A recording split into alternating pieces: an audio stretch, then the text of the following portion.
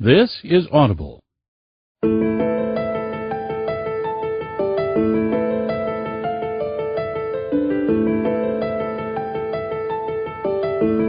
Hachette Audio presents The Postcard Killers. Written by James Patterson and Lisa Markland. Read by Katie Kelgren, Eric Singer, and Reg Rogers. Prologue 1. Paris, France. It's very small, the Englishwoman said, sounding disappointed. Mac Rudolph laughed, put his arm around the woman's slender neck, and allowed his hand to fall onto her breast. She wasn't wearing a bra. Oil on a wooden panel, he said. 30 inches by 21, or 77 centimeters by 53. It was meant to hang in the dining room in the home of the Florentine merchant Francesco del Giocondo, but Da Vinci never got it finished. He felt her nipples stiffen under the fabric of the blouse. She didn't move his hand away. Sylvia Rudolph slid up on the other side of her, her hand easing its way under the woman's arm. Mona Lisa wasn't her name, Sylvia said. Just Lisa.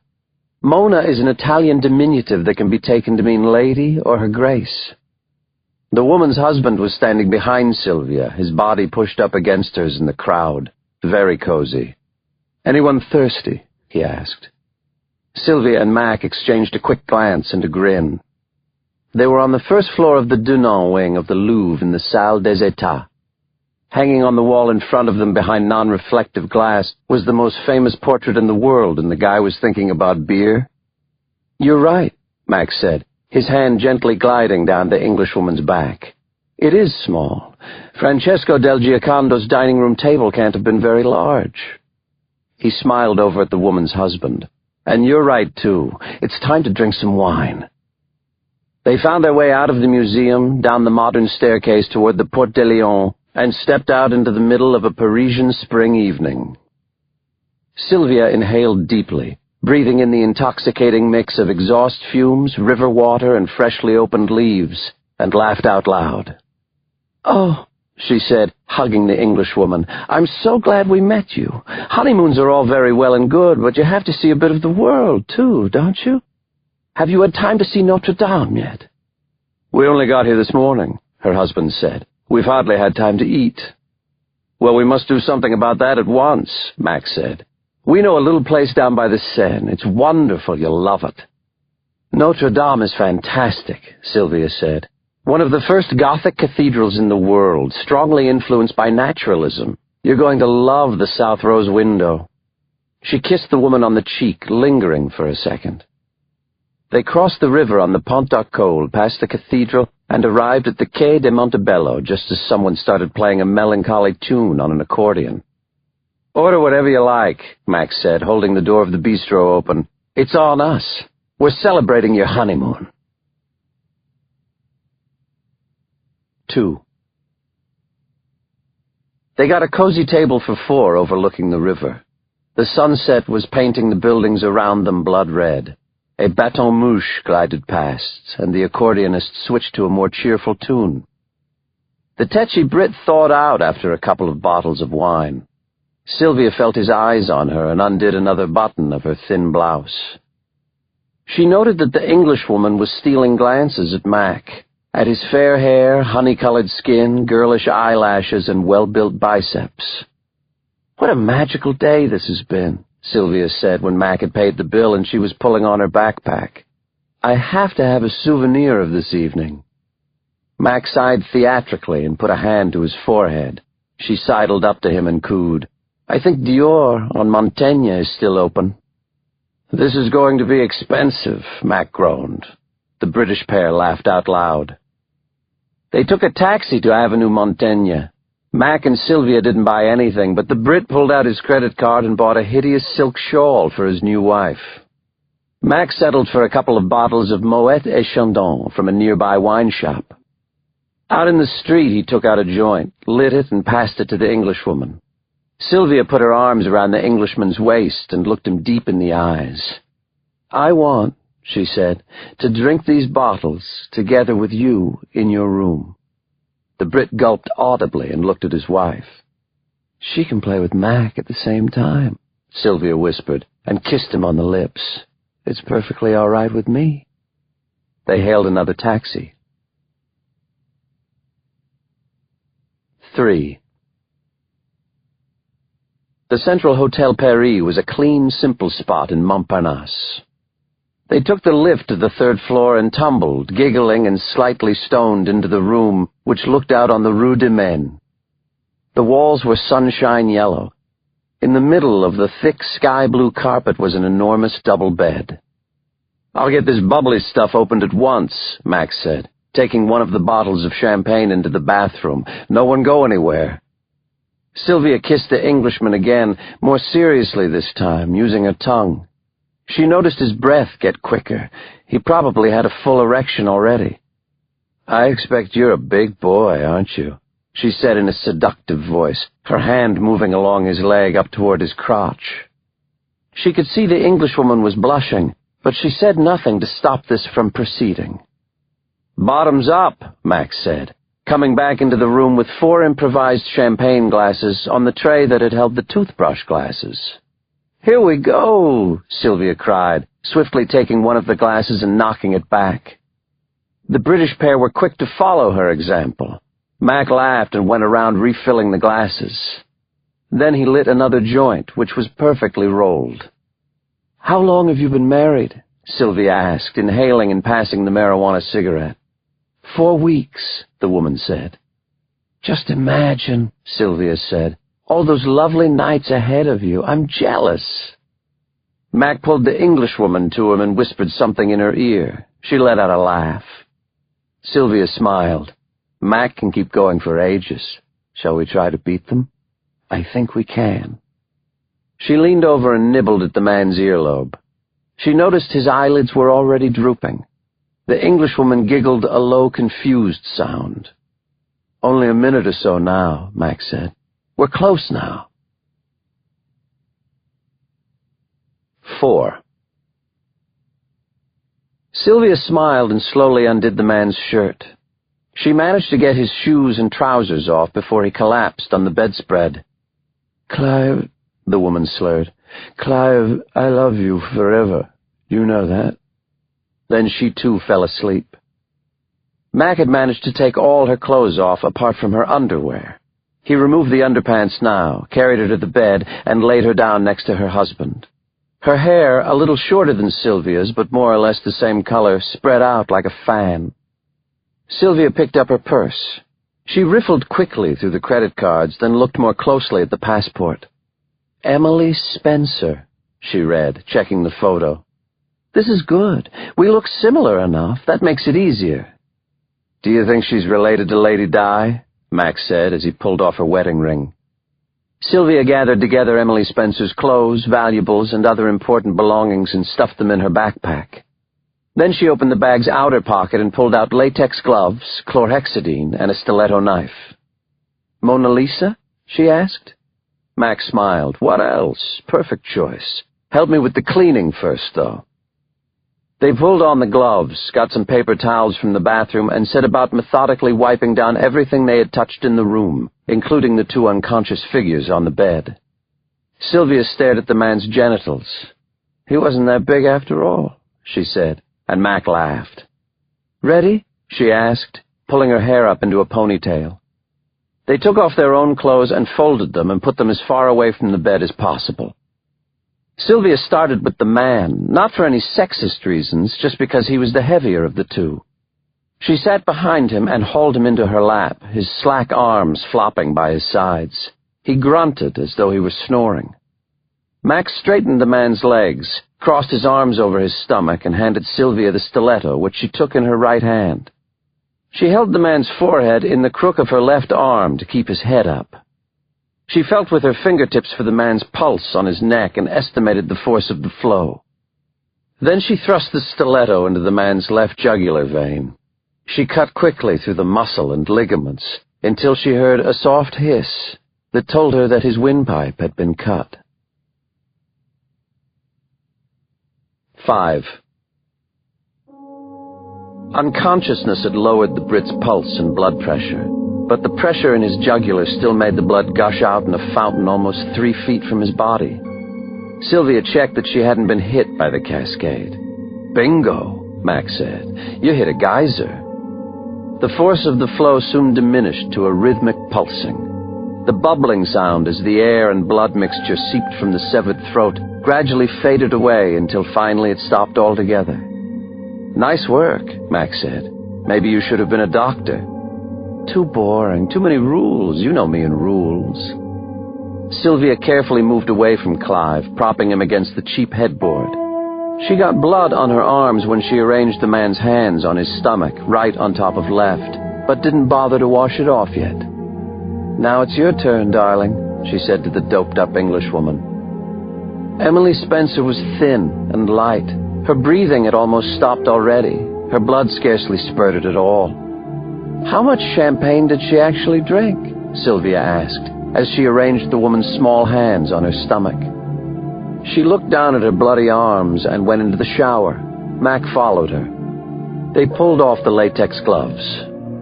Carefully they soaped each other and the stiletto, rinsed themselves off, and left the shower running. They dried themselves with the hotel's towels, which they then stuffed into the top of Sylvia's backpack. Then they got dressed and took out the Polaroid camera. Sylvia looked at the bodies on the bed, hesitating, deciding if the look was right. "What do you think about this?" she asked. "Does it work?" Mac raised the camera. The brightness of the flash blinded them momentarily. "Works pretty damn well," he said. "Maybe the best one yet, even better than Rome." Sylvia opened the room's door with her elbow, and they stepped out into the corridor. No security cameras. They'd made sure of that on the way up. Mac pulled his sleeve down over his fingers and hung the "Do Not Disturb" sign outside the door. The door closed with an almost inaudible click. The sounds of the night faded into silence. The gentle patter of the shower inside the room could just be heard above the hum of the ventilation system. "Stairs or elevator?" Mac asked. "Elevator," Sylvia said. "I'm tired. Murder is hard work, darling." They waited until the doors had closed and the elevator was descending before they kissed. "I love being on honeymoon with you," Sylvia said, and Mac smiled brilliantly. Part 1.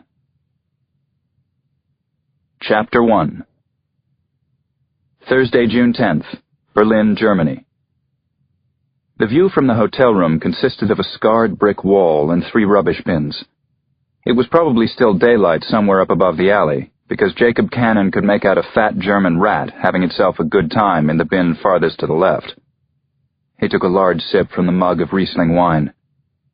It was debatable whether the situation inside or outside the room's thin pane of glass was more depressing. He turned his back on the window and looked down at the postcards spread out across the hotel bed.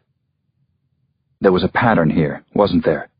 A twisted logic that he couldn't see. The killers were trying to tell him something. The bastards who were cutting the throats of young couples all over Europe were screaming right in his face. They were shouting their message, but Jacob couldn't hear what they were saying, couldn't make out their words, couldn't understand what they meant. And until he could work out their language, he wouldn't be able to stop them. He drank the rest of the wine in his mug and poured some more. Then he sat down on the bed, messing up the order he had just arranged for the postcards. "Let's look at it this way, then. Let me see who you are." Jacob Kanon, a homicide detective from the NYPD's 32nd Precinct, was a long way from home. He was in Berlin because the killers had brought him here.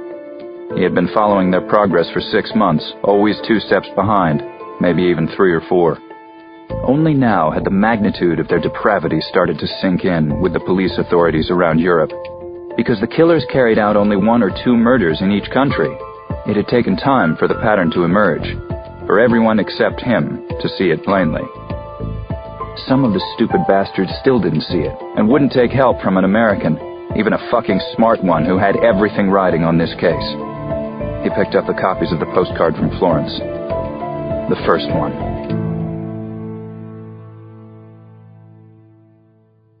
Chapter 2. The postcard showed the Basilica di San Miniato al Monte, and on the back was the now familiar quote, He read the lines and drank more wine, then let the card fall and picked up the next one. And the next. And the next. Athens, a picture of the Olympic Stadium from 2004. Salzburg, an anonymous street scene. Madrid, Las Ventas. And then Rome. Rome. Rome.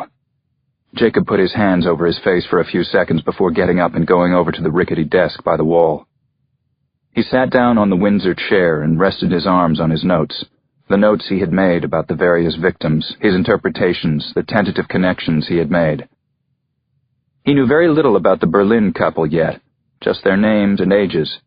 Karen and Billy Cowley, both 23, from Canberra in Australia. Drugged and murdered in their rented apartment close to Charité University Hospital, for which they had paid 2 weeks in advance, but which they hadn't had the chance to fully enjoy. Instead, they had their throats cut and were mutilated on their second or possibly third day in the apartment. It was 4 days, maybe 5 or 6, before they were even found. Stupid, arrogant German police, acting like they knew everything when they knew so little. Jacob got up, went over to the bed again, and picked up the Polaroid picture of the couple that had been posted to the journalist at the Berliner Zeitung. This was the point where his brain had reached the limit for what it could absorb. Why did the killers send first postcards and then grisly photographs of the slaughter to the media in the cities where they carried out their murders? To shock? To get fame and acclaim? Or did they have some other intention? Were the pictures and postcards a smokescreen to conceal their real motives? And if so, what the hell might that be? What the hell? What the hell? What the hell? He examined the photograph, its macabre composition. There had to be a meaning, but he couldn't see what it was. Instead, he picked up the picture of the couple from Paris. Emily and Clive Spencer, just married, propped up next to each other against a pale-colored headboard in a Montparnasse hotel room. They were both naked. The streams of blood that covered their torsos had gathered in congealed little pools around their genitals. Why? Chapter 3. Jacob reached for the wedding photograph he had asked Emily's mother to send him. Emily was only 21 years old. Clive had just turned 26. They were a stunningly beautiful couple, and the wedding photo radiated so much happiness and romance. Clive was dressed in tails, tall and handsome, maybe a touch overweight, but that suited his status as a stockbroker in the London markets. Emily looked like a fairy tale princess, her hair in big ringlets framing her head. Slim and fragile, she looked quite enchanting in her ivory dress. Her eyes shone at the camera. They had met at a mutual friend's New Year's party in Notting Hill, in one of those narrow, trendy houses where the film with Hugh Grant and Julia Roberts had been shot. Emily's mother hadn't been able to stop crying when Jacob talked to her on the phone. He could neither comfort nor help her. He wasn't even formally involved in the case, after all. As an American police officer, he had to be careful not to get involved in the work done by the authorities in other countries. That could have diplomatic consequences, and, even worse, could lead to his expulsion from the country. A wave of despondency washed over Jacob with a force that took his breath away and made the mug of wine in his hand shake. He quickly emptied it of its contents and went and poured some more. Pathetic, he knew. He sat down at the desk once again, his back to all the photographs and postcards so that he didn't have to look at them. Maybe he should go and shower. Head down to the communal bathroom at the end of the corridor in the hope that there was some hot water left. Did he even have any soap? Christ, had he even used soap since he arrived in Berlin? He drank some more wine. When the bottle was empty, he picked up the pictures of the dead couple from Rome. He placed them in front of him on the desk and put his service revolver beside them, just as he always did. The killers had sent 2 pictures of the murder in Rome. One image of the 2 naked victims, and a close-up of 2 of their hands, the woman's left and the man's right. He picked up the picture of the hands and traced the shape of the woman's graceful hand with his finger, smiling as it reached the birthmark at the base of her thumb. She played the piano, was an expert on Franz Liszt. He breathed out deeply, let go of the picture, and picked up his gun. He ran the palm of his hand over the dull plastic of the handle and put the barrel in his mouth. It tasted of powder and metal. He closed his eyes, and the room slid gently to the left, the result of far too much Riesling. No, Jacob thought. Not yet. I'm not done here yet. Chapter 4. Friday, June 11th, Stockholm, Sweden. The postcard lay next to a harmless invitation to a bowls tournament, the newsroom against a rival newsroom, and another invitation to a wine-tasting evening with the culture crowd. Desi Larsson groaned out loud and tossed the cards for the pointless social events into the recycling bin.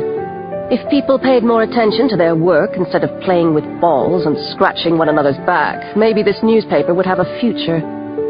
She was about to get rid of the postcard the same way, but stopped and picked it up. Who sent postcards these days, anyway? She looked at the card. The picture on the front was of Stora Torget, the main square in Stockholm's old town. The sun was shining and the sky was blue. People were eating ice cream on the benches, and the fountain in the middle was purling with water. Two cars, a Saab and a Volvo, stood parked in front of the entrance to the stock exchange building. Desi turned the card over. To be or not to be? In Stockholm, that is the question. We'll be in touch. What sort of insane crap was this? She turned the card over and looked at the picture once more, as if it might give her a clue to the cryptic words on the back. Ice cream was licked, water purled. Neither the Volvo nor the Saab had moved. People need to get a life, she thought as she tossed the card into the recycling bin. And then she went over to her desk in the crime section. Has anything happened in Stockholm today? Anything at all? She asked Forsberg, her dumpy, disheveled news editor, as she put her backpack on the desk and set her bicycle helmet down next to it. Forsberg looked up over his glasses for a fraction of a second, then went back to the newspaper in front of him. Hugo Bergman has written a big piece. The People's Party want a European FBI. And they found another pair of young lovers murdered. In Berlin this time. What sort of nonsense has Hugo Bergman come up with now? Desi thought, sitting down at her desk. She took her laptop out of her backpack and logged into the paper's network. Anything you want me to do more work on, boss man? She wondered out loud, clicking on the news about the double murder in Berlin. Talk about sick bastards, these killers, the news editor said. What the hell's wrong with people like that? Don't ask me. I specialize in petty criminals, Desi said, not serial killers. Nothing big and important like that. Forsberg stood up to get a cup of coffee from the machine. The victims in Berlin were Australians, Desi read.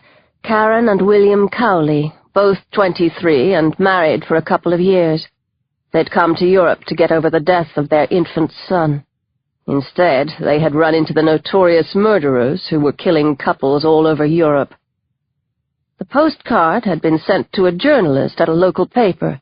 The picture was of the site of Hitler's bunker, and there had been a Shakespeare quote on the back. Desi suddenly gasped. She felt almost like she was having a heart attack, or how she imagined that might feel. To be or not to be? Her eyes were pinned to the recycling bin in front of her. Forsberg, she said, sounding considerably calmer than she felt. I think they've arrived in Stockholm.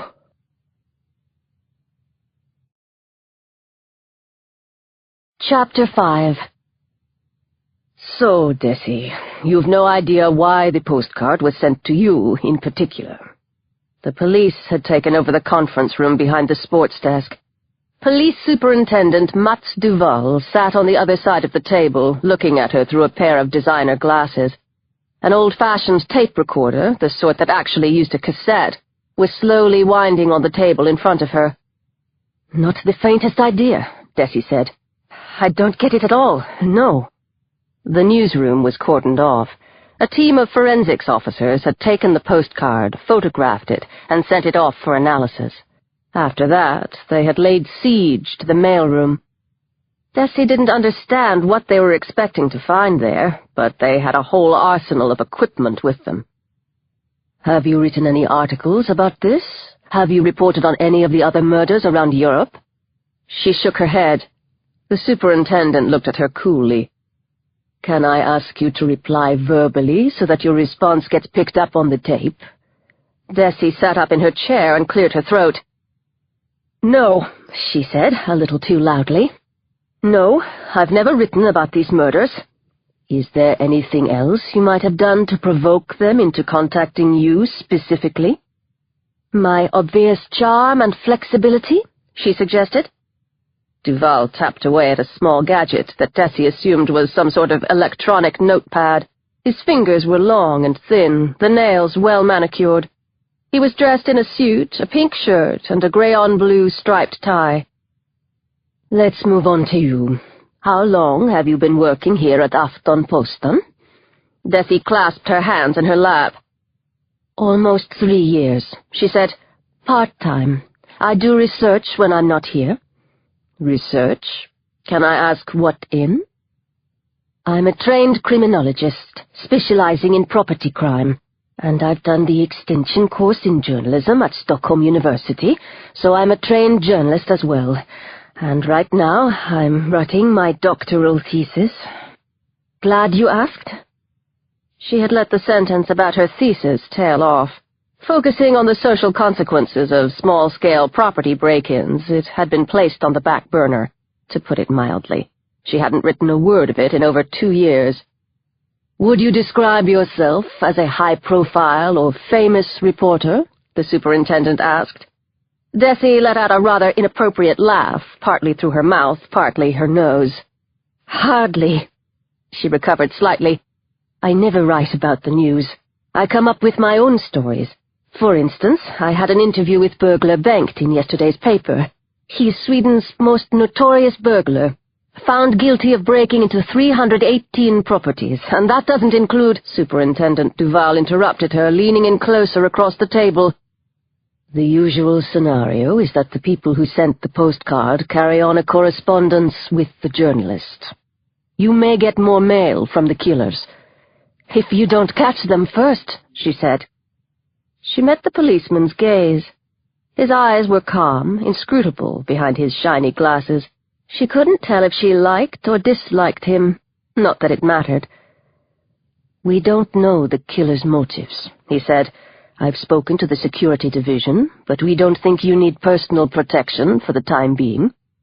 Do you think you need it?" A shiver ran up Desi's spine. "No," she said. "No personal protection." Chapter 6. Sylvia and Mac were strolling happily, arm in arm, through the medieval heart of Stockholm. The narrow cobblestoned streets wound between irregular buildings that appeared to lean toward one another. The sun was blazing in a cloud-free sky, prompting Mac to take off his shirt. Sylvia stroked his flat stomach and kissed him passionately on the mouth and elsewhere. The streets opened out, and they emerged onto a little triangular square with an ancient tree at its center. Some pretty blonde girls were jumping rope on the cobbles. 2 old men were playing chess on a park bench. The huge canopy of the tree cast shadows over the whole square, filtering the sunlight onto the cobbles and facades of the houses. They each bought an ice cream and sat down on an ornate park bench that could have been there beneath the tree for hundreds of years. "What an amazing trip this is. What an adventure we're having," Sylvia said. "No one has ever lived life like this." The air was clear, crystal clear, and birds were singing in the branches above them. There was no urban noise, just the girls' laughter and the rhythmic sound of the jump rope hitting the cobbles. The square was an oasis, surrounded by 500-year-old buildings in muted colors, their hand-blown windows shimmering. "Shall we do the National Museum or the Museum of Modern Art first?" Sylvia asked, stretching out along the length of the bench, her head in Mac's lap as she leafed through her guidebook. "Modern," he said between bites of his ice cream. "I've always wanted to see Rauschenberg's goat." They took the street north, out of the square, and past a huge statue of St. George and the Dragon. A minute later they were down on the quayside again, opposite the sailing yacht Off Chapman, which was lying at anchor off the island of Hepsholmen. "There's water everywhere in this city," Max said, amazed. Sylvia pointed to the island directly behind the Grand Hotel. "Are we walking, or shall we take a steamer?" Mac pulled her close and kissed her. "I'll go anywhere, anyhow, anyway, as long as I can be with you." She pushed her hands down under his belt and stroked his bare buttocks. "You look like a Greek god," she whispered, "with a very nice tan." In the Museum of Modern Art, the first thing they looked at was Rauschenberg's world-famous piece Monogram, a stuffed Angora goat with a white-painted car tire around its middle. Mac was ecstatic to see it in person. "I think this is a self-portrait," he said, lying down flat on the floor alongside the goat's glass case. "Rauschenberg saw himself as a rudely treated animal in the big city. Look at what it's standing on. A mass of found objects, newspaper clippings about astronauts, tightrope walkers, and the stock-fucking exchange." Sylvia smiled at his enthusiasm. "I think all of his combines are a kind of narrative about the big city," she said. "Maybe he wants to say something about how human beings are always trying to master new environments." When Mac was done with his veneration, they went on to look at the Swedish art. At the back of the Modern, through one long corridor and a couple of shorter ones, they found the motif for the next murders. "Perfect," Max said. "Now all we have to do is find two people in love," Sylvia said. "Just like us."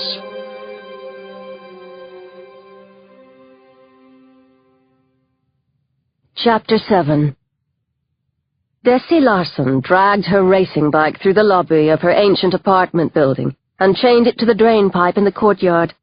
The bike ride through Stockholm city centre had not managed to blow away her sense of unease. The intense questioning had taken up most of the day. The police had gone through every article she had written since the first murder took place in Florence 8 months ago. Whatever it was that had made the killers choose her as the recipient of the postcard, there was no obvious explanation in any of the articles. Superintendent Duval had looked completely frustrated when he let her leave. She wandered back into the lobby, ignored the elevator, and took the stairs up to the 3rd floor.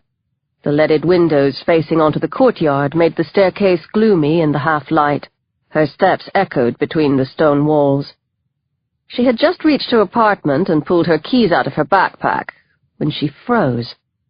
There was a man standing in the shadows by her neighbor's door. She opened her mouth to scream, but no sound came out. "Desi Larson?" She dropped her keys, and they landed on the marble floor with a clatter. Her mouth was dry, her legs ready to run. He had a beard and long hair, and he smelled. He put his hand inside his jacket, and Desi felt her knees about to buckle. "I'm going to die. He's going to pull out a big butcher's knife and cut my throat. And I never did find out who my father was." The man held a small disc toward her, a blue and yellow badge with the letters NYPD on it. "My name's Jacob Kanon," he said in English. "I'm sorry I scared you. I'm on the homicide unit in the 32nd Precinct of Manhattan in New York City." She looked at the disc. Was that supposed to be an American police badge? She had seen them on television only. This one looked like it could easily have been bought in a toy shop. "Do you speak English? Do you understand anything I'm saying?" She nodded and looked up at the man. He was hardly any taller than she was, with broad shoulders and strong biceps, and he was blocking her escape route down the stairs. He had a powerful presence, but appeared to have lost weight recently. His jeans had slid down and were hanging on his narrow hips. His suede jacket was good quality, but badly creased, as though he'd been sleeping in it. "It's really important that you listen to what I've got to say," he said.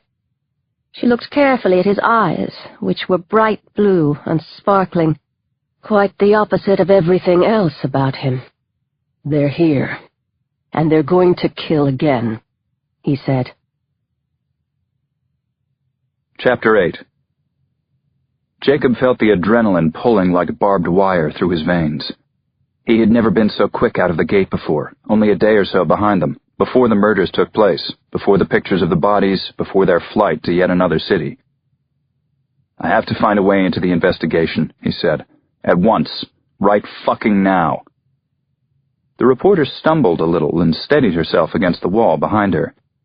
Her eyes were wide and watchful. He'd frightened her badly. He hadn't meant to. "If I'm the killer's contact," she said, "who's yours?" Her voice was dark, a little hoarse. Her English was perfect, but spoken with a strange accent. He looked at her in silence for a few moments. "Who interviewed you?" Jacob asked. "What's his name? What unit's he on? Is there a prosecutor involved yet? What safety measures have been taken? Someone's going to die here in Stockholm." The woman backed away another few steps. "How did you know I received the card?" she asked. "How did you know where I live?" He looked at her carefully. There was no reason to lie. "Berlin," he said. "The German police. It was the Deutsche Polizei who told me another postcard had turned up, sent to a Desi Larsen at Aftenposten in Stockholm, Sweden. I came at once. I've just gotten in from the airport." "So, what are we doing here? What do you want with me? I can't help you. I'm nobody." He took a step closer to her. She took a step to one side. He checked himself.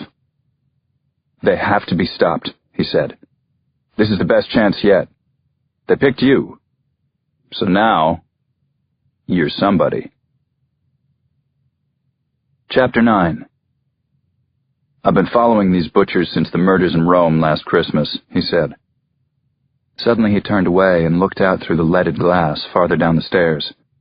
The fading sunlight was making red, green, and dark blue spots dance on the marble steps. He closed his eyes and put his hand over them, the colors burning into his brain. "Sometimes I think I'm right behind them. Sometimes they slip past me, close to me, so close I can almost feel their breath." "How did you find me?"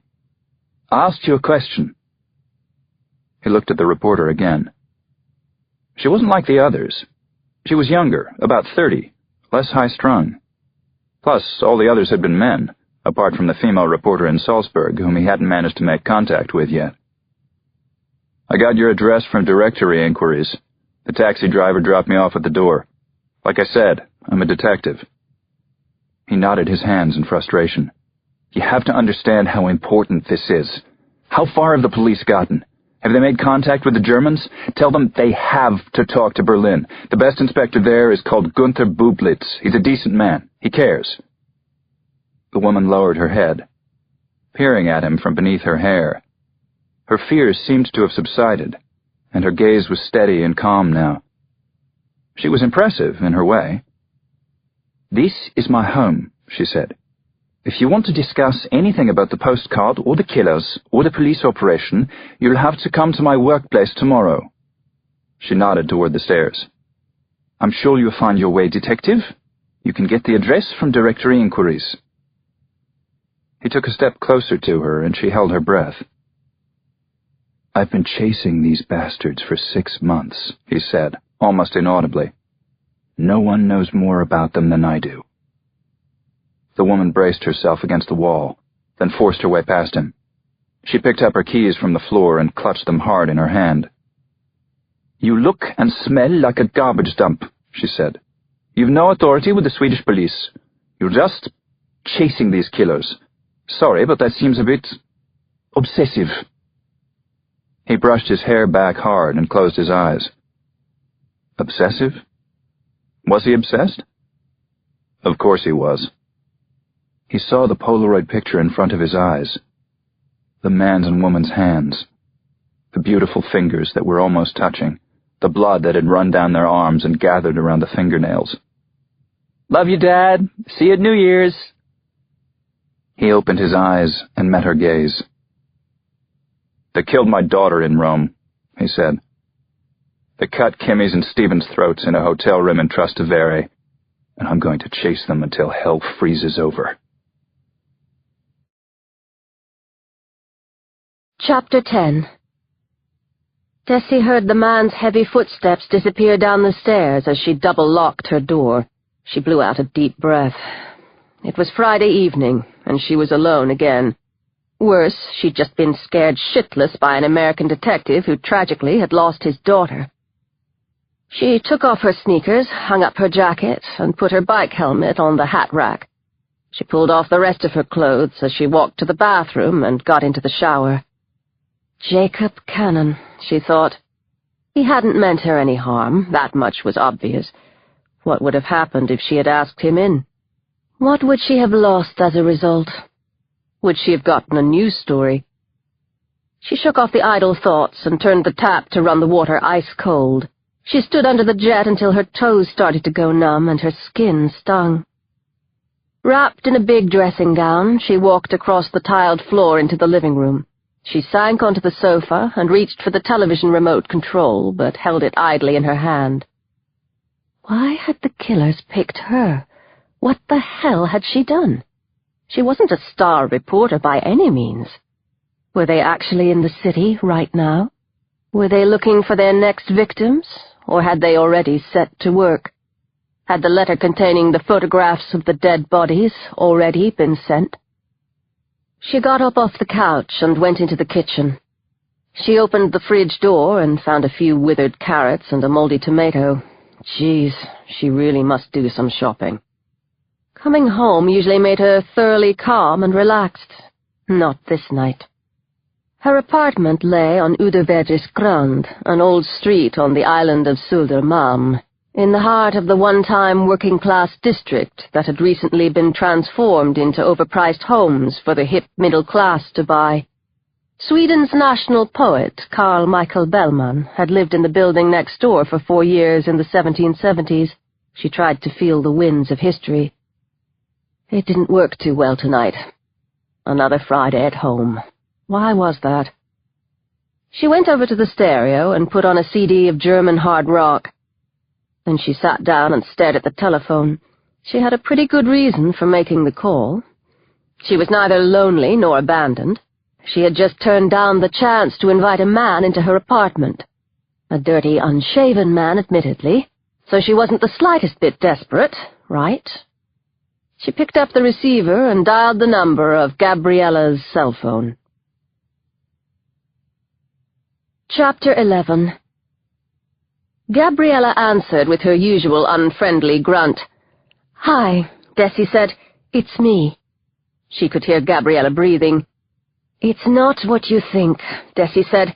"I don't want to be a nuisance, and I haven't changed my mind."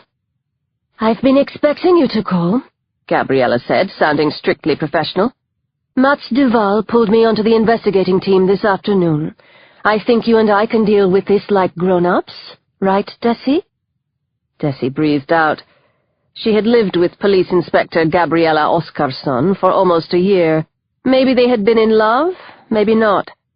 3 months ago, Desi had ended the relationship, and Gabriella had moved out of the apartment. It hadn't been an amicable split, was it ever? "Have you heard anything?" Desi asked, which meant in plain language, "Have you found any bodies with their throats cut?" "Nothing, not yet."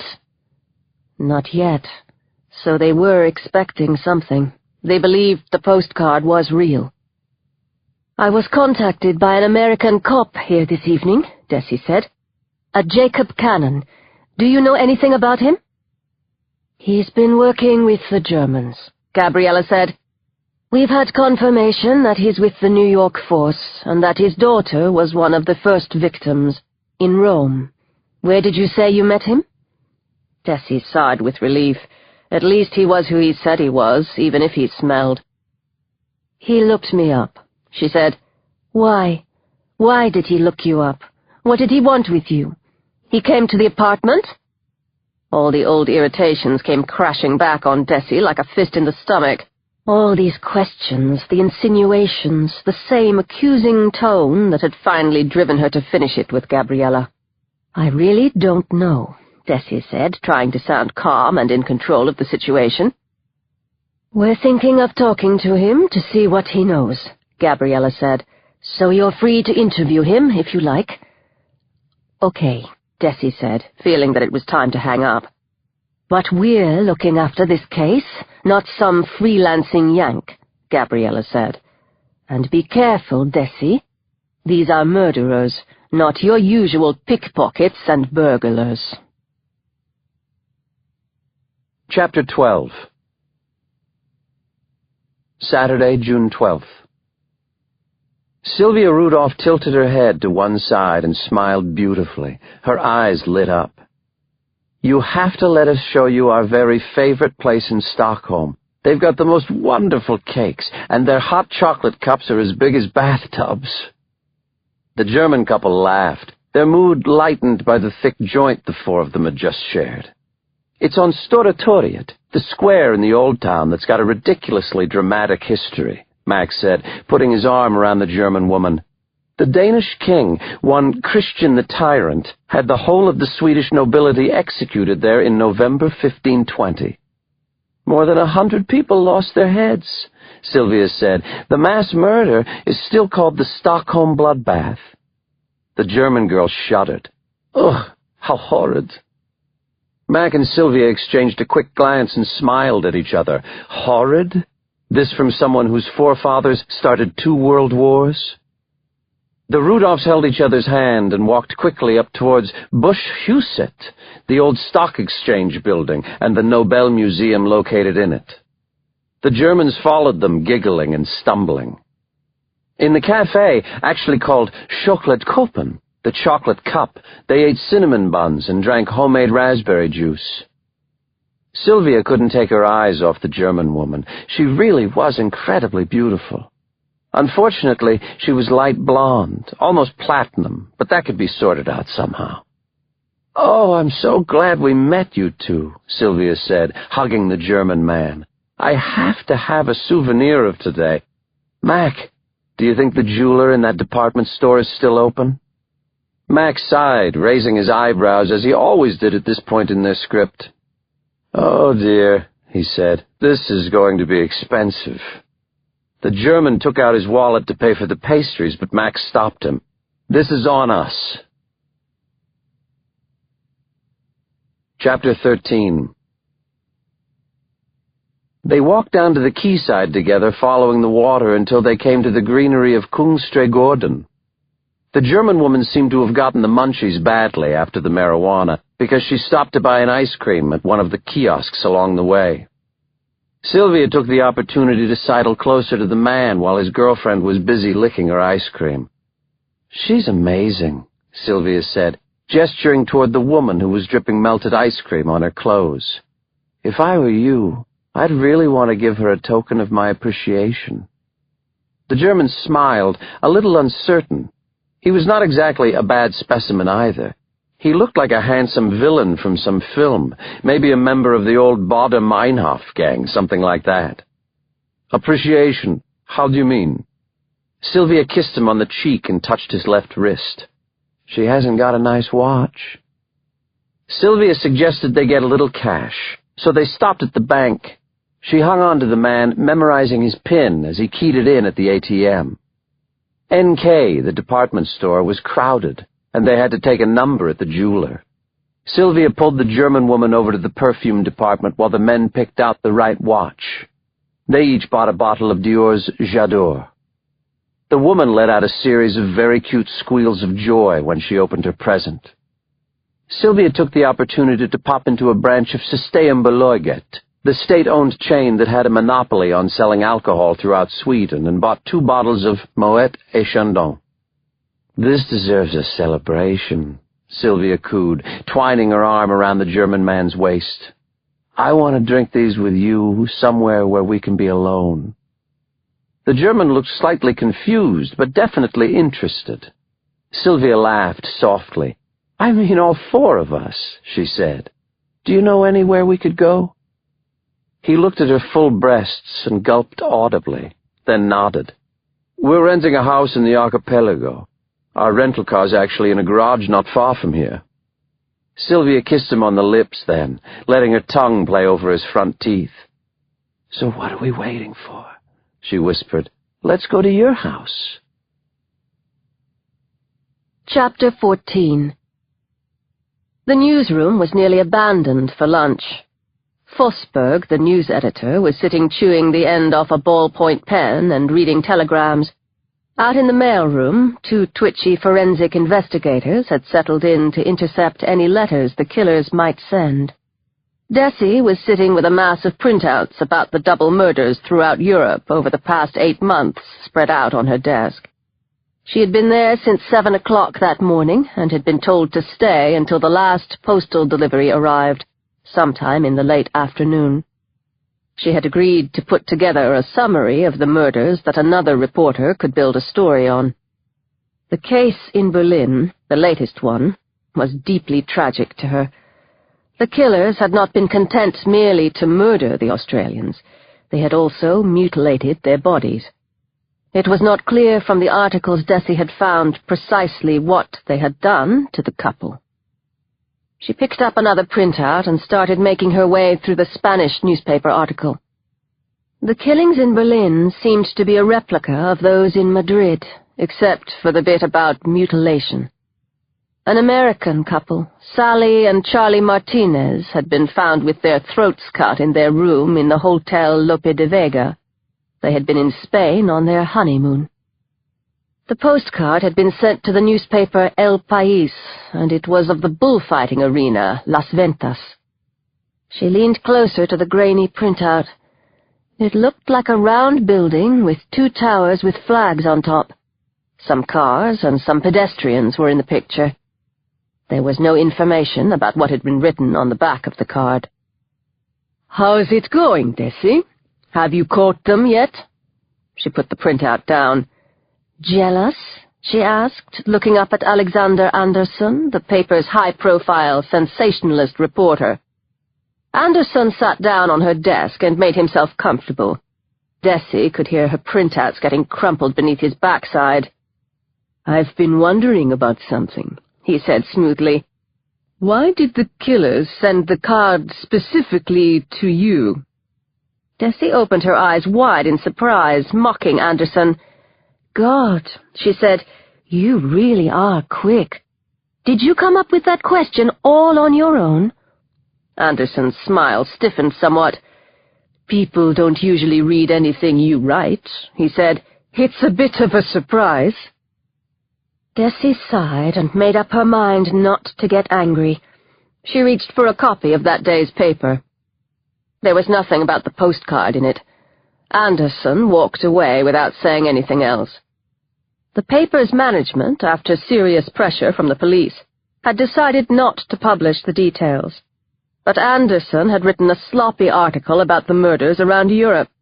It contained a large number of loaded words like terrible and unpleasant and massacre, but not many facts. Desi lowered the paper. "I've been chasing these bastards for 6 months. No one knows more about them than I do." Why hadn't she heard from Jacob Kanon today? He had been so keen to talk yesterday evening. She stretched her back and looked out across the newsroom. Presumably his not getting in touch again had something to do with her behavior, the fact that she was always so brusque and never let anyone get close to her. She shook off her feelings as ridiculous, then leafed through the printouts again. She ran her fingers over the pictures of the victims in Rome. This was her. This was what she looked like before she was murdered. Smiling, shy, fair curly hair. Kimberly Kanon, Jacob Kanon's daughter. She had her father's bright blue eyes, didn't she?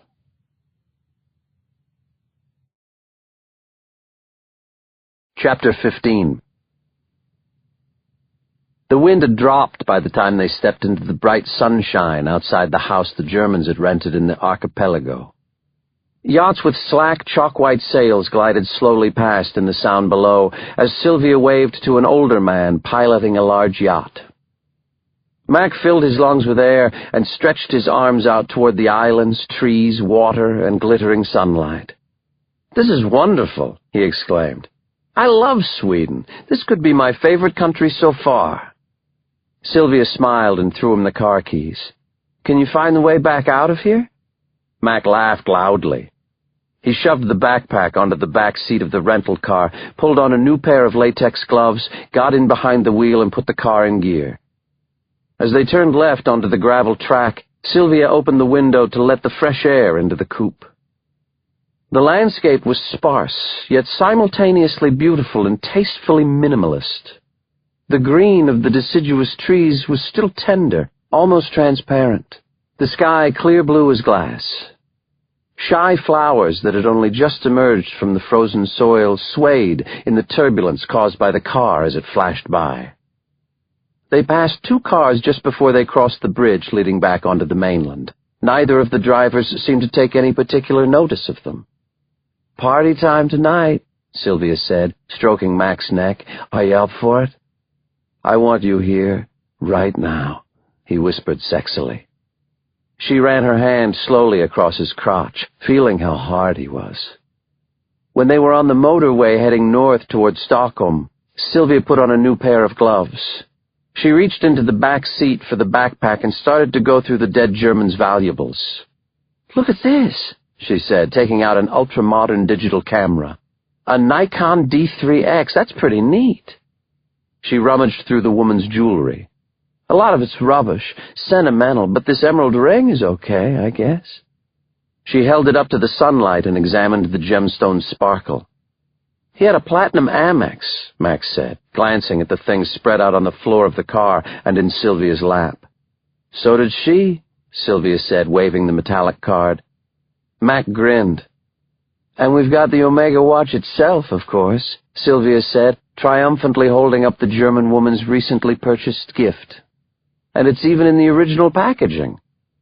"The cheap Kraut bastard was thinking of buying her a Swatch," Max said. They burst out laughing, heads thrown back as they passed through the commercial center of Stockholm. "We're back," Sylvia said in an eerie voice. Chapter 16.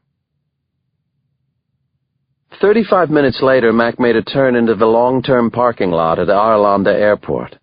Just to be safe, Sylvia wiped down the surfaces she might have touched with her fingers. The buttons that controlled the side windows, the instrument panel, Mac's seat. Then they left the car among a couple of thousand others, a dark gray Ford Focus that even they lost sight of after walking just a few meters. It would probably be there for weeks before anyone noticed it. The free bus to the airport's terminal buildings was almost empty. Sylvia sat on one of the seats, Mac standing beside her, wearing the backpack. No one paid any attention to them. Why should they? They got off at International Terminal 5 and went straight to the departure hall. Sylvia had managed to get a fair ways ahead before she noticed that Mac wasn't right behind her. Now where was he? She turned all the way around and saw him standing and looking up at one of the large screens where departures were listed. She hurried back quickly. "Darling," she whispered, sidling up to him, "what are you doing?" Mac's light gray eyes were staring fixedly at the flashing destinations. "We could take a plane," he said. Sylvia put her tongue in his ear. "Come on, baby," she said in a low voice. "We've got lots left to do. Today is party time." "We could go home," Max said.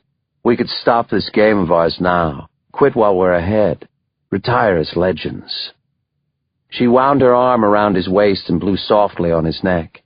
"The train leaves in 4 minutes," she said. "You, me, we're on it." He let her lead him off to the escalators, down into the underground and out onto the platform. Only when the doors had closed and the express train had set off for the center of Stockholm did Sylvia let go of him. "Legends," she said, "always die young, but not us." Chapter 17. Sunday, June 13th. A uniformed security guard stood up in a glass cubicle over to Jacob's left. He pressed a button and said something incomprehensible in a metallic loudspeaker voice. "I don't speak Swedish," Jacob said. "Can you tell Desi Larson that I'm here?" "What about?" "The Postcard Killings," he said, holding up his New York police badge. "I'm homicide." The man pulled his stomach in and yanked up his baggy trousers. "Take a seat for a moment." He gestured toward the row of wooden benches over by the door. The stone floor of the Aftenposten lobby was slippery from the rain outside. Jacob slid a couple of steps before getting his balance back, along with his dignity. He straightened his shoulders, wondering if perhaps he was not entirely sober yet. With a groan, he sank onto the nearest bench. It was hard and cold. He had to pull himself together. Never before, never during all those years raising Kimmy, had he let himself sink this low.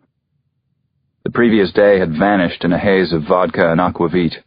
The Swedes also had something they called brännvin, a spirit made from potatoes that was pure dynamite. Hoping he wasn't about to be sick, he rested his head in his hands. The killers weren't far away. Even though he felt hazy about many things, he could sense their proximity. They were still walking the city streets, hiding in the rain, and had probably already found their next victims, if they hadn't already dealt with them. Jacob shivered slightly and realized how cold and wet he was. His hands were filthy. There was no shower in his room in the youth hostel where he was staying, and he hadn't bothered trying to find the shared bathroom. The building depressed him. It was an old prison, and his room was a cell from the 1840s, which he was sharing with a Finnish poet. He and the poet had squeezed onto the lower bunk of the bed and drunk their way through the vodka, aquavit, and brännvin, and afterward the poet had gone into the city to dance the tango somewhere. Jacob had spent the night throwing up into the wastepaper basket and feeling miserable. There wasn't enough alcohol in the whole of the country to drown his thoughts about Kimmy and her murder. He beat on his forehead with his fists. Now that he was so close to the bastards, his own failings were overtaking him. He got gingerly to his feet and set off toward the glass cubicle again. The soles of his shoes had dried and had a better grip on the floorboards. The glass box was empty now. The guard had gone off somewhere. Shit. Shielding his eyes from the glare of the glass with his hands, he tried to see into the newsroom. As far as he could tell, there was no one about. What sort of fucked-up place was this? Wasn't this supposed to be a newspaper? He walked back to the security post and buzzed the alarm. No response. No one anywhere. He put his finger on the buzzer and held it there. The guard finally approached, holding a mug of coffee in one hand and a pastry in the other. "Hello?" Jacob called.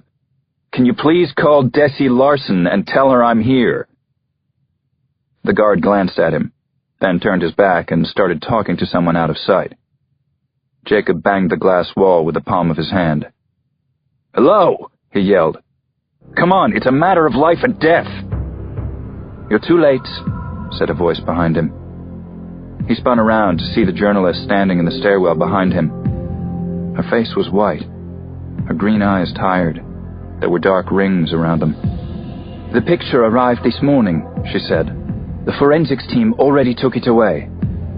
He stepped toward her and opened his mouth, but he couldn't get a single question out. "A man and a woman," Desi Larson said. "Their throats were cut."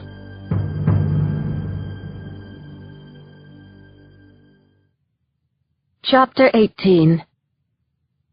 Desi opened the door to the newsroom with her card and code. "I'm not going to offer you anything to drink," she said over her shoulder.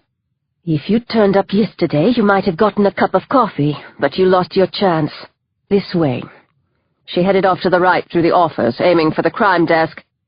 "I'm not here for coffee," Jacob Kanon said behind her. "Have the bodies been found?" He was in a bad mood and stank like hell. Nice guy. "Not yet," said Desi. "Give us a bit of time, will you? Murder is a bit less common here than in New York. Suicide is our speciality."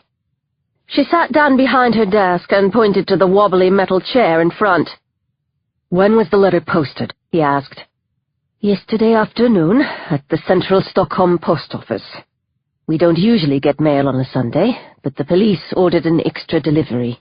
He sat down on the chair and leaned forward, his elbows on his knees. "Did you see the picture?" he asked. "What did it show? Were there any particular characteristics? Anything that could identify the crime scene?" Desi looked carefully at the man in front of her. He looked even worse in daylight than he had in the gloom of the stairwell. His hair was a mess and his clothes were dirty. But his blue eyes were burning with an intensity that brought his whole face alive. She liked something about him, maybe the intensity, probably that. "Just a Polaroid picture," nothing else. She looked away as she passed him a copy of the picture. Jacob Kanon took it with both hands and stared at the bodies. Desi was trying to look calm and unaffected. Violence didn't usually bother her, but this was different. The victims were so young, their deaths so cold and calculated, so inhuman. Scandinavian setting, the policeman said. Pale furniture, pale background, blonde people. Did they take the envelope away? Desi swallowed. Forensics? Of course they did. Have you got a copy? Desi handed him a photocopy of the ordinary oblong envelope. The address was written in neat capital letters across the front. Desi Larsson, Aftonposten, 1:15:10, Stockholm. She looked uncomfortably at her own name. They won't find anything on it, Jacob Kanon said. These killers leave no fingerprints, and they don't lick the stamps. Was there anything on the back? She shook her head. He held up the picture of the bodies. Can I have a copy of this? I'll print a new one for you, Desi said, clicking the command through her computer and pointing at a printer some distance away. I'm going to get a coffee, she said, getting up. Do you want one? I thought I'd lost my chance, Jacob Kanon replied, heading off toward the printer to get the picture. Desi went over to the coffee machine with a gathering feeling of unreality. She pressed for coffee with milk for herself and black, extra strong for the American. He looked like he needed it. They have to make a mistake sometime, Jacob said as he took the coffee. Sooner or later they'll get lazy or overconfident or just unlucky. That moment can't be far off now, that's what I'm thinking. Desi pushed the terrible coffee away from her and fixed her gaze on the American. I've got a lot of questions, she said, but this one will do for a start. Why me? Why did they pick me? You seem to have a lot of answers. Do you know why? At that moment, her cell phone began to vibrate. She looked at the display. Gabriella calling. It's one of the police team, she said. One of the team on this case? Answer it then. She took the call and turned her chair so she had her back to Jacob Kanon. We think we found the victims, Gabriella said. A German couple out on Dalarö. It's a real mess. Chapter 19. Desi took a deep breath. Who found them? She asked in Swedish. Jacob Kanon walked around her desk so that he was in front of her again. The cleaner, Gabriella said through the phone. We've got a local patrol out there now. Have they found the victims? Jacob asked. Desi turned away from him again, twisting her body. Are you sure it's the couple in the picture? She asked. They've found them, haven't they? The American persisted, annoying her. Who's that talking in the background? Gabriella asked. The coroner will find traces of several different substances in the victim's blood, Jacob Kanon said loudly, right next to the phone. Partly THC and alcohol, but also a drug that will be identified as... When did the murders take place? Desi asked, putting her finger in her ear to shut out the noisy American. I'm worried about you, Gabriella said. These killers mean business. I want you to take special care. Jacob Kanon grabbed Desi's office chair and swung it around so that her knees ended up between his. Get the address, he said, looking her right in the eyes. Get the address of the crime scene right now. What's the address of the crime scene? Desi asked, flustered, feeling the warmth from his legs through the thin fabric of her trousers. Are you at the paper? Is that the crazy Yank? Gabriella's voice turned shrill and accusing again. What's he doing there? You let him come into the newsroom? Why? Desi avoided the man's bright blue eyes, feeling her irritation at Gabriella bubbling over. She was very close to shouting at her. The address, Gabby. This is a newspaper, and these murders are news. We'll have to send someone out there. What? Since when are you a news hound? A stubborn streak that should have vanished when she was 3 years old welled up inside her and made her cheeks burn. Would you rather we sent Alexander Anderson? I can arrange for that. Gabriella Oskarsson gave her an address out on Dalarö. But whatever you do, she said abruptly. "Don't bring the yank with you." Then she hung up. Desi put her cell down. Jacob Kanon let go of her chair and took a step back. "Where is it? Where's the crime scene?" 45 minutes away, Desi said, looking at her watch.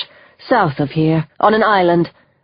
She walked around the desk, hoisted her knapsack onto her back, picked up a pen and notepad, and stopped in front of Jacob Kanon. "Shall we go?"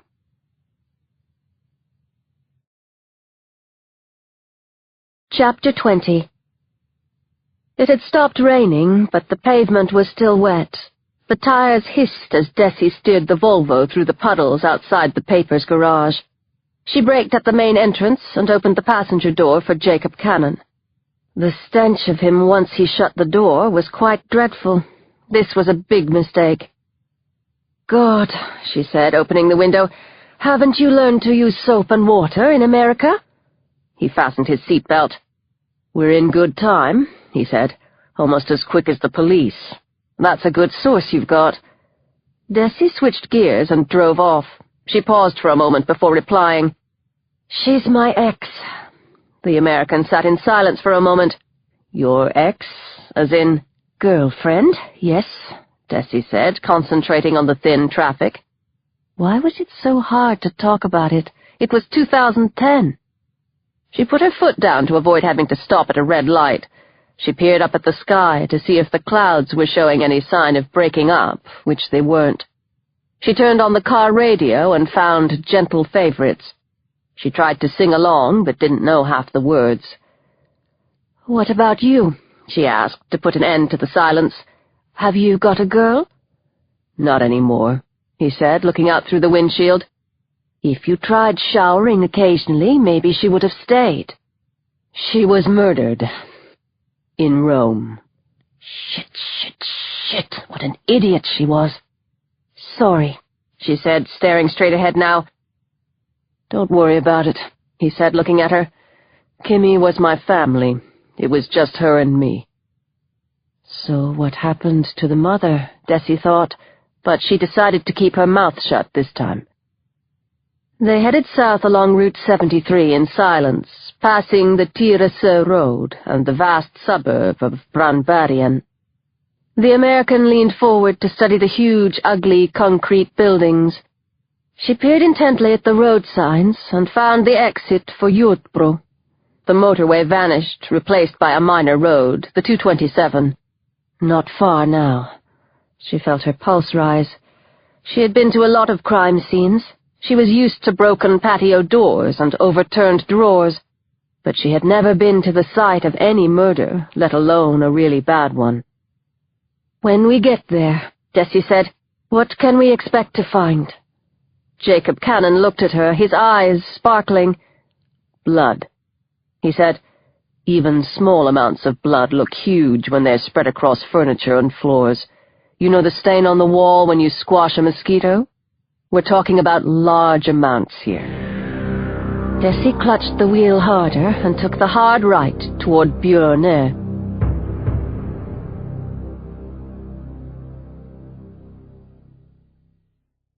Chapter 21. The murder house was on the shore by the Sound, facing the island of Editsö. Desi didn't want to be here. It was small, ordinary, yellow, with carved detailing on the veranda and a little hexagonal tower topped by a pennant. A white picket fence with a gate lined the road. Freshly green birches framed the house, marsh marigolds edging the gravel drive up to the door. A policeman was busy cordoning off the site with blue and white tape down by the shore. A second officer was talking into his cell phone by the corner of the house. Desi stopped by the fence. She held up her compact digital camera and took a few pictures of the house. Jacob Kanon pushed past her, opened the gate, and snuck under the plastic cordon. "Hang on," Desi said, stuffing the camera in her pocket. "You can't just—" "You there," called a policeman who was tying the cordon around a rowan tree down by the shore. "You can't come in here. It's closed to the public." Jacob Kanon held up his police badge as he sped up, heading straight for the house. Desi was half running behind him on trembling legs. "Jacob, stop!" she called. New York Police Department, Jacob called back. They want to talk to me about the investigation. It's all set. The policeman with the cell stared at them, but kept hold of his phone. Jacob, Desi said, I don't know if... The American kept going and climbed up onto the veranda. He took a quick look around and kicked off his shoes. The outer door was wide open. Jacob stopped at the threshold. Desi caught up with him and instinctively put her free hand up to cover her nose and mouth. Bloody hell, she said. What's that smell? Chapter 22. To their right was a half-open door that seemed to lead to a small kitchen. Ahead and to the left they could see people moving, the floor tiles creaking as they walked about. "Hello?" Jacob called out. "My name's Jacob Kanon, and I'm an American homicide officer with information about this case. I only speak English. I'm now entering the crime scene." Desi fumbled her way out of her shoes, still covering her nose and mouth, desperately trying not to retch. She saw Jacob pull on a pair of thin gloves that he took out of his jacket pocket, and then open the door in front of them. From her position behind his back, she saw Mats Duval, the superintendent who had questioned her on Friday, turn around and stare at them. He was wearing a light gray suit with a mauve shirt and a bright red tie, and he had blue coverings on his shoes. He was holding his electronic notepad in his hand. Gabriella was standing by the window, writing something on her own pad. Outside in the Sound, a yacht glided by. "What the hell?" Gabriella said, taking a couple of quick steps toward them. Jacob held up his badge. "I'm not here to sabotage things," he said quickly. "I've got important information that will help your investigation. I know more about these killers than anyone else does." He stepped to one side to let Desi into the living room. She stopped beside him and caught sight of the sofa. My God. Dear God. The bloody bodies were still sitting and looked frozen in their peculiar pose. The blood covering their bodies was dark, almost black. It had run onto the floor, down into the cracks in the wood, to be sucked up by a colorful rug. The woman's light blonde hair hanging down across her breasts was stiff with blood. The man was lying in her lap, half on the floor, just like in the photograph. The opening in his throat was like a gaping gill, Desi thought. The wound to his windpipe had been so violent that his head had almost come away from his body. Desi felt her blood pressure sink into her toes and grabbed at Jacob to stop herself from falling. "So, you're Jacob Kanon," Mats Duval said, looking the American up and down. "I've heard about you." He didn't sound aggressive, just curious. "You'll find at least one empty champagne bottle somewhere in here," Jacob said. "Probably Moet and Chandon. 4 glasses, and in 2 of them you'll find traces of the drug cyclopentolate. It's a muscle relaxant used in eye examinations to dilate the pupil." Gabriella took a couple of long strides across the room and stopped right next to Jacob Kanon. "You're trespassing on a crime scene," she said, and pointed back at the door. "Get out of here." "Eye drops?" Mats Duval asked. Jacob looked at the Swedish detectives, ready to fight his side of the ring. "In the States it's sold under several different names," he said. Acpentolate, cyclogil, xylate, and a couple more. In Canada it's also known as Minims cyclopentolate. You can get it here in Europe, too. Desi could feel the room starting to spin. There was a very good chance that she'd throw up. That was pretty much all she was thinking about now. "So the killers drugged their victims?" Mats Duval said, stepping over and putting his hand on Gabriella's shoulder. "With eye drops in the champagne?" Gabriella cast a furious glance at Desi and moved even closer to Jacob Kanon. "And cut their throats once they're unconscious," he said. "The killer is right-handed and uses a small, sharp implement. He does it from behind, sticking the knife right into the left jugular vein, then cutting deeply through the sinews and windpipe." He mimed the act with his arms as he spoke. He'd obviously done it before. Desi realized that all the colors and sounds were starting to fade away. "Pulse and breathing probably stop after a minute or so," Jacob said. "Sorry," Desi said, "but I have to get out." She went out onto the gravel drive, raised her face to the sky, and took several long, deep breaths. Her first big case, she thought, and probably her last. Chapter 23. "They're charming, pleasant people, these killers," Jacob said to Desi, stretching his back in the thin sunlight. "They find it easy to make new friends. Are you sure you don't want a cinnamon bun?" Desi shook her head, letting the American eat the last one. They were sitting on the terrace of the Hotel Bellevue on Dol-le-Reux, with a coffee pot, cups, and an empty plate in front of them. There was a sharp wind from the sea. It was really too cold to be sitting outside, but Desi couldn't bear Jacob Kanon's body odor after feeling sick at the murder scene. "So you think there's two of them? A couple, a man and a woman. Why?" Jacob nodded, chewing hungrily on the bun. He seemed completely unaffected by the grisly scene they had just witnessed. "A couple is less of a threat. They're probably young, attractive, a pair of carefree travelers meeting others doing the same thing. People who drink champagne, smoke dope, live it up a bit." He drank some coffee. "And they probably speak English," he said. Desi raised her eyebrows quizzically. "The postcards. They're written with perfect punctuation, and most of the victims have been native English speakers. I'm guessing the rest have been fluent." Desi pulled her long hair up into a bun on her neck and pushed her pen through it to keep it up. Her notepad was already full of information about the victims, the murders, and the killers. "These postcards," she said. "Why do they send them?" Jacob Kanon looked out over the water. The wind pulled at his messed-up hair. "It's not unusual for pattern killers to communicate with the world around them to get attention," he said. "There are lots of examples of that." "They kill to get in the paper?" Jacob Kanon poured himself some more coffee. "We had our first postcard killer in the U.S. over 100 years ago, a man named John Frank Hickey. He spent more than 30 years killing young boys along the East Coast before he was caught. He sent postcards to his victims' families, and that was what gave him away in the end." He drained his cup again and seemed strangely content. Desi was freezing her ass off in the bitter wind. "But why me?" she asked. Chapter 24. Jacob Kanon did up his suede jacket, the first sign that he felt anything. "You're talented, ambitious, and your career comes first, above almost everything else in your life.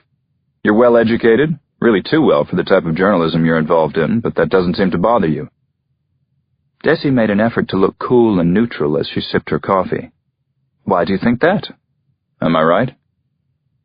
She cleared her throat quietly.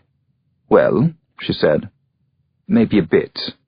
Some of that is true. Continue, please." He gave her an indulgent look. "It's not rocket science," he said.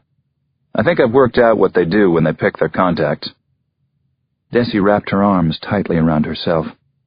Everything about this was so creepy and unreal. "What?" "They buy the local papers the day they decide to set to work. The paper and the reporter with the biggest crime news that day is the one they pick as their contact." Desi blinked several times. "Burglar Bengt," she said. "My interview with Burglar Bengt was on the front page of Aftenposten on Thursday." Jacob Kanon looked out at the sea. "But how could you know?" she said. "That piece about ambition and education. You're a woman and you write about typically male subjects. That requires talent and also stubbornness. Where I come from, crime reporting isn't very highly regarded, even if it sells papers. That's why the journalists involved in it tend to be competent but not too hung up on prestige." "That's not always the case," Desi said, thinking of Alexander Anderson. Jacob Kanon leaned toward her. "I need to work with you," he said. "I need a way into the investigation and the media. I think I can get them this time. I do." Desi got up, holding down the payment with the coffee pot so it wouldn't blow away. "Have a bath and burn your clothes," she said. "Then we'll see."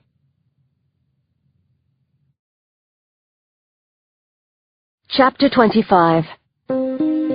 The story had quickly grown into something unusual, a top international news story playing out right there in Stockholm. All the top boys and girls at the paper were keen to have a headline that might get quoted on CNN or in the New York Times.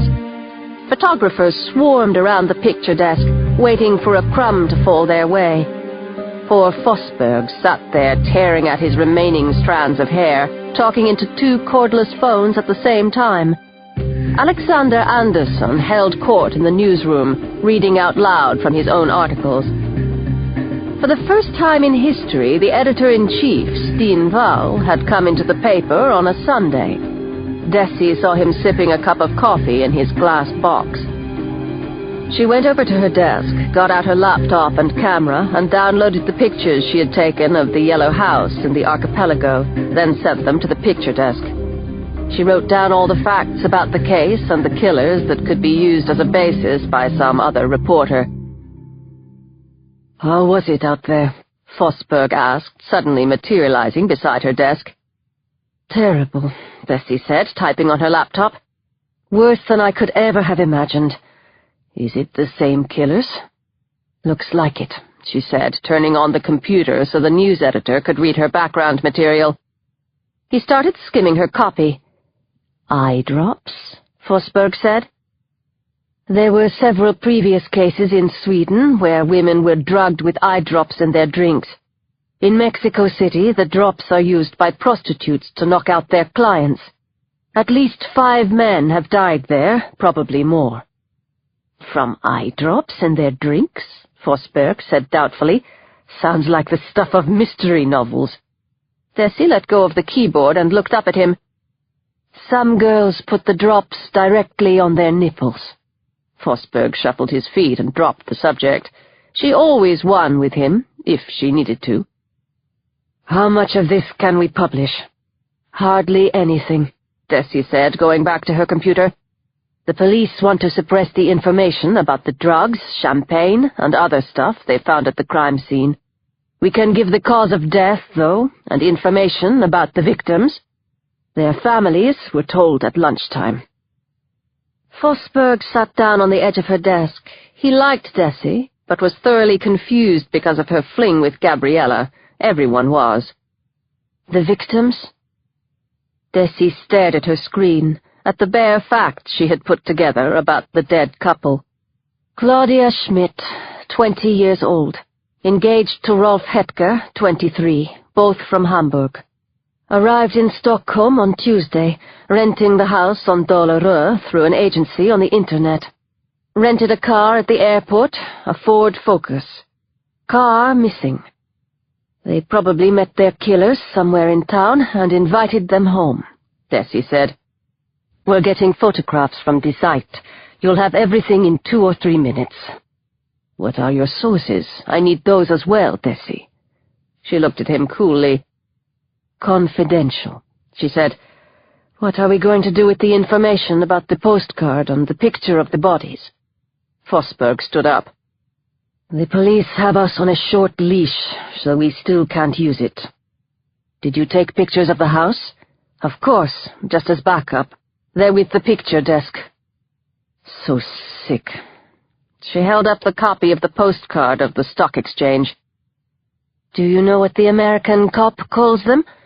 Postcard Killers." "Cool headline," Fosberg said. "Almost even lines." Desi looked at her watch. "The last mail has just arrived. If there's nothing there, I'm going to go." "A date?" Fosberg teased. "Actually, yes," Desi said. "And I'm already late."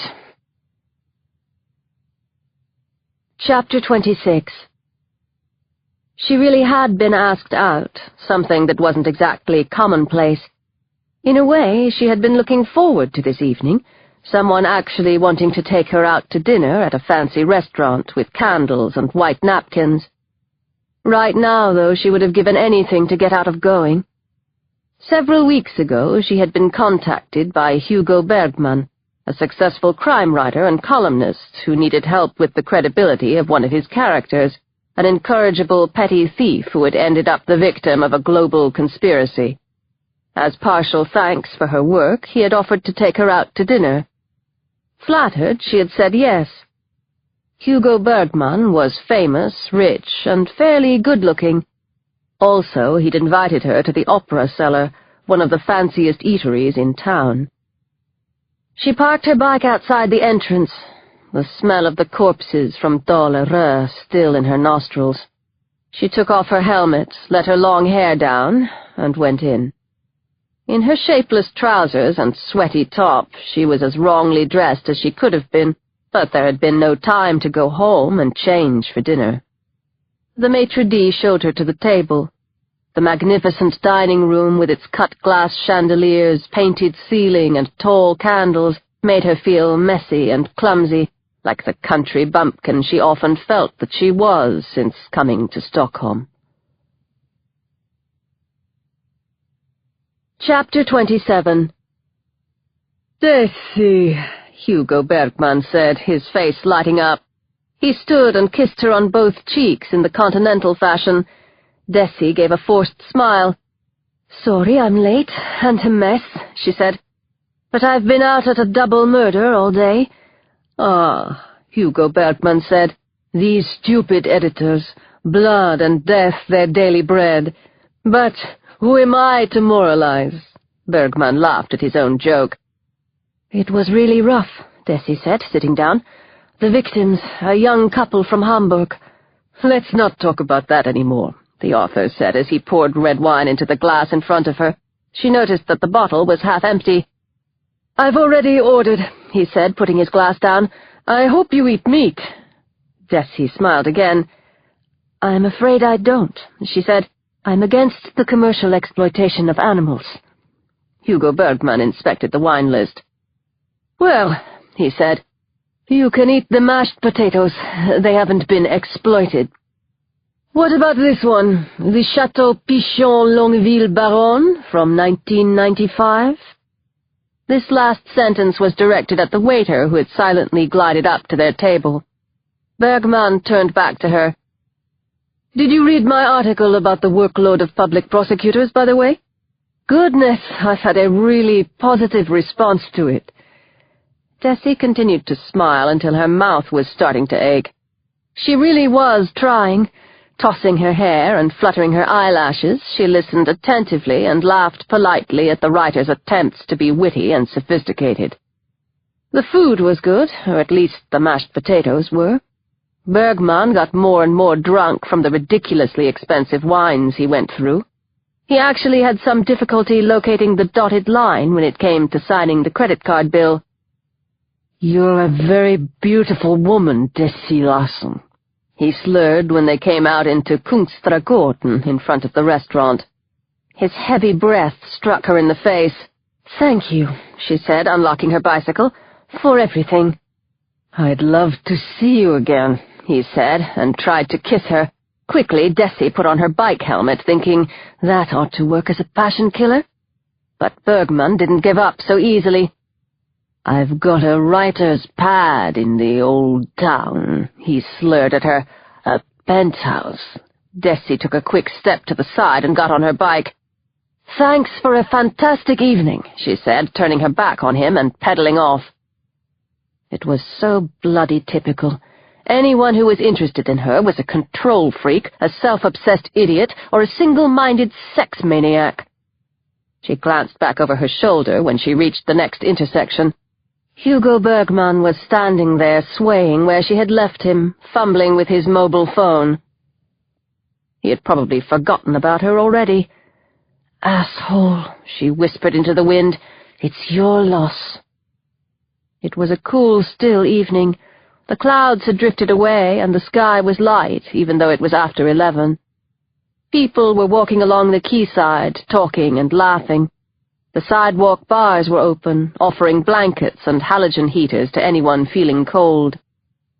She breathed the white summer night into her lungs and cycled slowly past the Royal Palace, crossed the intersection at Slussen, and then stood up on the pedals to climb up Jutgatsbacken. She carried the bike up the steps to Uverberdisch Klund, unlocked the door, and parked it in the courtyard. She had time to unlock and open the door to her apartment before she noticed the man standing watching her from the shadows. Chapter 28. She heard herself gasp. That was starting to become a habit, a very bad one. "I've done what you said," Jacob Kanon said, stepping toward her with his arms outstretched. She looked at him. He had shaved and washed his hair. "H&M," he explained. He was wearing the same jeans, the same jacket, but possibly a new T-shirt. It was hard to tell. It was black, just like the previous one. "Fantastic," Desi said. "What a transformation." "They sell soap as well," he went on. "I hope you didn't wear yourself out shopping," Desi said. "What do you want?" He looked at her with his sparkling eyes. "The Swedish police will be making a huge mistake if they don't listen to me," he said. "They won't catch these killers, even if they trip over them. The Germans did nearly everything right and still didn't catch them." Desi closed the door to her apartment. She stayed out in the hallway with him. She wasn't afraid of him anymore, just a bit leery. "This type of murder investigation is the worst to try to clear up," the American went on. "Victims are picked at random. There are no connections between them and the killers, no obvious motives, no shared history going back more than a few hours. And the killers are traveling like ordinary tourists, which means that no one notices their absence, no one cares when they come and go, no one notices if they act strangely." He appeared sad, restrained, and not quite sober, but something in him seemed entirely genuine. He wasn't putting it on. He wasn't exaggerating. Maybe it was the contrast to Hugo Bergman's supercilious sense of self-congratulation that made Desi notice it. And now that she could see what he looked like behind all the grime, he was actually pretty good-looking. And those eyes of his were something. "Watch yourself," she thought, and crossed her arms. "What's this got to do with me?" she asked. Jacob held up a small sports bag that she hadn't seen before. "All we've got is a pattern," he said. "I've got copies of the pictures of most of the bodies in here, and postcards from almost all of the murders. The killers are communicating through these pictures, but I can't work out what they're saying. Can you help me?" "I don't know anything about murder," she said. He laughed, a sad, hollow laugh. "Who else can I turn to?" Of course. He was here, outside her door, because he had nowhere else to go. "Look," she said. "I'm tired, and I have to be up in a couple of hours." The timed lights in the stairwell went out. Desi didn't bother to switch them on again. "You've been working late," Jacob Kanon said in the darkness. "Has something happened? They didn't kill again, did they?" She realized to her surprise that her mouth was dry. "I've been on a date," she said. She could see only his silhouette against the lead-framed window in the stairwell. "With Hugo Bergman," she went on. "A famous crime writer. Maybe you've heard of him?" Jacob pressed the light switch again, and the lights came on. "Time's passing," he said. "The killers usually stay only a few days in a place once they've already done their killing. They're probably still here, but they'll soon be moving on." He took a step closer to her. "Kimmy dies," he said. "Kimmy dies over and over again. And we have to stop them." Desi backed away. "Tomorrow," she said. "Come to the paper tomorrow. If you're lucky, I'll get you a cup of coffee from the machine." He rubbed his eyes with his free hand and looked like he was about to say something, but changed his mind. Instead, he disappeared down the marble staircase.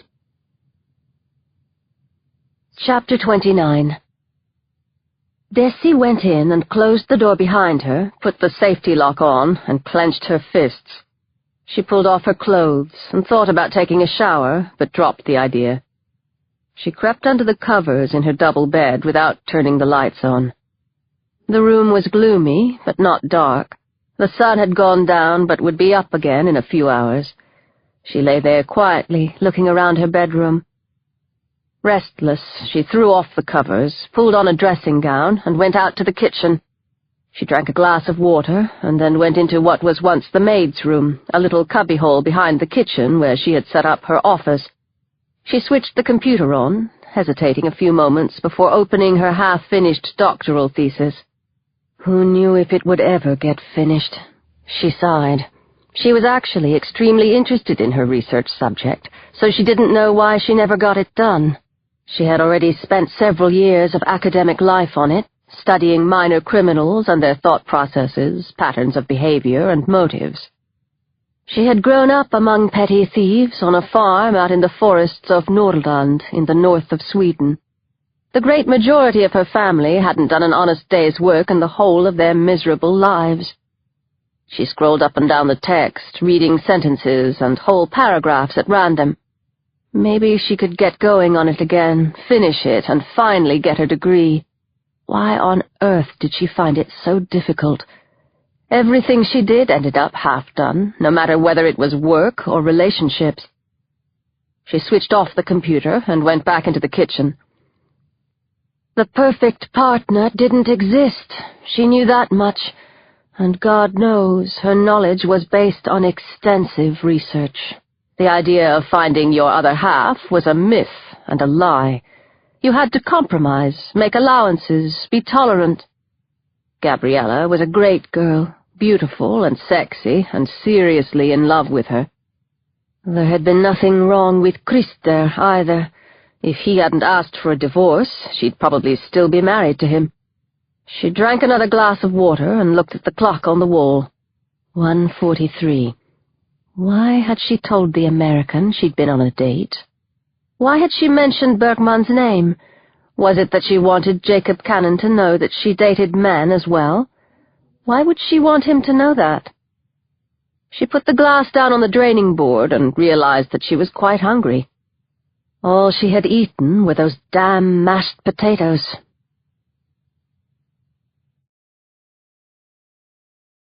Chapter 30.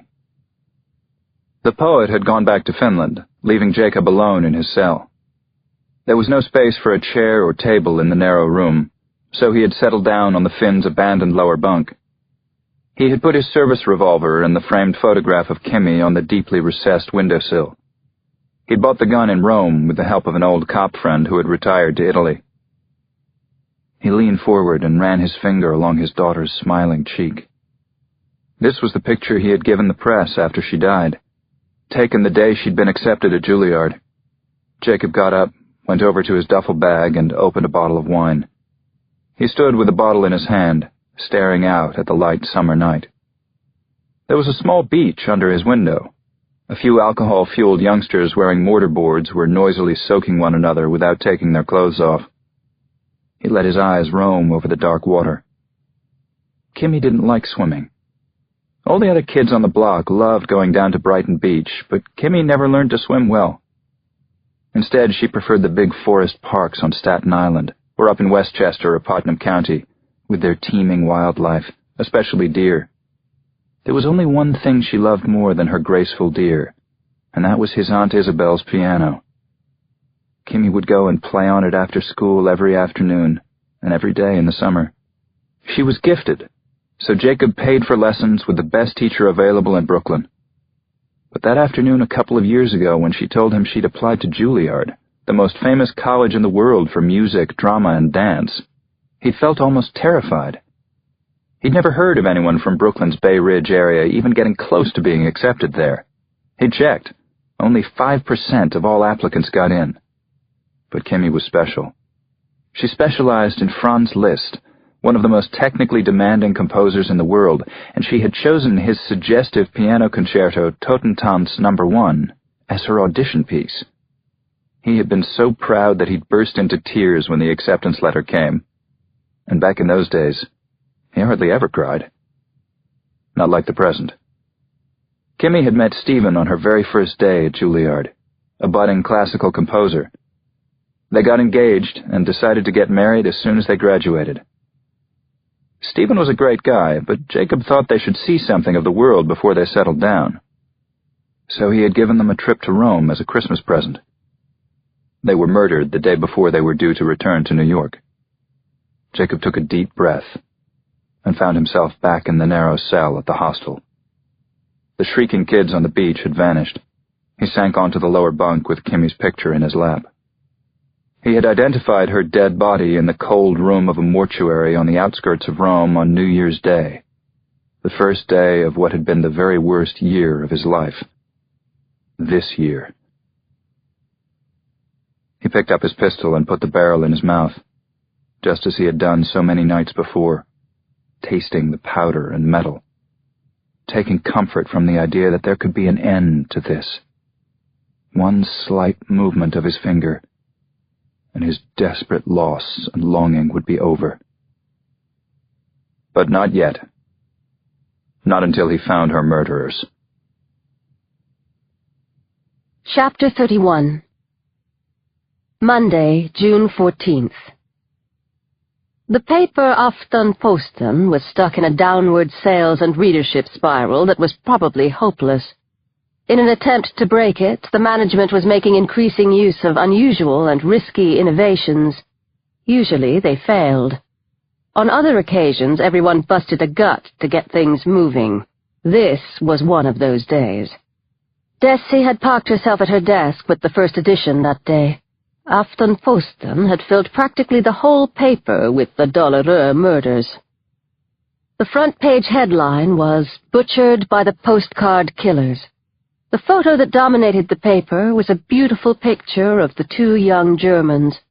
Claudia Schmidt and Rolf Hetker were in each other's arms, laughing happily toward the camera. Desi leafed through to the paper's heavyweight news spread, pages 6 and 7. "Death in the Archipelago" was the dramatic headline.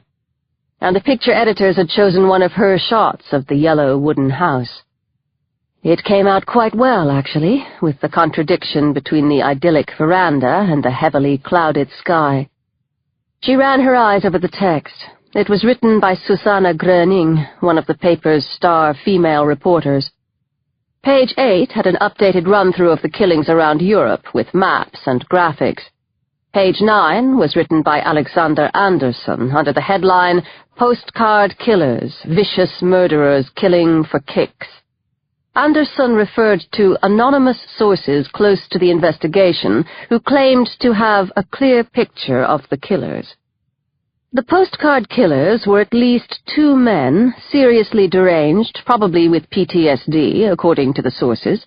They killed purely for pleasure, and they enjoyed seeing people suffer. The extent of the violence indicated that at least one of the men was very well built and extremely strong. Seeing as the victims were usually well-off tourists, the motive was similar to that of terrorism. The killings were an attack on Western lifestyles. Desi read the text twice with growing astonishment, and finally anger and disgust. Then she got up and went over to the news desk. The group around Fosberg were laughing loudly at something as she approached. "Alexander," she said, holding up page 9, "where did you get this from?" The reporter raised an eyebrow and smiled her way. "Are you after my sources?" "No need," Desi said. "They're completely worthless." Alexander Anderson's smile died, and he stood up. Desi felt all the men looking at her. They expected her to get her ass kicked now, didn't they? "This doesn't make any sense," she said. "There's nothing in the investigation to suggest terrorism or killing for kicks. Quite the opposite." "And you know that, do you? Just because they sent you a postcard?" Several of the men laughed and waited for more from Anderson. Desi felt the blood rush to her face. "This article is completely wrong. I know that much. If you really have got a source, they must be several miles from the center of the investigation." Fosberg stood up and took hold of Desi's arm. "Come." Chapter 32. "Come on," Fosberg said. "Let's go through what you're doing today, in the other room." Alexander Anderson took a step toward her. "If you know so bloody much, why aren't you writing anything?" She pulled loose from Fosberg and stared daggers at the reporter. "I know you might have trouble understanding this," she said, "but my goal in life really isn't to get a big-picture byline. I could care less." She went back to her desk then, followed by Fosberg. "You've got to be careful with Alexander," she said to the editor. "He's faking it." "Desi," Fosberg said, "listen to me. I've got a job for you." Have you read Hugo Bergman's article on public prosecutor workloads? Desi looked at the news editor and blinked. The one we published on Friday? It's caused a real stink, Forsberg said, handing her a bundle of printouts. Call Bergman and get an interview, and check with the different regional prosecutors to see how many cases they've actually got at the moment. Can you do that? Desi made no move to take the printouts. She could see Hugo Bergman in her mind's eye, swaying like a tree outside the opera cellar where she'd left him the night before. "You're trying to get me off the murders," she said. "That's what this is, right?" The news chief sat on her desk and lowered his voice. "Desi," he said, "there are people asking why you were sent that postcard. They're wondering what sort of contacts you've got with the underworld." She swallowed, couldn't believe her ears. "I'm here today only because the police told me to be here," she said. "I'm supposed to be off Monday and Tuesday. I'm not claiming any kind of copyright on these murders, but if..." She was interrupted by a shout, and then a loud commotion in the lobby. It sounded like something breaking, something large and solid. Forsberg stood up. "What the hell is that?" A furious male voice could be heard through the office walls. The words weren't clear, but they didn't need to be. "Wait here," Desi said, and ran toward the door as fast as she could. Chapter 33. Jacob Kanon was standing and yelling inarticulately at the enclosed glass cubicle where Albert, the security guard, had taken cover. Desi fumbled with the door and rushed out into the lobby. "You're calling her right now!" the American detective was screaming.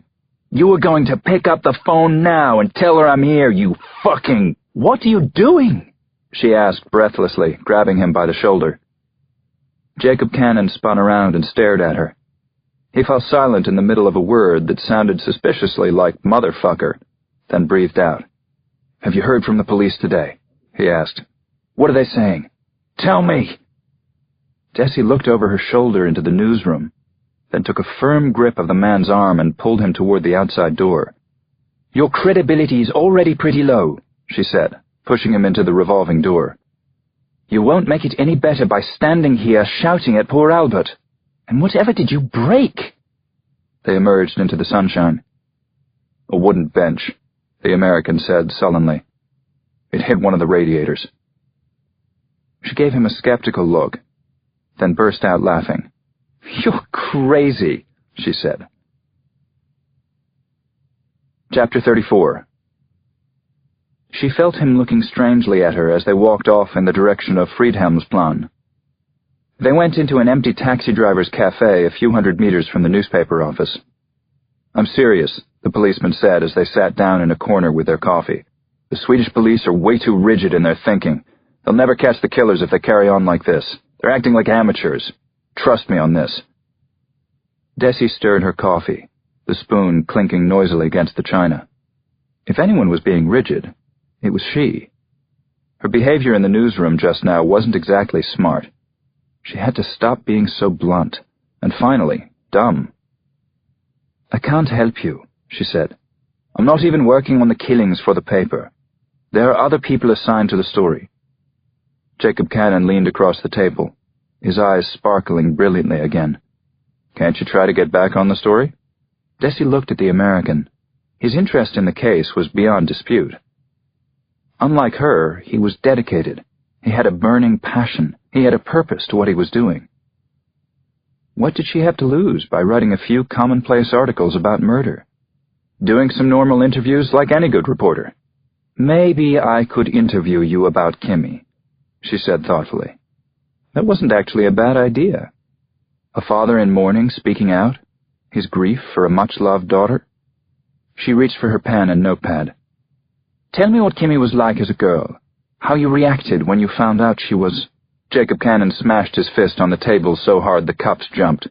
Desi dropped her pen with a start. The waitress behind the counter glanced quickly in their direction, then looked away again. Whatever this was, she didn't need any of it. "I'm not giving any interviews about Kimmy," Jacob said. Desi sat in silence for several moments before she spoke. "I just meant as a way of I'm a homicide detective, he interrupted. I talk to people, I attempt to solve crimes, but I don't do interviews. Not about anything. I don't want to ask you in your capacity as a policeman, but as a father. He looked at her with his strange, piercing eyes. Then he grabbed his sports bag.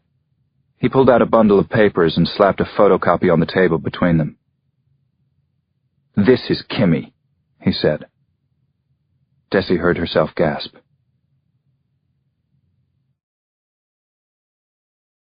Chapter 35. Two young people lay dead as if broken on the floor of a hotel room. Their throats had been cut with the same brutality as in the murders on Douloureux. The wounds gaped dark red. The floor was literally drowning in blood. Desi's mouth went dry again and her pulse was racing in a terrifying way. The blood's still bright. Fresh, Desi said. They were alive just a few minutes before. Yes, that's correct, said Jacob. They'd just died. She forced her breathing to stay calm, regular. It wasn't really helping. Jacob put another picture in front of her. Karen and Billy Cowley, he said. Look at them, Desi. What do you see? The young Australian couple who had come to Europe to get over the death of their young son hadn't just had their throats cut. They were sitting upright, side by side, their heads leaning back against what must have been the head of a bed. Their left eyeballs had been stabbed, blood and fluid running like red mascara from the sockets. The couple in Amsterdam had their right ears cut off, Jacob said, putting a third picture in front of her. Their names were Lindsay and Jeffrey Holborn. She looked at the pictures, forcing herself to see beyond the blood and violence. They're telling us something, Jacob said angrily. The killers are talking through these pictures. I'm sure of it. Look at this one, from Florence. A double bed, a young woman on the left, a young man on the right. The picture was taken from above, which meant the photographer must have been standing on the bed, right between the dead bodies. What do you see? Jacob asked. The man and woman were lying in the same position, their bent legs parallel a little to the left, their right hands on their rib cages and their left ones over their genitals. They couldn't have been lying like this when they died, she said. Jacob nodded. I know, he said. But why? Desi picked up the picture from Paris. The two victims were sitting with their hands on their stomachs. They look like they've just eaten too much, Desi said. They were posing. The corpses were posing. They were saying something, or at least representing something. What was it? If the cops figured that out, they just might catch them. She looked at Jacob. Let me see the one I was sent, she said. He gave her the picture from Douloureux. She took it and could still feel the smell of the hot living room. The woman, Claudia, was sitting upright against the back of the sofa. In her lap was a cushion that had probably been white to start with. She was leaning over the man, Rolf, who was lying on the cushion in her lap. The man was lying in a strange position. One knee was drawn up, and his fingers were spread out above his heart. In his right hand he was holding something that looked like a sign, or a spatula. It's definitely been arranged, she said. Does it mean anything to you? Desi looked at the picture for a long time. I recognize something, she said. I just don't know where from. I can't put my finger on it. Concentrate, Jacob said. She stared at the picture until the focus started to blur. Sorry, she said. It's not coming. He looked at her with his very blue eyes for several long seconds. Then he gathered the pictures together and, without another word, left her sitting at the cafe table. Chapter 36. Jacob got off the bus outside the Central Police Headquarters on Kungsholmen in the middle of Stockholm. On his first night in Stockholm, he had walked around the huge complex that housed the Central Swedish Police Authority 10 times or more, feeling like a nut, not caring in the least. Various different sections had been added over the course of the past century, giving the building an extremely schizophrenic appearance. The eastern section looked like some Disney castle. The southern bit was functional concrete, the northern section was a concrete monstrosity, and the western piece was inherited from the same Soviet era as the suburb he and Desi had passed on the way to the crime scene on Doloreux. The unconventional-looking building hadn't made the people inside particularly flexible. He knew that much already. The investigating team refused to take his calls. The receptionist kept putting him through to an automated message box that acted as the telephone tip-off line. Enough was enough, though. Now he was going to get inside, no matter what the cost to his reputation. He clenched his fists and steeled himself for the upcoming confrontation. The entrance was in the old communist part of the complex. He walked into the lobby and got a sense of déjà vu. Like the Aftenposten lobby, it had a stone floor, pale wood, and a glass cubicle. He hoped the similarities would end there, and cleared his throat as he laid his police badge on the desk. "Jacob Kanon, NYPD," he said as calmly as he could manage. "I'm here to see Superintendent Mats Duval. It's about the murders on Doloreux." The overweight woman on the other side of the desk looked impressed at the sight of his police badge. "Is he expecting you?" "He should be," Jacob replied, entirely truthfully. "I'll just call him," the plump woman said, picking up the phone. "No need," Jacob said. "I'll find him myself. He's on the 5th floor, isn't he?" He had studied the building from outside and counted 7 floors in the office section. "4th floor," the woman said, putting the receiver down as she clicked open the inner door. He took the elevator up to the 4th floor and exited into a narrow corridor with a low ceiling and humming strip lighting. He took several steps before knocking on a random door. He stuck his head into a small office and said, "Hello, excuse me, but Duval, can you tell me where he is?" A woman with a ponytail and glasses looked up in surprise. "He's in a meeting about Doloreux at the moment," she said. "Conference room C, I think." "Thanks," Jacob said and turned back. He had already passed conference room C. He retraced his steps, slipped into the room, and closed the door behind him. There were 10 people inside, the core of the investigating team. Mats Duval, Gabriella Oskarsson, a woman in her 50s in a suit, 2 fairly young women, and 5 men of varying ages. There were thermoses of coffee and refreshments on the table. Coffee cups stopped in mid-air, hands stiffened, and 10 pairs of eyes stared at him. "Your investigation is about to go seriously wrong," he said, pulling up a chair and sitting right down at the table with them. Chapter 37. There was a deathly silence in the room. He had managed to get their attention, though. Now he had about 10 seconds before he would be thrown out. "You probably worked out that the victims' passports and wallets are missing," he said. "Jewelry, cameras, and other valuables are gone. Their bank accounts have been emptied, their credit cards taken right to the limit with cash withdrawals. When you go through their credit card transactions, you'll discover at least one large purchase before the cash withdrawals take over." He paused. No one moved. "What you're looking for is a very attractive couple around 25 years old," he went on. "Maybe even younger.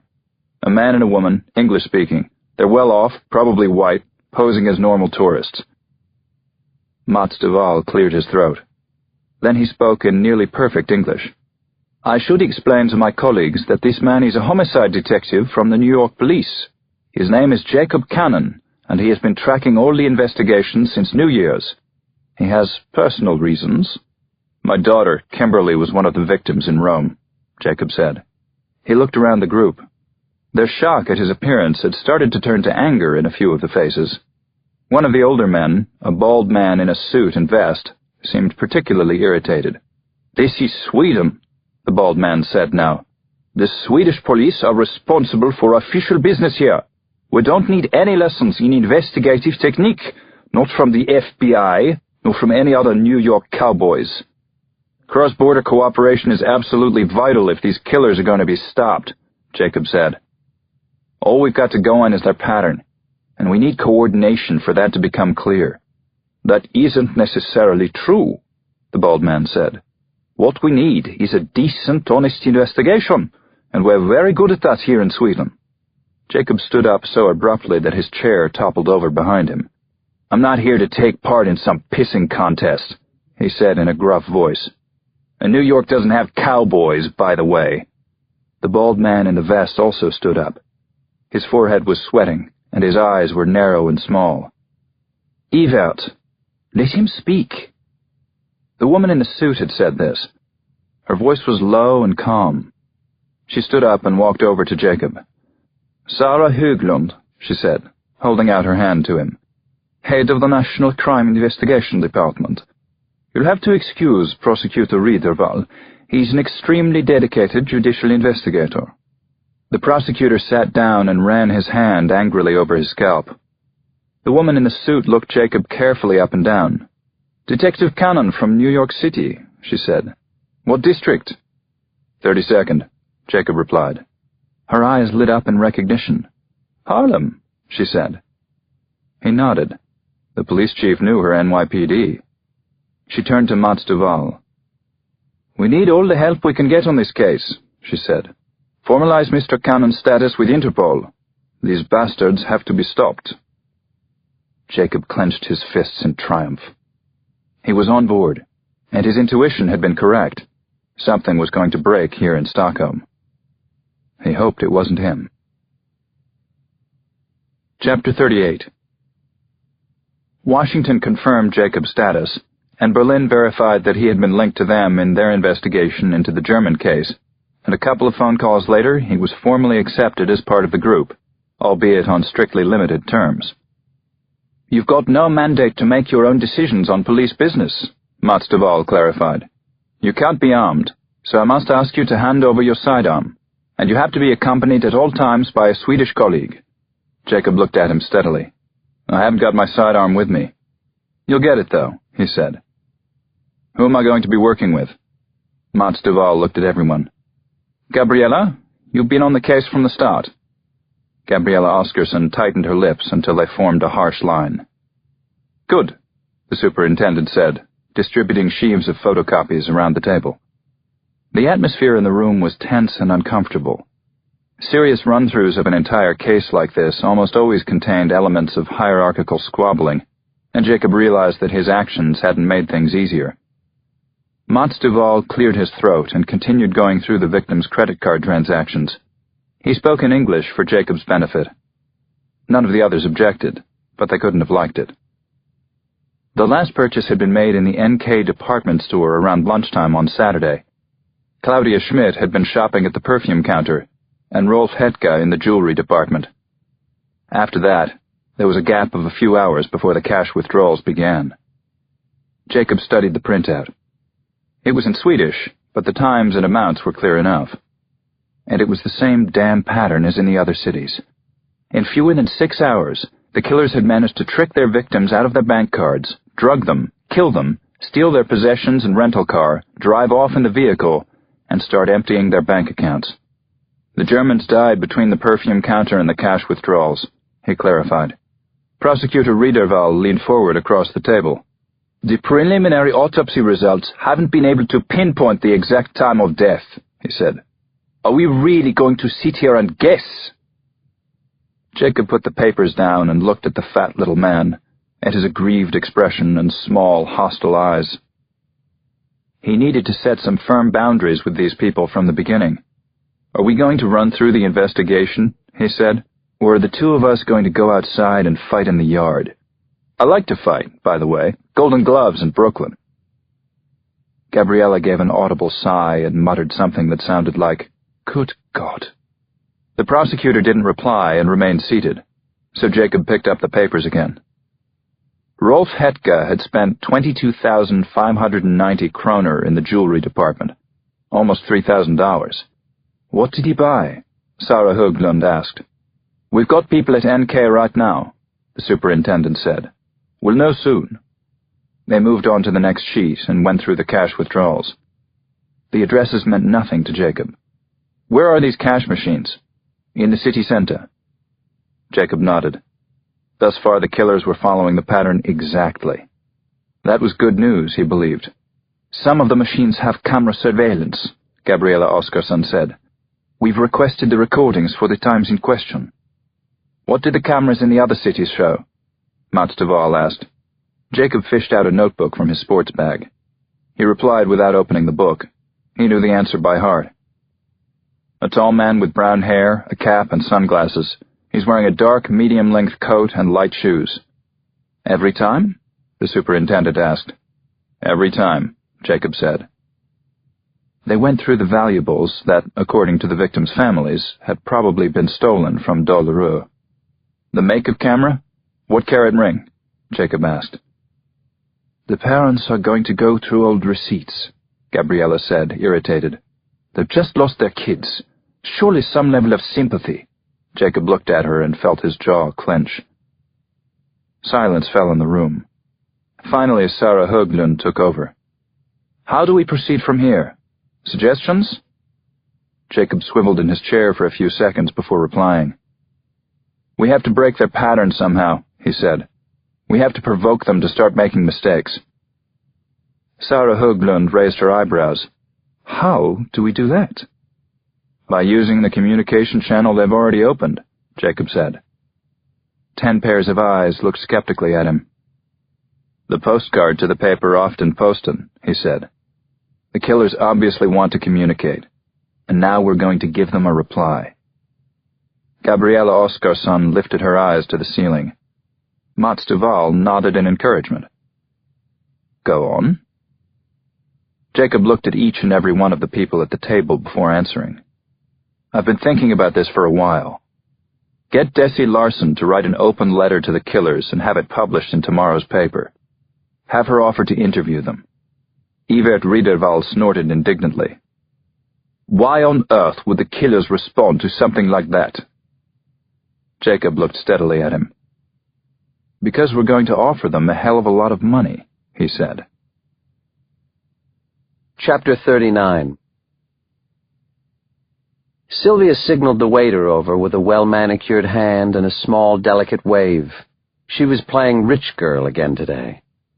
We'd like to look at the wine list again, she said, then giggled and leaned against the shoulder of the beautiful Dutchwoman sitting next to her. It feels so naughty, doesn't it, drinking wine at lunchtime? The Dutchwoman cackled and nodded. Very good wine, too. They were sitting in Bistro Bern, a high-class French restaurant with a rather vaudevillian atmosphere, situated by the Bacheli Park in the middle of town. Sylvia and the Dutchwoman had eaten chèvre chaud with a beetroot and walnut salad, and the men had each had bœuf bourguignon, and now they were ready for another bottle of red, the good stuff. I think the financial crisis will lead to the sort of clear-out that the capital markets really need today, the Dutchman said, looking important. He was terribly keen to impress Mac, and Mac was playing along and pretending to be interested in his every pronouncement. Mac kept getting better with each new couple they met. That's the positive scenario, Mac said. On the other hand, maybe we ought to learn from history. Financial worries at the turn of the last century didn't break until after the First World War. God, you're both so boring, Sylvia groaned, waving the waiter over again. Well, I'm going to have a sinfully rich dessert. Anyone joining me? The Dutchwoman ordered a creme brulee, and the men asked for coffee. Have you heard what happened here? Sylvia asked, pouring more wine into their glasses. 2 tourists were murdered on some island. The Dutchwoman's brown eyes opened wide. She was absolutely gorgeous, this one. Is that true? She said in horror. Was it in the papers? Sylvia shrugged. I can't understand what the papers say. It was a girl in the hotel who told us. Isn't that right, Mac? That 2 tourists were murdered on an island near here? Mac nodded. Yes, that's right. 2 Germans. An awful business, apparently. Their throats had been cut. Now the Dutch boyfriend's eyes opened wide as well. Their throats were cut, he said. We had a case like that in Holland, actually, in Amsterdam, not all that long ago. That's right, isn't it, Yankee? Is it? The Dutchwoman said, licking dessert off her spoon. When was that, then? They're being called the Postcard Killers, Max said. They've sent a postcard to some newspaper here. That's sick, the Dutchwoman said, scraping her bowl for the last remnants of the brulee. Where did you get that blouse? This directed at Sylvia.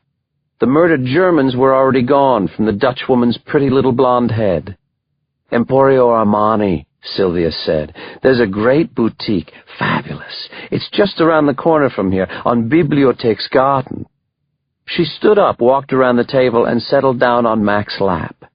Darling, she cooed, it's such a lovely day. I'd really love a souvenir, something to remember it by. No, Max said, standing up quickly. Sylvia almost fell on the floor. What? She said, laughing, as Mr. Dutch boyfriend stood up and helped steady her. Do you think it would be too expensive? No, Sylvia, he said. Not now. Not today. His lips curled in irritation. Sylvia laughed and wound her arm around the Dutchman's shoulder. Oh, she said, what a killjoy he is. I think you're much more fun. She stretched up on tiptoe and kissed him full on the lips. We've got to go now, Sylvia, Max said, taking hold of her other arm.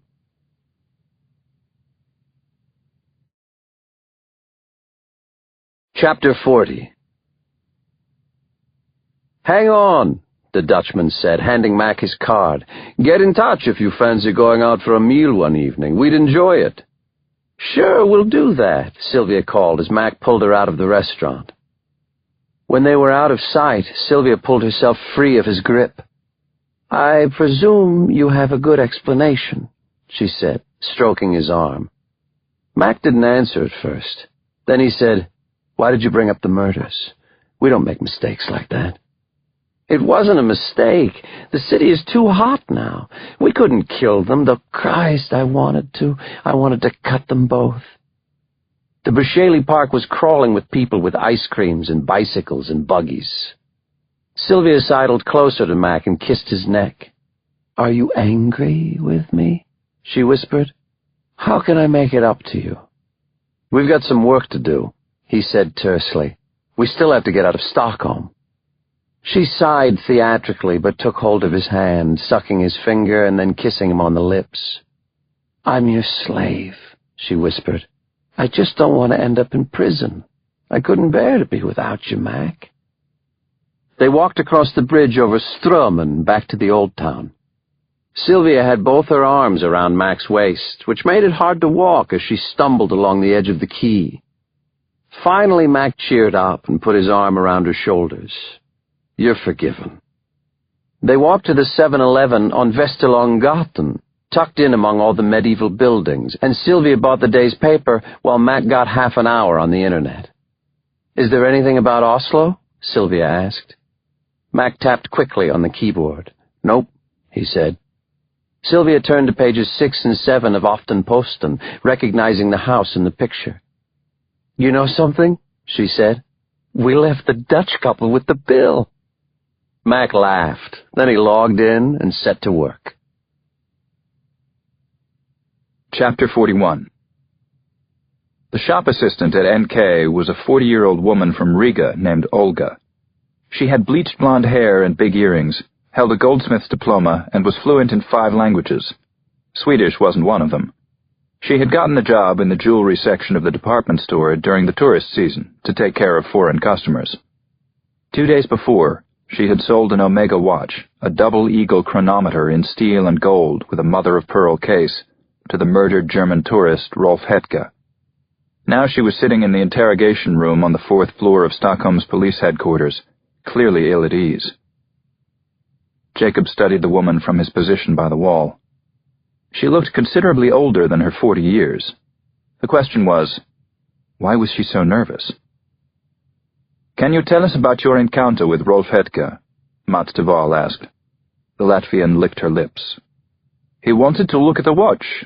That's pretty much it, she said. There was another man with him. They spoke English to each other. They were both very stylish. She blushed. Can you describe the other man's appearance for me, please? The American? He was blonde and really fair. He looked like a film star. He was very charming, humorous, attentive. She looked down at the table. Jacob felt his muscles tense. The killer was a flirtatious American? Of course he was. What made you think the fair-haired man was American? The superintendent asked. Olga fingered one of her earrings. He spoke American, she said. Are you sure of that? She blushed deeper. He looked like that nice actor with long hair, from Legends of the Fall. Mats Duval looked confused. Brad Pitt, Jacob said. The superintendent cast a surprised glance in Jacob's direction. What happened at the store? Tell us everything, please. They looked at watches. The German was thinking of buying a Swatch at first, but the American persuaded him to buy a different one. So that's what he did. Over 22,000 kroner for an impulse buy, Jacob thought. The killer was very persuasive. Did Rolf Hetke sign for it, or use his PIN? Olga breathed deeply for a few seconds. He used his code. And where was the American while this was going on? The purchase transaction. He was standing right next to him. Do you think you'd recognize the American if you saw him again? She hesitated, then nodded. Why's that? Mats Duval asked. Olga looked at him, confused. What do you mean? You must have hundreds of customers every day. How come you remember these two in particular? Not hundreds, she said, and seemed slightly annoyed. And not many of them buy expensive Omegas. She looked down, and Jacob could tell that she was lying. Olga remembered the men because they were young, wealthy, handsome, and had flirted with her. He nodded his hands. This was what he'd been waiting for. A mistake. They'd been sloppy and had made themselves visible. They had finally left a trail. Now, could he follow it? Have you got the equipment to do electronic composite pictures? He asked. 2 floors down, Mats Duval replied. We could do anything you can do in America. They ended the session. Chapter 42. A police inspector took the woman to the expert whose computer was full of noses, eyes, and hairlines. That went pretty well, Mats Duval said as they walked back toward his office. A breakthrough, really. A victory for street-level policing. Partly, Jacob said. Olga wasn't being completely honest with us. Mats Duval raised his eyebrows. What do you mean? She isn't Latvian. I know Latvians from my old neighborhood, Jacob said. I think she's from farther east, Russia or Ukraine, which means she's here on a false passport. And she isn't 40, she's more like 50. I'd find a way to hold her, question her more. She knows something she isn't telling us. The superintendent sat down behind his desk and switched on his computer. We don't just hold people as we like in this country, and certainly not on the basis of vague suppositions about false passports. It's not because of the passport, Jacob said, making an effort not to shout. We've scared the hell out of her. Didn't you see that? She'll disappear as soon as she gets the chance. Mats Duval typed something on his computer and didn't reply. Jacob took a couple of long strides toward the superintendent's desk and leaned over the screen. This is the first time anyone's seen the killer and remembered him so clearly, he said. If she disappears, then so do our chances of identifying him. Mats Duval looked at his watch. Time to head off to Aftenposten again, he said. Chapter 43. Desi couldn't believe her ears. You can't be serious, she said. I can't do that. The paper can't do it. She was sitting at the table in the conference room behind the sports desk. She was there with the editor-in-chief, Steen Wahl, Forsberg, the news editor, Jacob Kanon, Gabriella, and Mats Duval.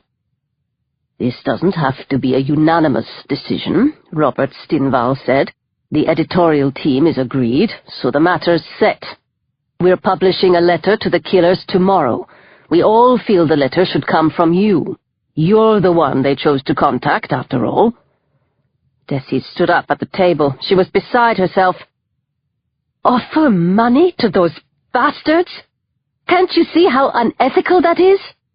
We believe this is a good way of getting them to communicate, Mats Duval said. The murderers want mass media coverage. Otherwise they wouldn't send those letters and postcards. Desi looked at their faces. They were closed, their eyes turned away. They had already made their decision, she realized, without even consulting her. It isn't the media's job to do the work of the police like this, she said. We're supposed to report murders, not solve them. We see this as a chance to do both at the same time, the editor-in-chief said in a rather strained voice. People are dying, Desi. She crossed her arms over her chest. "Then I think you should sign the letter," she said. "Why should I have to put my name to it?" Fosberg twisted uncomfortably in his chair. He didn't like disagreements. "They chose you," Mats Duval said. "It won't have anything like the same impact if someone else does it." She stared at the floor. "This is wrong," she said. "It's wrong to pay them for their crimes." "Desi," Gabriella said, "come on.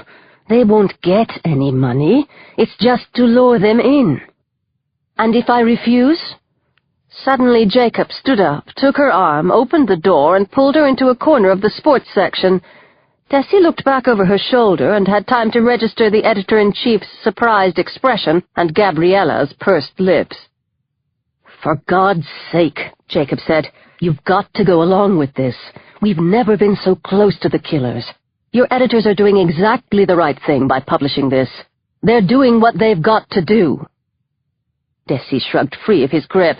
"Like crap they are," she said. "Stenval's just thinking of the extra sales. He wants to be quoted in the Washington Post. It goes against every moral principle." The American's eyes darkened. He took a step toward her, his breath hot. "You're talking about principles. I'm talking about saving lives. If you do this in the right way, you can get them to break their pattern, and that's exactly what we need. This'll be where they make their mistake." She looked into his eyes, which were glittering like wild stars. "Do you realize how much shit I'll get from my colleagues for this?" she said. He stared at her, speechless for a few moments. "So your career, your comfort, is more important than young people's lives?" he said. Desi blinked. "No," she said. "That's not what I'm saying." "Yes, it is," Jacob interrupted. "That's exactly what you're saying. You just said your reputation is more important than catching Kimmy's killer and stopping the murder of others." He ran both hands angrily through his hair and turned away from her. He looked like he was about to kick something. She suddenly became unsure. What if he was right? Maybe her responsibility as a human being was more important than her responsibility as a reporter. Or her reputation, which wasn't worth that much anyway. "What's the letter going to say?" she asked, apart from the offer of money. He closed his eyes for a few moments. "You've got to challenge them," he said. "Shake them up. Provoke them into doing something irrational. I'll help you, of course, if you want my help." "What language? English or Swedish?" "Can you do both?" "I'm writing my doctoral thesis in English." They looked at each other in silence. "I'm going to regret this," Desi said. "No," Jacob said. "Not if we catch them, you won't."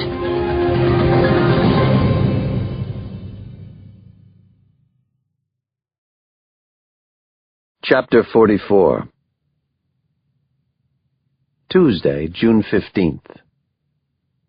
Sylvia fluffed and adjusted the pillows on the queen-size bed, then opened the copy of Aftenposten.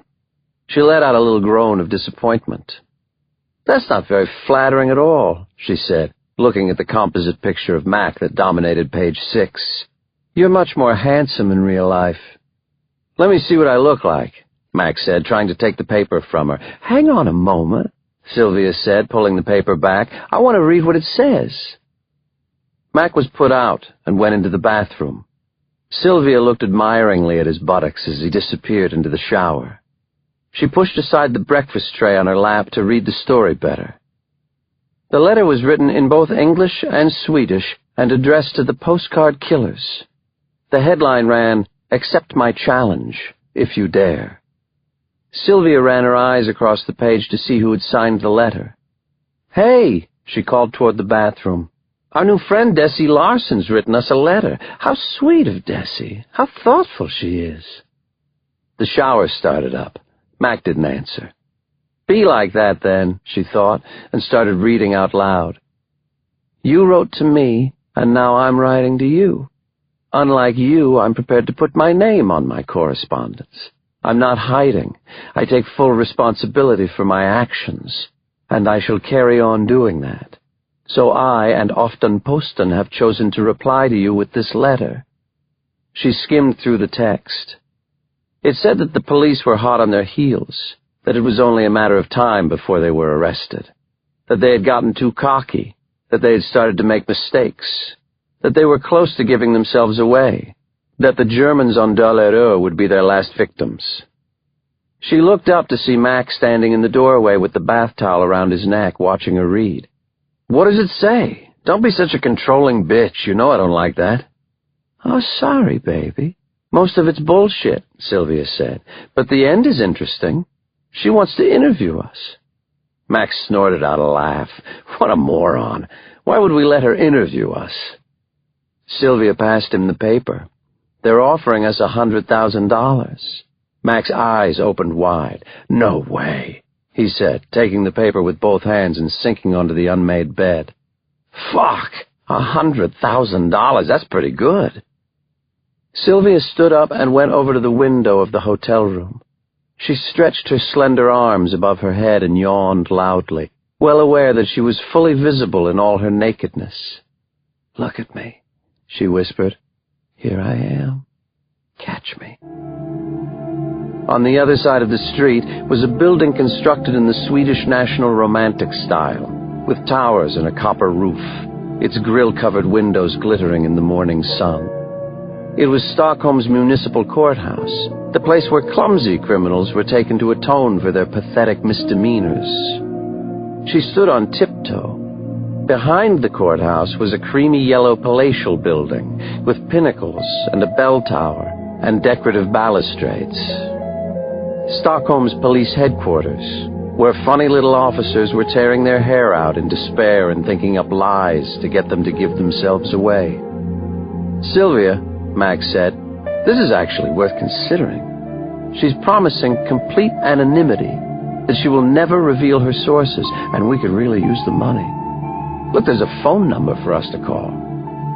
She let her eyes roam across the gray-brown facade of the courthouse. "That's not a bad idea," she said, turning to Mac. "But why stop at $100,000? Do you think she'd pay more?" Sylvia smiled. "Have you got the card the Dutchman gave you?" Mac blinked his long eyelashes. "Why?" She went over to the bed, got on all fours, and snaked her way slowly over to Mac. She bit him gently on the earlobe and breathed into his neck.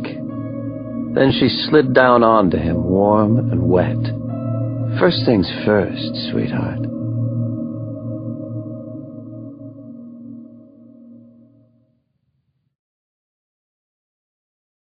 Chapter 45. The brass doorbell gave a brittle little ring that fitted its setting perfectly. Desi stepped into the gallery on Österlånggatan in the old town, holding her breath. "Hello?" she called cautiously. She always felt so grubby when she came here. The floor, ceiling, and walls were all painted pristine white. Even the patron's restroom and the staircase to the offices above were entirely white. She knew the reason why. She'd been told it was to trap the light and do justice to the art. "Christer? Are you here?" She felt as though the illusion of purity would shatter if she called out too loudly. "Hi, Desi," said a surprised voice behind her. "What brings you here?" Desi spun around. She hadn't heard him come in. Christer, her ex-husband, was dressed as he always was.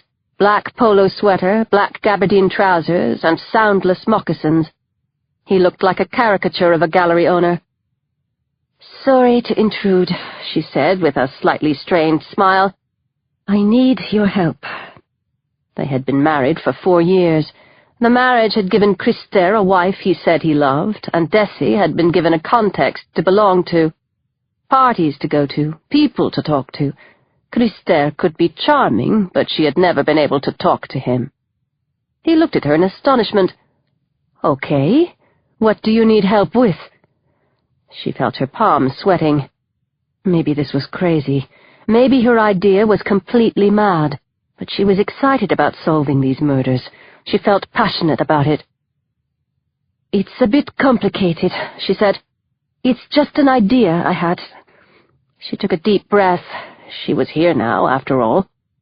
"It's about a particular painting," she said. "I need your help identifying a painting." Chapter 46. Christer held up his hands in a gesture of curiosity. "What painting? Have you got a picture of it?" Desi hesitated. "No," she said. "Not exactly. I can describe it. There's a woman sitting with a cushion on her lap, and there's a man lying on her lap with his head on the cushion." Christer looked none the wiser. She put her knapsack and bike helmet on the floor, then she sat down next to them. A woman," she said, "sitting like this." Then she lay down on the floor. "And a man lying like this." She pulled one leg up, spread the fingers of one hand, and stretched the other hand out. Christer blinked several times. "Desi," he said, "what are you doing? What's this all about? Surely you're not decorating?" Desi sat up. She had the photocopy of the dead couple from Dollarö in her knapsack. She didn't want to show it to Christer. He was so sensitive about blood. He used to think it was unpleasant even when she had her period. A picture," she said. "I'm after a picture or a painting with people in the positions I just showed you." He looked thoughtfully at her. She lay down again, stretching her right hand across the floor. "Like this," she said.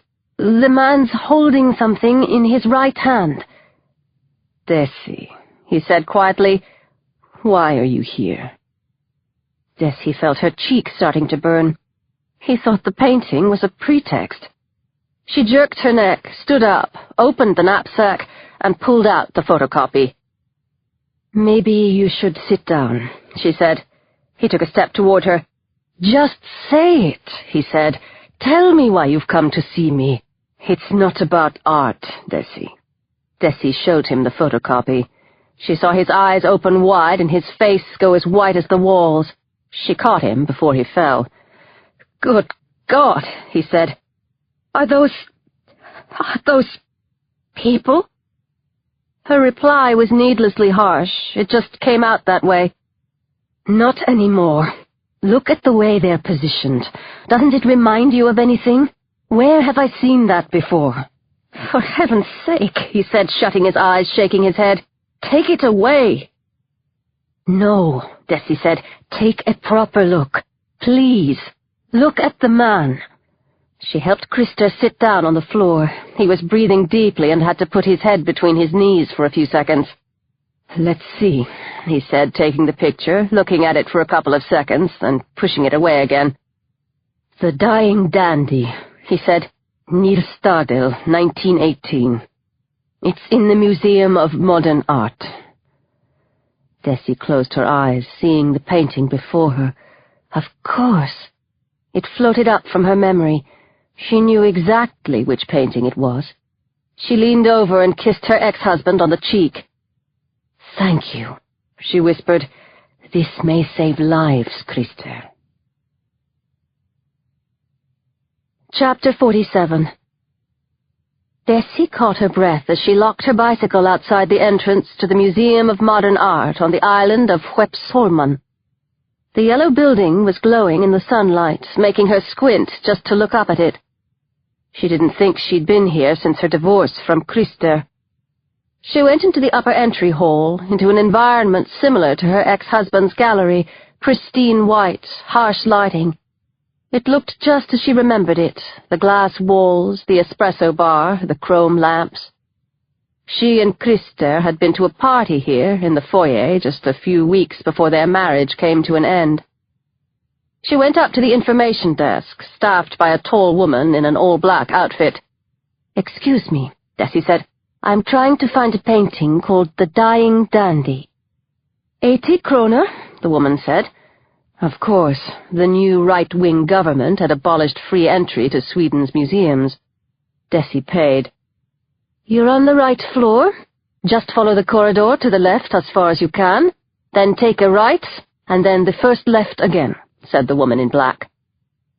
Desi couldn't remember the reason for the party she had attended with Christer. It was probably someone's birthday, or someone new had managed to get an exhibition at the Modern.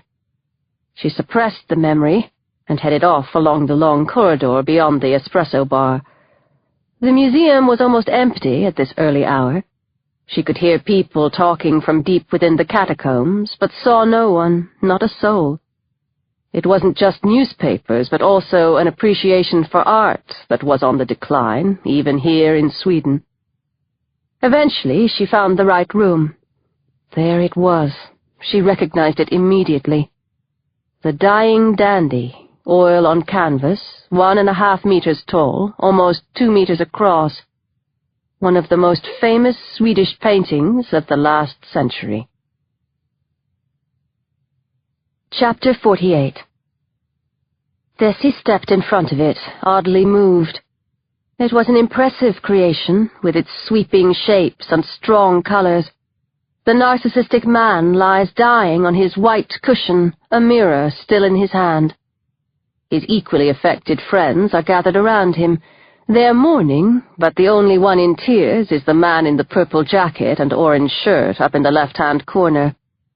The woman holding him and the white cushion on her lap looks almost amused. There was no doubt about it now. This was the model for the murders on Dalarö. The killers must have known the painting. Maybe they'd been here. Maybe they'd stood exactly where she was standing now, pondering Dardel's work. Was it an allegory about the act of creativity? Or was Dardel holding up a forbidden image of homosexuality? The thought ran like fire through her brain. She took a deep breath, looking up at the ceiling, then felt the adrenaline kick in. Up in one corner, right above the door, was a discreet surveillance camera. Right now, her image was being captured somewhere. She took out her mobile and called Gabriella at police headquarters. Chapter 49. Desi was holding up the color reproduction of Dardel's masterpiece in one hand and the photograph from Dalarö in the other. Her hunch had to be right. Geez, she was better at this than the police. Gabriella's desk was covered with Jacob's postcards and the photographs of the bodies. Beside them were pictures Desi had printed from the internet. Gabriella looked at the pictures one by one, her eyes opening wider and wider. God, she said, picking up the picture of the murdered Germans. You're right, Desi. Sorry, said Jacob, but what are you talking about? Desi looked at his unruly mop of hair. He looked like he'd been quite literally tearing it out. Suddenly she felt so sorry for him, for his pain, his terrible loss. The killers arranged the bodies to imitate famous works of art, she said. Look at this one, Jacob. Desi picked up the photograph from Paris. Emily and Clive Spencer's bodies were sitting side by side in bed, both with their right hand over the left resting on their stomachs. The Mona Lisa, she said, putting a copy of Da Vinci's masterpiece alongside the photograph. Jacob clumsily grabbed the pictures, crumpling them slightly. The mysteriously smiling woman on the painting was holding her right hand over her left and resting both on her stomach. Christ, he said finally. You're right. That's what they've been doing. Karen and Billy Cowley, Desi said. She put down the picture of the couple murdered in Berlin, showing them in profile, the side with their uninjured eye looking toward the camera. Beside it, she laid a printout of an Egyptian statue. The bust of Nefertiti, probably the most imitated work of art from ancient Egypt. It's in the Neues Museum in Berlin. The killers saw it there, I guarantee you. Gabriella leaned forward. Her face was flushed, 2 red marks glowing on her cheeks. Desi glanced at her. They had been there together, too, to the Neues Museum, on their first trip away together. Jacob picked up the picture and studied it intently. What do you mean? He asked Desi. What do their gouged-out left eyes have to do with it? The bust of Nefertiti is missing its left eye, Gabriella said. Everyone knows that. Chapter 50. Desi wasn't particularly interested in art. Hell, she hadn't recognized the connection to the dying dandy. Not at first. But she was fairly knowledgeable about the theory, something she had picked up during her marriage to Christer, probably as a means of self-preservation. She hadn't wanted to come across as an ignorant country girl from Norrland at the various openings. She hadn't exactly felt any real emotion or joy from art, however. Gabriella, on the other hand, had a genuine love of art. She'd gotten on very well with Christer, better than Desi had, actually. Amsterdam, Desi said, picking out a copy of the next painting. Vincent van Gogh. Heard of him? Jacob looked at her with indulgence. I'm an American, he said, not a barbarian. One of his self-portraits, she said. It usually belongs in London, but this spring it was on loan to the Van Gogh Museum in Amsterdam. He actually cut off his left ear, but the killers clearly didn't know that, because they cut off the right ears of their Amsterdam victims, Jacob said breathlessly. Hell, what are they up to? A silence fell. Jacob drummed his fingers on the table, something he did when he was deep in thought. Gabriella looked through the pictures of the bodies and compared them to other works of art that Desi had printed out. Florence is Botticelli's Birth of Venus? The Uffizi, Desi confirmed. What about Athens, then? What's Athens meant to be? I don't know that one. But Madrid has to be the Naked Maya by Goya from the Prado. What do you think, Jacob? But Jacob wasn't listening now. He had gone very pale. He was staring vacantly out at the greenery in Kroneberg Park. Who was Kimmy? He asked. Which work of art is she? What were they imitating? Desi felt her palms sweating. She looked through the printouts and held them out to him. The Sistine Chapel, she said softly. The creation of Adam is a detail from the ceiling fresco. You know, Michelangelo. She held the larger picture, with God lying on a human brain and stretching out his hand to Adam, and then a close-up of God's finger almost touching Adam's hand. Jacob turned to look at Desi. His eyes were an even brighter blue, radiating a sorrow she couldn't begin to understand. This is Kimmy's dad, she thought, not Jacob the policeman, just Jacob the dad. Instinctively, she put her hand on his arm, which was tensed up and very strong. But what does this actually tell us? Gabriella said. That the killers are fucked in the head? We already knew that. Her tone was terse, almost dismissive. Desi looked at her in surprise. She removed her hand from Jacob's arm. It tells us more than that, Jacob said, now a policeman again. It tells us a lot of things. They're showing off. They're contemptuous. They're demonstrating to us how they have power over life and death. Maybe that death is a form of art that they can use as they please.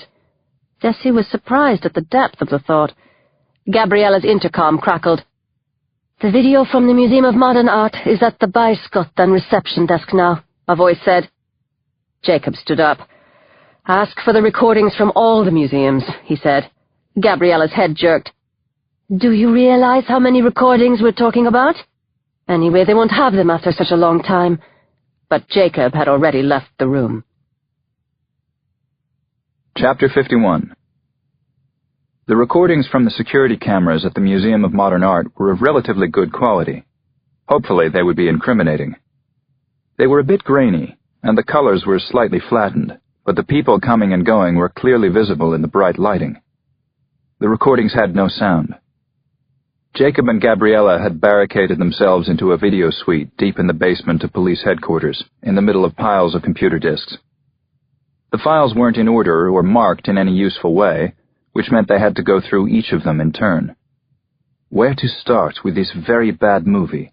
Gabriella said, a note of resignation in her voice. Jacob flipped through the disks, thinking out loud. The murders took place on Saturday afternoon, so they must have visited the museum before that. If they were ever actually there, Gabriella said.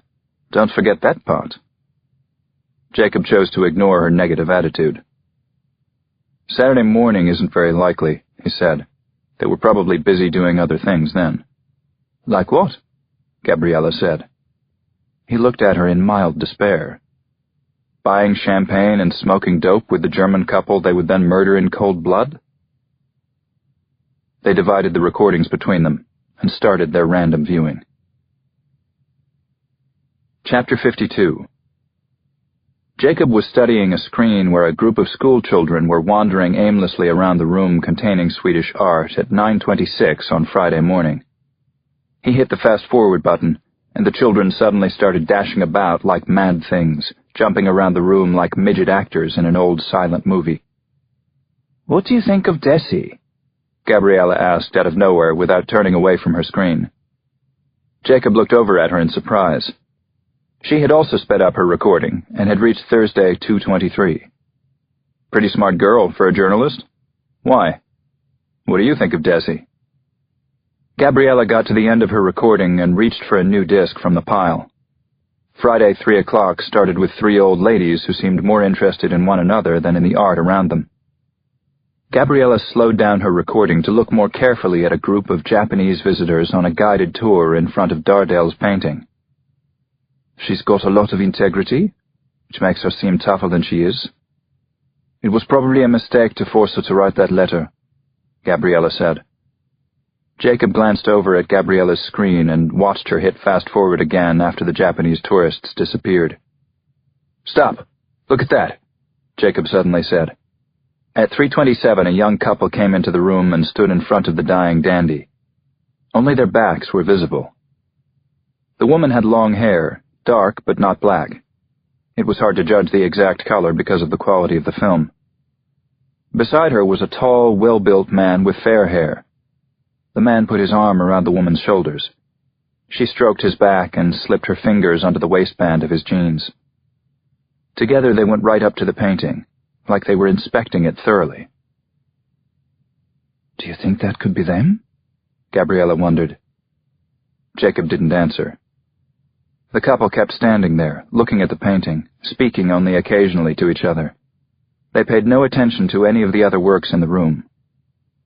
Gabriella moved the video forward frame by frame so they didn't miss anything. Not a single gesture. Jacob wished he could hear what they were saying to each other. The young couple stood in front of the canvas for almost 15 minutes. They had their arms around each other the whole time.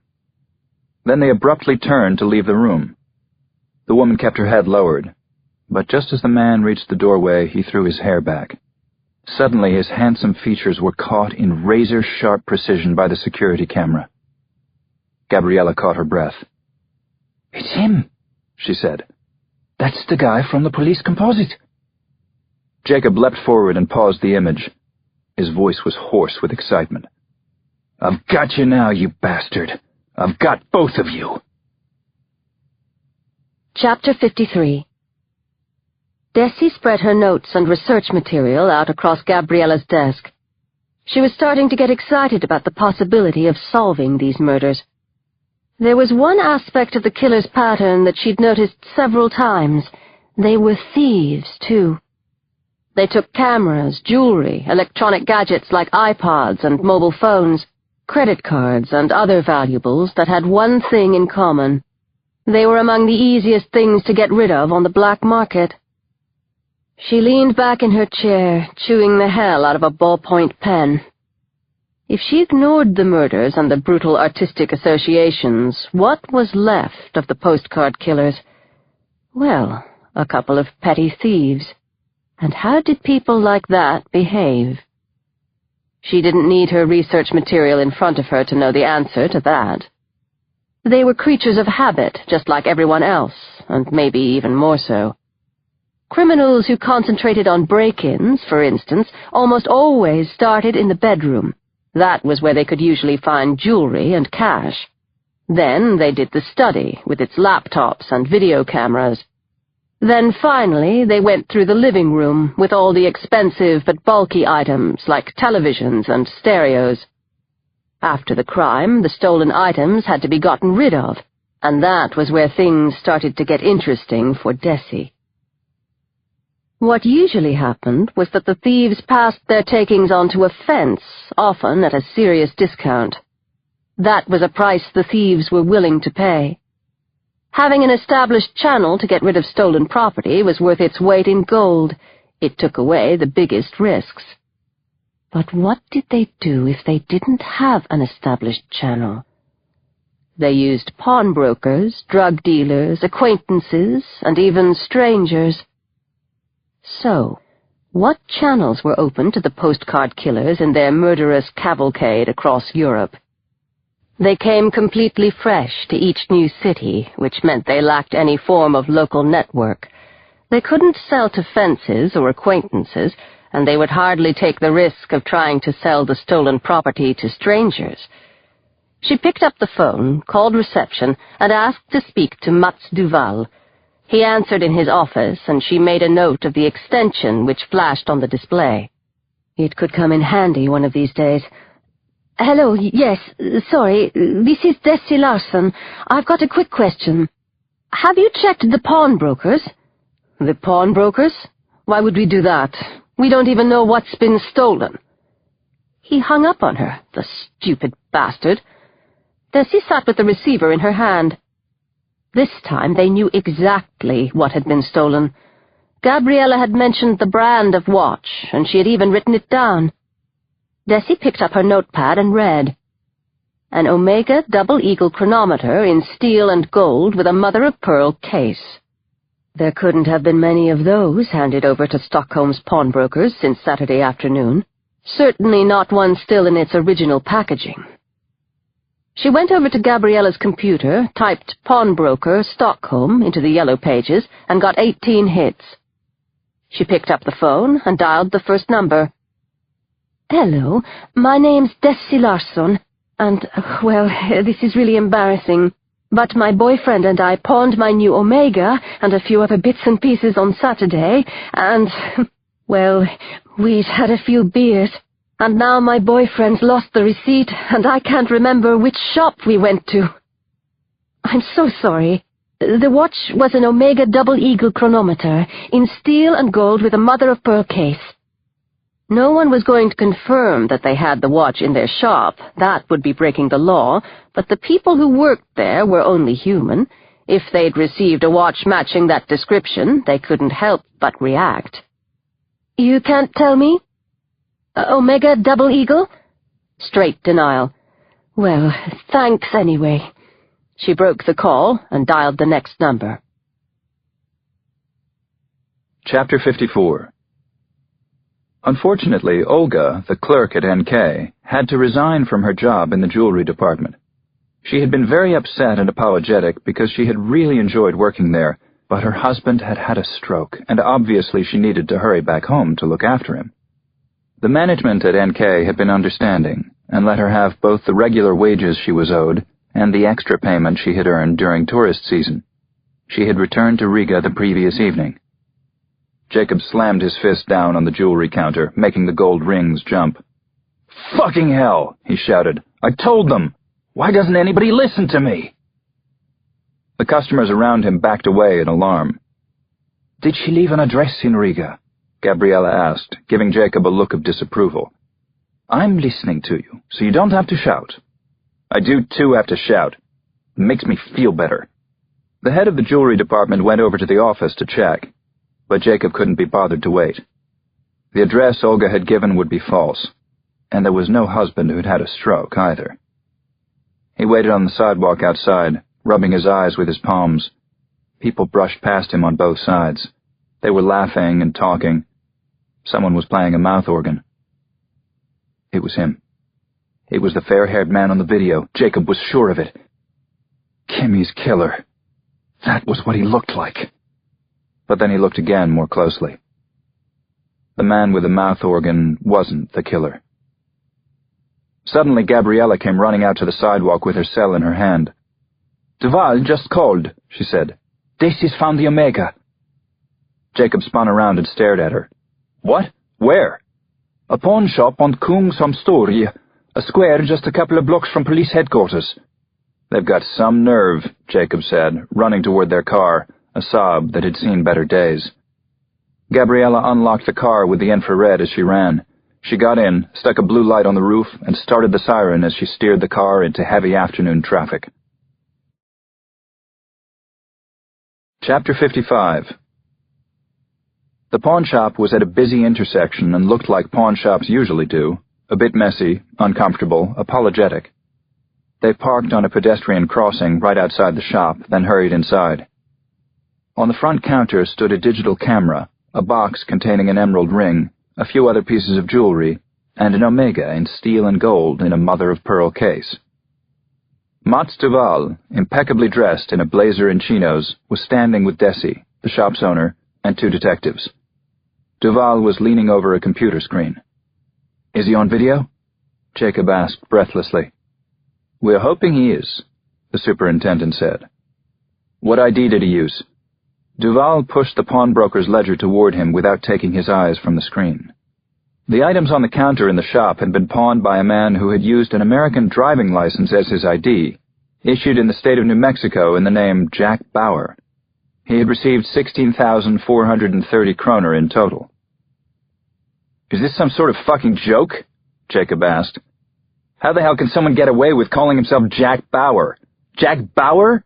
The TV show? 24? "Here he is," Mats Duval said, turning the screen to face Jacob. A tall man in a long dark coat, with brown hair, a cap, and sunglasses, was shown signing the agreement on the counter in the shop. No well-built blonde. No Brad Pitt. No Jack Bauer. What had he been expecting? "I presume you recognize him?" Mats Duval said. Jacob gave a quick nod. It was the same man who had been photographed taking money out of ATMs on the murder victims' credit cards throughout Europe. Chapter 56. "Okay, then," the superintendent said a few minutes later. "We'll meet again at 8 o'clock tomorrow morning. You're all working hard. We'll get these people." He stood up and walked quickly from the shop without looking back. The 2 detectives on his team followed close on his heels. Desi was left standing by the pawnbroker's desk together with Jacob and Gabriella. On a shelf next to the computer was a copy of that day's Aftenposten. Her own words screamed out its battle cry, "Accept my challenge, if you dare." She turned the paper over to avoid having to see it. Gabriella noticed her doing it. "I agree that publishing the letter wasn't very smart," she said, nodding toward the paper. Desi took a deep breath and pulled on her knapsack. "See you tomorrow," she said abruptly, heading for the door. "I've got the car," Gabriella called after her. "I can give you a lift." Desi kept walking. "It's okay," she said. "I've got my bike at police headquarters. It's close. I'm fine." She opened the door and stepped out onto the sidewalk. "I'll walk with you," Jacob Kanon called, catching up with her. "I can put the bike in the back," Gabriella said, jogging after them. Desi spun around. "It's okay," she said. "I'll be fine. Thanks anyway." It was evening. The air was damp and cool, and the sun was low in the sky. "Whatever you want," Gabriella said, getting into the Saab and speeding off, sour as hell. With a sense of melancholy, Desi watched the car drive away. "You were the one who finished it, weren't you?" Jacob said. She gave a deep sigh. "Hungry?" the American asked. She thought for a moment. Then she nodded. "Strangely, I am." Chapter 57.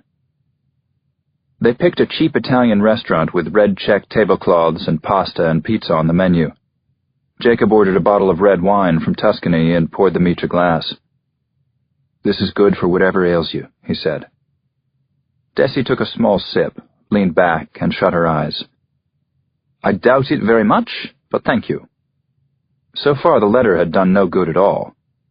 Had Gabriella's unpleasant comment been justified? Had she been completely crazy to write it? "You did the right thing," Jacob said, reading her thoughts. "We've already ruffled their feathers. They're going to make a mistake. Cheers." Jacob ordered Parma ham and spaghetti bolognese. Desi the insalata caprese and cannelloni. "I heard you were the one who actually found the watch," he said. "Good thinking." She was suddenly embarrassed. "They aren't just killers," she said. "They're petty thieves, too." "True, but why did you make that connection?" the American asked, pouring more wine into his glass. Desi laughed, not even sure why she thought it was funny. "Remember I told you I was writing my thesis? Well, it's on the social consequences of small-scale property break-ins. Let's just say it's been an interest of mine since I was a child." Jacob raised his eyebrows quizzically. He had a very expressive face. When he got angry, his face turned black with rage. When he was happy, he glowed like a wood stove.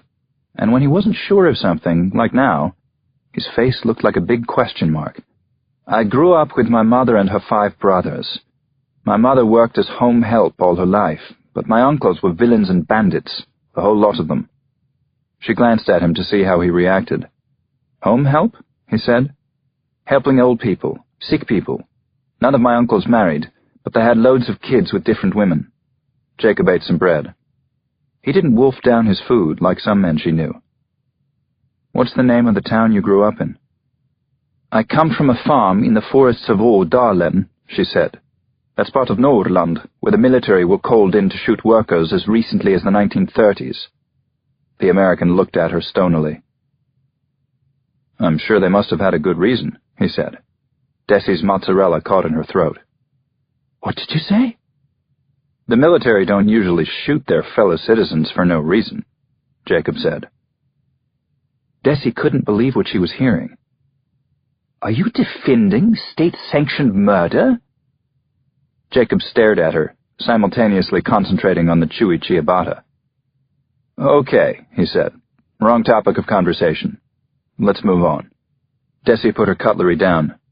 "Do you think it's okay to shoot people for demonstrating against their wages being cut?"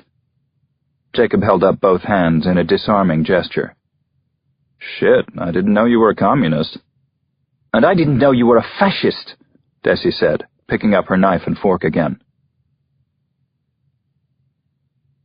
Chapter 58. Desi honestly didn't know what to make of Jacob Kanon. He was an entirely new species to her, both shut off and extremely demonstrative at the same time. The way he moved seemed a bit clumsy and uncomfortable, as if he weren't quite house-trained. "Tell me more about your uncles." Desi pushed aside the plate of cannelloni. "2 of them drank themselves to death," she said. "Uncle Reuben was beaten to death outside the church in Piteå the night before May Day 3 years ago. He had just been released from a stretch in Påsjön in Luleå." She said it to shock him, but Jacob just seemed amused. "Were they often inside?" "Mostly short sentences. They only managed one big thing in the whole of their miserable careers, raiding a security van where they discovered considerably more money than they'd been expecting." The waiter came over to ask if they wanted dessert. They both said no. "Were they convicted?" Jacob asked. "For the security van job?" "Of course," Desi said, grabbing the bill, "although some of the takings were never found." "Let me get that," Jacob said. "Stop being so macho," Desi said, taking out her Amex card. "This is Sweden. Men stopped paying for dates in the 60s. She motioned the waiter over and handed him her card. The American poured the last of the wine into their glasses with a grin. "So this is a date, is it?" he asked, his eyes twinkling. "That's interesting." Desi looked at him in surprise. "This? A date? Of course it isn't." "You said it was. You said this was a date. Men stopped paying for—" Desi shuddered. "That was a figure of speech. This isn't a date. This will never be a date." She signed the credit card slip and said, "Let's go. It's late." They stepped out into the light blue evening that would soon be night. "Where are you staying?" Desi asked as they walked toward the entrance of police headquarters on Polhemsgatan. "Långholmen," he said. "A youth hostel, actually." "It used to be a prison," Desi said. "Thanks for the reminder," Jacob said. "I know." She got her bicycle, and with Jacob walking alongside, she started slowly cycling home through the Stockholm night. A low mist hung over the waters of Riederfjärden, thin veils sweeping in and hiding the sounds of the city. The cars, the drunken shouting, the music coming from open windows. He kept her company all the way to her door. She looked up at him, and he was no more than a silhouette against the moon. "See you tomorrow," he said, raising a hand in farewell as he disappeared down toward Götgatan. Chapter 59. Wednesday, June 16th. The letter arrived with the first delivery of the morning. Desi recognized immediately both the envelope and the writing on it. This time it hadn't been preceded by a warning postcard. She opened it with her letter knife, wearing gloves on her trembling hands. She was in the presence of the police forensics team, and they made her jumpy. The envelope contained a Polaroid picture, just as the last one had. "I'll take care of that," said one of the officers, grabbing the picture from her. She had time to register the bodies and the blood. She went over to her desk and sank down in the chair. An intense feeling of uneasiness started to spread from her stomach out to her limbs. "Oh, dear God," she muttered softly. The text she'd written for the paper had evidently worked. The killers had broken their pattern. They had carried out more murders in Stockholm instead of moving on to the next city. The realization made it hard to breathe. She had caused the deaths of 2 more innocent people. How could she live with herself after this? Forsberg, the news editor, red-eyed with lack of sleep, sat down on a chair beside her. "Feeling rough?" he asked. She looked at him without replying. "Maybe you should take the day off, get some rest. You really ought to go home." She stared at him, speechless. "Day off? Rest?" He drummed his fingers on her desk for a few seconds before getting up and going back to the news desk. Desi stayed where she was until Mats Duval, Gabriella, and Jacob Kanon arrived at the office. They got there less than 5 minutes apart, Duval and Gabriella looking white as paper. "What have I done?" she said, looking up at Jacob. "What damage have I caused?" He looked at her with a surprisingly calm expression. "Aren't you crediting yourself with a bit too much? They did this, not you." She quickly stood up, aiming for the restroom, but Jacob caught her with a firm grasp on her upper arm. "Stop it," he said. "This is a blow, but it's not your fault. Instead of feeling sorry for yourself, help us." "The conference room," Mats Duval said, moving past them. "Right now, all of you."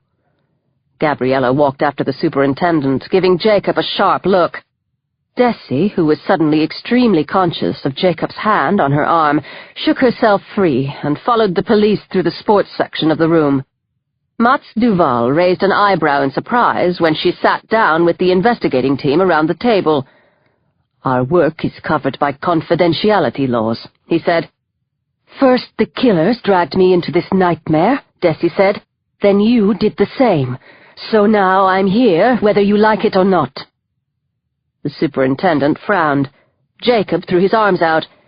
"So let her join in.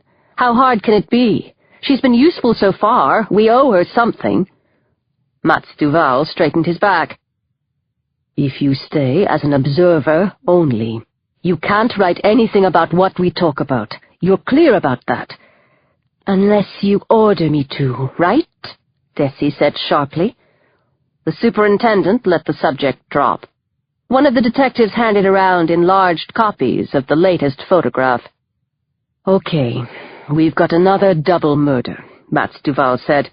"But so far, no bodies. So what do we have? Can anyone identify the scene of the photograph?"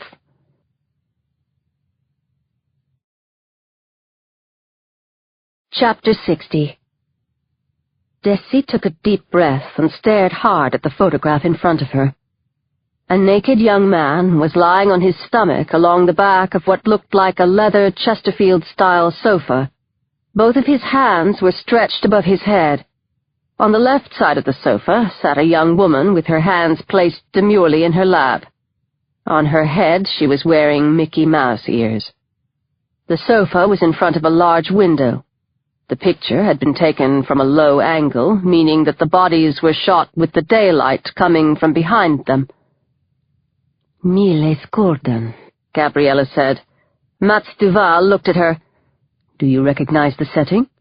She nodded her head. "The artwork they're imitating. The man is supposed to be the flying statue in the garden outside. The woman might represent one of the animal sculptures that were in an exhibition there this past winter." "Get the security recordings from Miles Gordon," the superintendent said, and one of the detectives disappeared through the door. "What does this business with works of art mean in this context?" "We don't know yet," Gabriella said. "So far, it's just a theory." Desi squinted and held the picture closer to her face. Either she needed glasses or the picture was bad. "I don't know, but maybe," she said hesitantly. "What?" Jacob said. She pointed at a shadow next to the man's forehead. "There," she said. "That could be a balustrade or a railing. Because it's so high up, it must be on the roof of a tall building. And railings like that are unusual on residential buildings in Stockholm, unless they're to stop snow from sliding off the roof. This must be some official building. For instance?" She hesitated and fiddled with her pen. "Well, I might be wrong." "Jesus!" Jacob shouted. "Spit it out!" Desi jumped and dropped her pen. "The Royal Palace," she said. Jacob blinked. "The Royal Palace? How's that? Have the killers checked in with the king?" She shook her head. "The palace is in the background. That's what I see. The murder scene is exactly opposite." Mats Duval stood up. "The Grand Hotel," he said on his way to the door. Chapter 61. The five-star hotel by the harbor on Södra Blasieholmshamnen had 366 rooms and 43 suites spread over 8 floors. About half of them had a view of the water and the royal palace. The hotel manager was calm but stern, even with the police, even with homicide. "Naturally, we're happy to cooperate," she said, "but I hope the search can be conducted with discretion." Mats Duval ordered all available staff on the investigation to take part in the search. Jacob and Gabriella didn't wait for the reinforcements to arrive from headquarters. They headed for the second floor and methodically went to room after room on the side facing the water. They were accompanied by a receptionist holding a digital hotel register. Jacob knocked, and whenever there was an answer, he moved on at once. The killers were hardly going to be sitting with the bodies, just waiting to be discovered. That much was clear. In the rooms where there was no reply, the majority of them, Gabriella opened the door with a master key. The suspense was like a drug. Jacob realized that he was holding his breath every time a new door opened. The search on the second floor gave them nothing. They ran up the stairs to the third floor. "What do the other hotels look like?" Gabriella asked, slightly out of breath as she chased after Jacob along the guest corridor. "Have they been as upscale as this? The Grand Hotel is the finest in Stockholm." Jacob knocked on the door at the far end and got an irritated "Oui" in reply. "Sorry," he said, "wrong room," as he moved on to the next. He knocked. No reply. "No," he said. "Nothing in this price range. Not even close." Gabriella put the keycard in the door, and the lock clicked. Jacob opened the door and got a gruff, "What the fuck?" from the bed in response. "Sorry," he said again and closed it. "There are cameras everywhere," Gabriella said, pointing at the ceiling.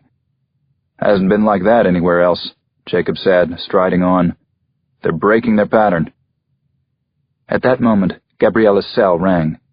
She answered with her usual grunt, listened for 7 seconds, then hung up. "4th floor," she said. 2 Dutch tourists." Chapter 62. Ninky van Moorik and Peter Visser, with separate addresses in Amsterdam, had checked into the Grand Hotel on Saturday evening, June 11th, for 4 nights. They would never get to check out. Jacob studied their dead bodies with detached concentration. There was no room for anything else. Not here. Not right now.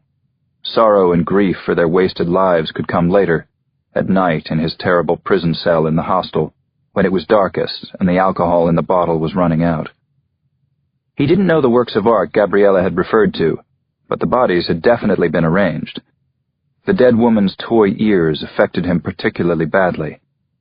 Maybe because Kimmy had loved Mickey Mouse and had had a similar pair of ears when she was little.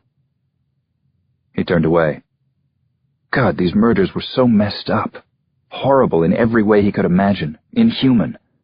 The 32nd District of New York Police had the highest murder stats in Manhattan, but he'd never seen anything like this. All the killings were coldly planned and arranged with little respect. In Harlem, people murdered out of jealousy, passion, revenge, or for money. People killed because of drugs, love, or debts, not to create art exhibitions. He rubbed his face with his hands. Mats Duval glanced over at him and turned to one of his detectives. "Get the recordings from the camera in the corridor," he said. "Check what the surveillance is like in the lobby and the elevators. Has the medical officer arrived yet? We need a time of death as soon as possible." "There are 2 champagne bottles in the bathroom," Gabriella said. "One empty, the other half full.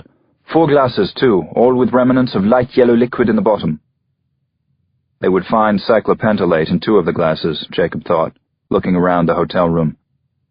It wasn't very big, maybe 20 by 16, he guessed. Several of the other hotel rooms had been bigger, but this was still a break from the norm. No other crime scene had been anywhere as elegant as this. But that was just a superficial difference. There was something else here, something that made this murder different from all the others. But he couldn't put his finger on what it was. The medical officer arrived, and Jacob stepped out into the corridor to make room for him. He noted that there was a "Do Not Disturb" sign on the door. Then he left the scene of the crime. There was nothing else he could do here. Chapter 63. By lunchtime, security had been stepped up in all public places in the Stockholm region that were frequented by tourists, and especially by young people. All available personnel had been sent out to look for anyone resembling the composite picture from the clerk at NK, or any of the people on the security recordings from the Museum of Modern Art and the pawnbrokers on Kungs Homstorie. When a preliminary blood test showed that the Dutch couple had smoked marijuana just before they died, sniffer dogs were brought in from around the country to join in the search. Throughout Stockholm, young people 15 and over were asked to empty their bags, purses, and knapsacks. Most of them did as they were asked without protest. Those who refused were arrested. Desi was standing in Gabriella's office, looking out across Kronoberg Park. 4 uniformed police officers and a large Alsatian dog had blocked one of the entrances to the park, a popular shortcut for people heading for the beach or the shops and underground station on Fridhemsplan. Picnic baskets, bags of swimming gear, and expensive attaché cases were all carefully checked without any distinction between them. The sight ought to have made her feel more secure, but she simply felt guilty. Jacob came into the room with 3 plastic wrappers containing sandwiches he had found in a vending machine somewhere. "Where's Gabriella?" "She went down to the video suite to get the recordings from the Grand," Desi said, collapsing onto a chair. Jacob tore open one of the packets, and with a healthy appetite took a large bite of the bread and tuna plus mayonnaise. Desi looked at him and cringed. "How can you eat?" she asked. "Doesn't all the violence you see ever affect you?" "Of course it does," Jacob said, wiping his chin with the back of his hand. "I was just thinking about how sick these murders are.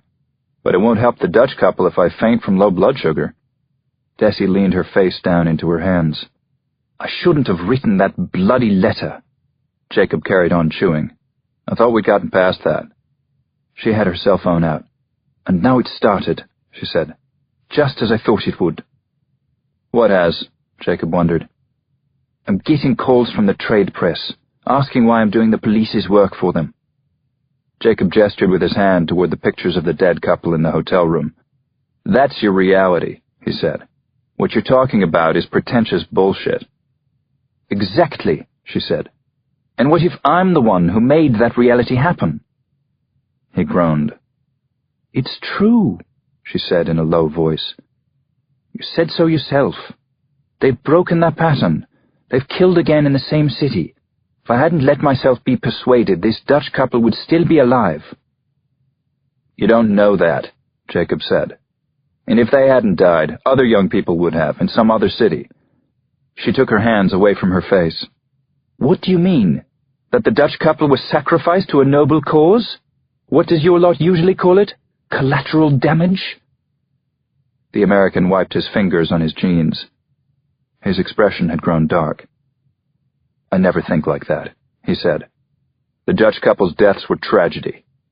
But you have to lay the blame where it belongs. You didn't kill them, and neither did I. Those bastards on the recordings did that, and we're soon going to catch them, right here in Stockholm. It ends here. Chapter 64.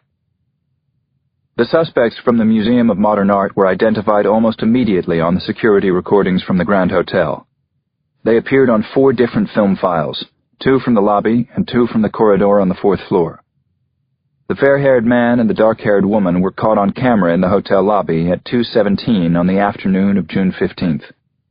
They were with a couple who were quickly identified as Peter Visser and Nienke van Morik. The 4 of them disappeared together into an elevator. 2 minutes later, all 4 reappeared on another recording in the corridor outside the Dutch couple's room on the 4th floor. They all went into room 418 and the door closed. 43 minutes later, the fair-haired man and the dark-haired woman came out into the corridor again. After another 2 minutes, they passed the reception desk and left the hotel. The detectives who had been out to Milles-Gordon came back with results as well. A woman who worked as a gardener thought she recognized the fair-haired man. She had noticed him as he walked around with a woman in the sculpture garden. At first glance, she thought it was the actor Leonardo DiCaprio. The recordings from the exhibit rooms at Milles-Gordon were requisitioned and were now being checked down in the basement. Prosecutor Evert Riddervall had signed an arrest warrant in the pair's absence. "This is completely incredible," Gabriella said excitedly. She was walking up and down in Mats Duval's office, 2 red spots flushing her cheeks. Jacob was staring at prints made from the recordings from the Grand Hotel, tearing at his hair. Something was fundamentally wrong here. Was he the only one who saw it? Why had the killers suddenly dropped all safety precautions? Why were they showing themselves so openly? It was too easy. "We've got them now," Evert Riddervall said happily. "They'll never get away. I don't see how they can." Even Mats Duval looked pleased. "It's just a matter of time before they're arrested," he agreed. Jacob looked through the pictures again. Both the fair-haired man and the dark-haired woman were clearly visible in all the pictures. There was no doubt that they would be recognized. A national alert had been put out for the couple. Interpol would be releasing these same pictures internationally within half an hour. Every police patrol in the Stockholm region had already received the printouts. Sarah Höglund came into the room. "We've released their pictures to the media. They ought to be up on their websites in a few minutes." Mats Duval turned to his computer and quickly logged into Aftenposten's website. "Sometimes they're really quick," he said, turning the screen toward the others. The headline was in a size usually reserved for world wars and Swedish victories in the ice hockey world championships. "Police suspects. These are the postcard killers." Underneath was a picture of the fair-haired man and the dark-haired woman. Chapter 65. The square outside Stockholm Central Station was filled with police, their dogs, and cordons. Mac was walking slowly toward the train terminal's main entrance with his arm around Sylvia's shoulders. They could hear the beeping and crackling voices of police radios wherever they went. 2 long-haired boys were picked up with their back pockets full of grass just a few meters ahead of them. What idiots. "Sorry, guys," Sylvia said. No one thought to stop the couple. No one asked to look in their bags because they didn't have any. They had been walking around the streets, looking at their reflections in plate-glass windows, admiring their work. Mac tried on a new leather jacket at Emporio Armani. Sylvia sampled different perfumes and kicks. She smelled nice now, fresh and sexy for her man. A police car glided slowly past them. Sylvia took off her sunglasses and smiled at the officer in the car. He smiled back and drove on. An elderly woman started yelling when 2 officers asked to go through her handbag.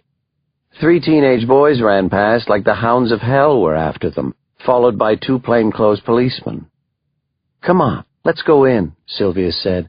"These people, the police, are so stupid." Mac hesitated at the entrance.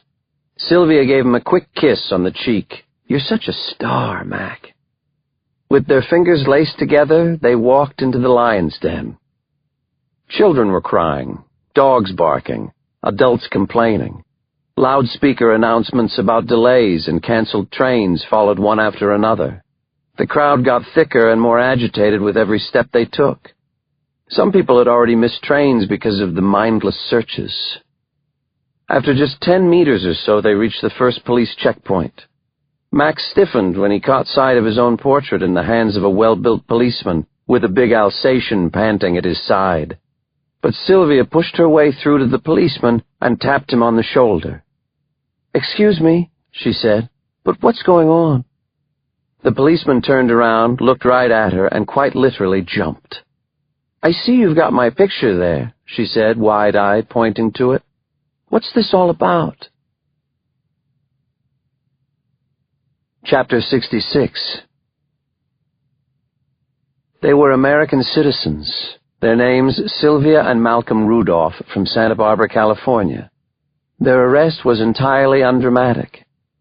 They went right along to the police station without protest to clear up what was obviously a misunderstanding. They were both very calm, if a little curious and perhaps a little anxious, but no more than might be expected. Naturally, they wanted to cooperate in any way they could to sort out the mix-up. The premises of the Stockholm police had no rooms equipped with one-way mirrors. Instead, Jacob and Desi, together with Gabriella and the rest of the investigative team, were shown into a control room where the recorded interview was being shown live. Jacob's hands were trembling, his mouth completely dry. There they were. After all the months spent searching, all the cities he'd been in. He stood at the back of the room, worried that he might otherwise attack the television screens with his fists. The fair-haired male, Malcolm Rudolph, was already sitting down, nervously rubbing his hands. He was stunningly handsome, no doubt about that. Jacob couldn't take his eyes off this man. It was him. Jacob was sure of it. There he was, the bastard who had killed Kimmy. The door of the interrogation room opened, and Mats Duval and Sarah Höglund entered and sat down opposite the man. Mats Duval jabbered his way through the formalities about time and location. Then Sarah Höglund leaned across the table and began the first interview. "Malcolm," she said calmly, "do you understand why you're here?" The young man bit his lip. "The police at the central station had our pictures," he said. "I guess you've been looking for us, that you think we've done something." "Do you know what?" He shook his head. "No, not at all." "It's about Nyenki Van Morik and Peter Visser," the head of the unit said. "They were found dead in their room at the Grand Hotel this morning." Malcolm Rudolph's face registered shock and alarm. "That can't be true," he protested. "Nyenki and Peter? But we just saw them, yesterday afternoon. We're all going on a cruise to Finland together this weekend." Jacob let out a noise that sounded like a purr. "So you maintain you don't know anything about their deaths?" Höglund asked. "Are they really dead?" Malcolm Rudolph began to cry. Chapter 67. The young American was sobbing as if his heart were about to break, as if he had just lost his best friends in the world. "And you think we had something to do with it? That we could have harmed Peter and Nyenki? How could you even think that?" Sarah Höglund and Mats Duval let him cry for a few minutes. Then they asked if he wanted a lawyer present. They had to do this. He had the right to one under Swedish law, the same as in America. The murder suspect merely shook his head. He didn't need legal representation. He hadn't done anything wrong. He couldn't understand how anyone could suspect him of anything so terrible. The Dutch couple had been happy and full of life when he and Sylvia had left them in their hotel room the previous day. What were they doing in the hotel room? Did they eat or drink anything? No, Malcolm Rudolph said with a sniff. Well, actually, we did. Peter had a Coke that I drank a bit of. No champagne? Champagne? In the middle of the afternoon? The question seemed to strike him as absurd. Did you smoke anything in their room? Marijuana, for instance. Marijuana is illegal here, isn't it? And Sylvia and I don't smoke anyway. He slumped down on the table and started crying again. The questions kept coming. When did you arrive in Sweden? How long have you been traveling in Europe? Can you tell us about Peter and Yankee? They were so much fun, so nice. We were really looking forward to the trip to Finland with them. We had a great lunch at that place in the old town.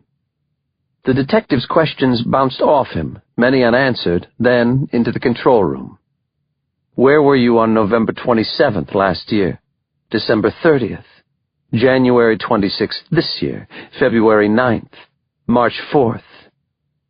The interrogation was stopped after just 43 minutes, to be humane and to be lawful. Malcolm Rudolph was led away to a cell in Kronoby prison.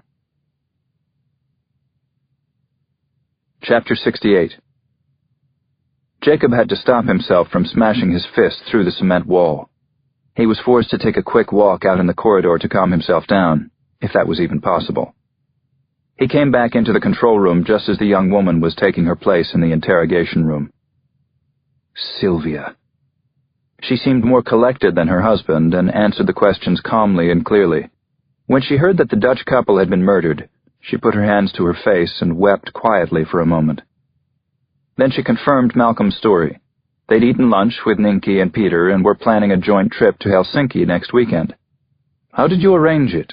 We booked the tickets on the internet, from a 7-Eleven shop, she said. Which company? Silja. She smiled. I remember that because it sounds a bit like my name, Sylvia. Where was the shop? On the long pedestrian street that runs right through the old town. Vasterlånggatan? Yes, that's it. One of the detectives got up at once and left the room to check out her story. Who actually purchased the tickets? Sarah Höglund asked. Do you remember? Jacob slapped his forehead. Good God, he said.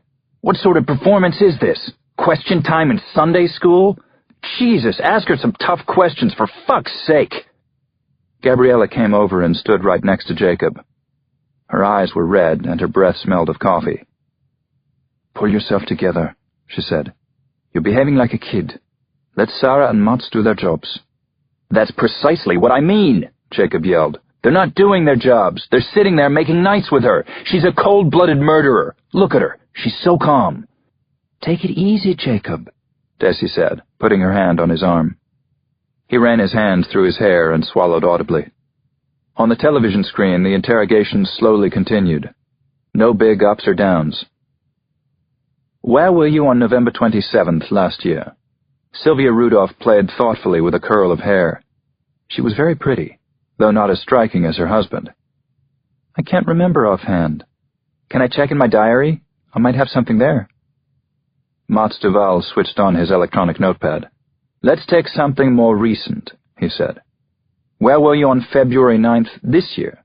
Jacob leaned forward to hear better. That was the date of the killings in Athens. He knew every murder date by heart. February? The woman said with a frown. In Spain, I think. Yes, that's right. We were in Madrid in early February because Mac had a stomach bug and we had to go to a doctor. Can you remember the name of the doctor? She pulled a face. No, she said, but I've still got the receipt. It was really expensive and the doctor was useless. Jacob gave a groan. The questions meandered on, and Sylvia answered them all in the same calm, matter-of-fact manner. What's the reason for the trip to Europe? Why did you come here? We're art students, Sylvia said. Desi and Jacob exchanged a quick glance. Finally, there was something. We're at UCLA and have taken a year off. It's been really educational. Super. Until today, anyway. How long have you been married? The young woman opened her eyes wide, then burst out laughing. Desi and Jacob looked at each other again. Married? We're not married. Mac's my twin brother.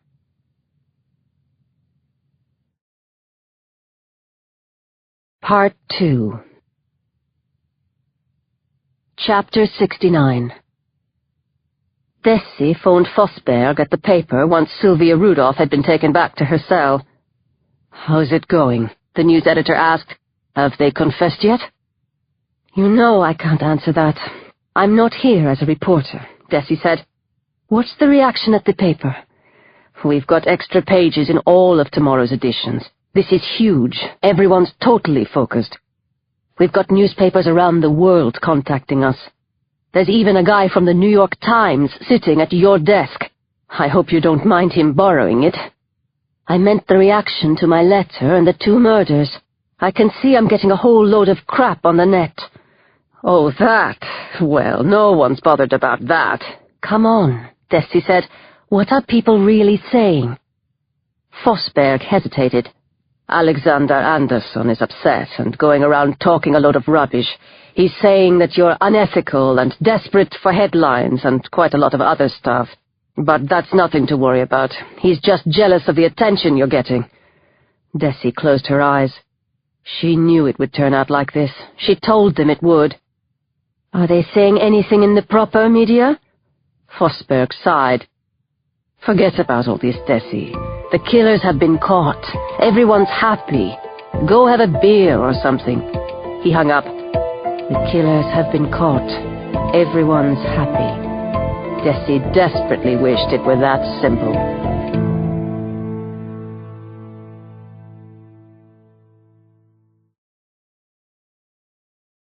Chapter 70.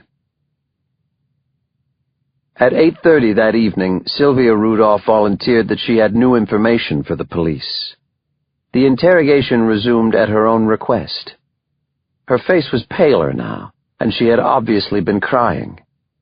"I don't really want to say this," she said, "because I don't like gossip, but I can see we're in a serious situation here, and I can no longer protect—" She fell quiet, hesitating about whatever she was going to say next. "Who are you protecting?" Sarah Höglund said gently. "You have to tell us now."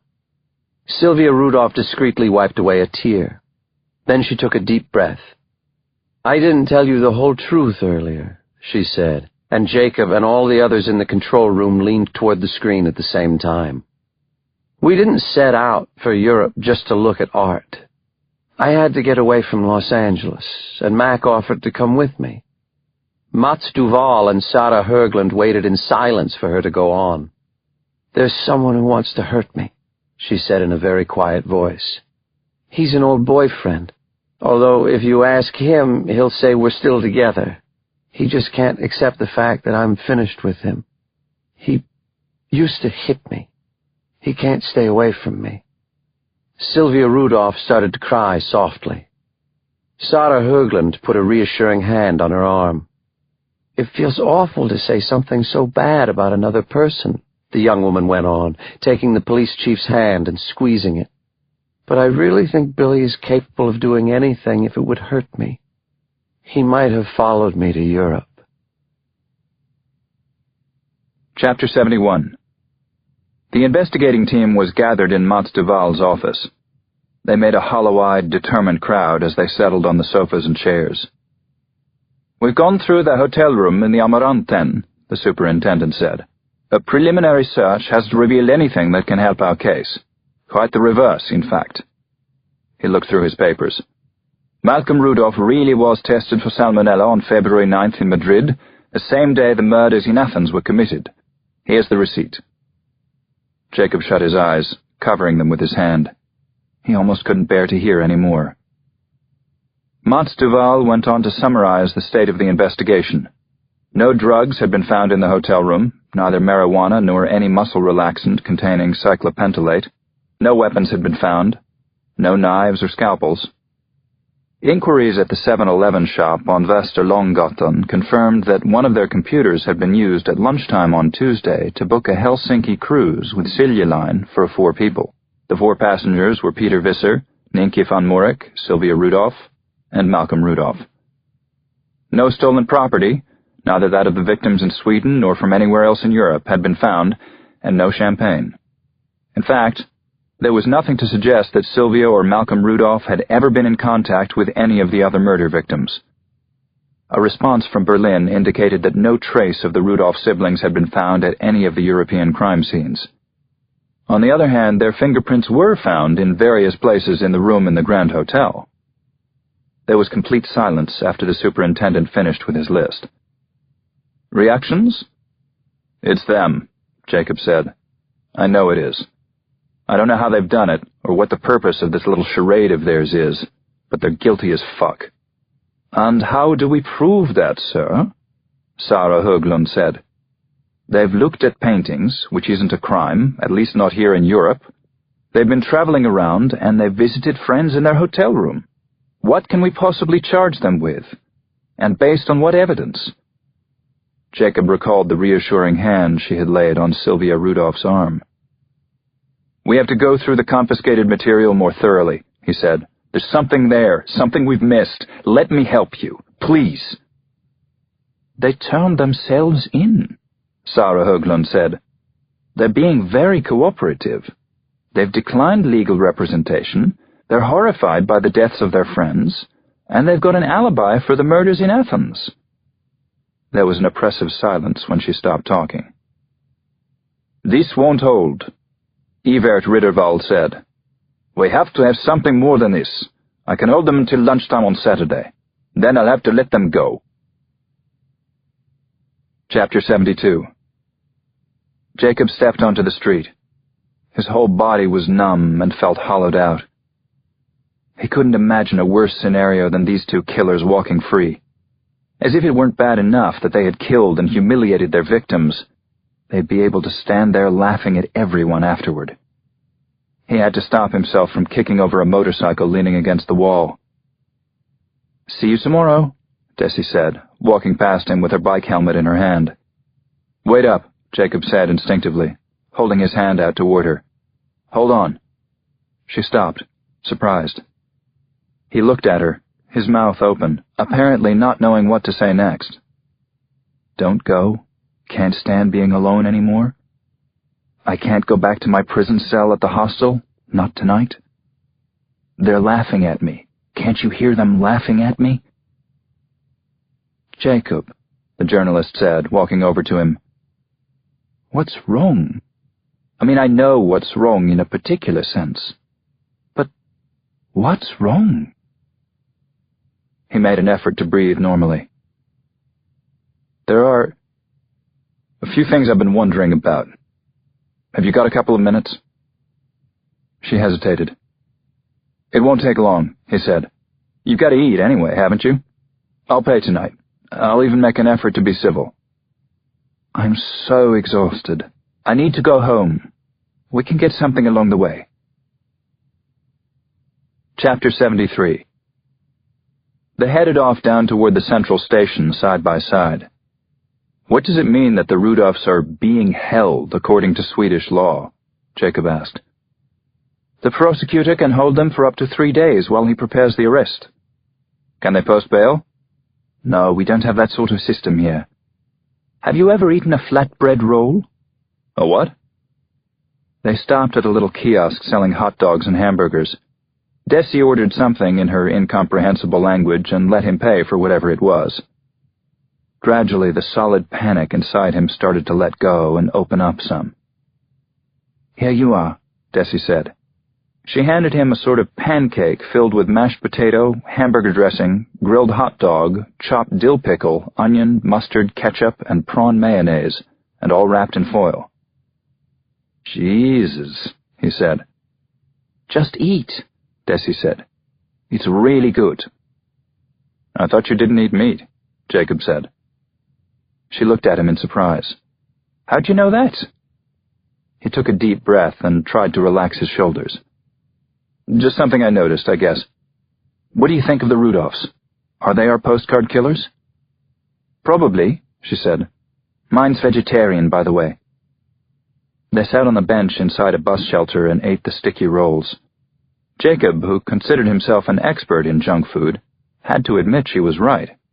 It was really good. He wolfed it down and thought he might even have another hot dog with mashed potatoes thing.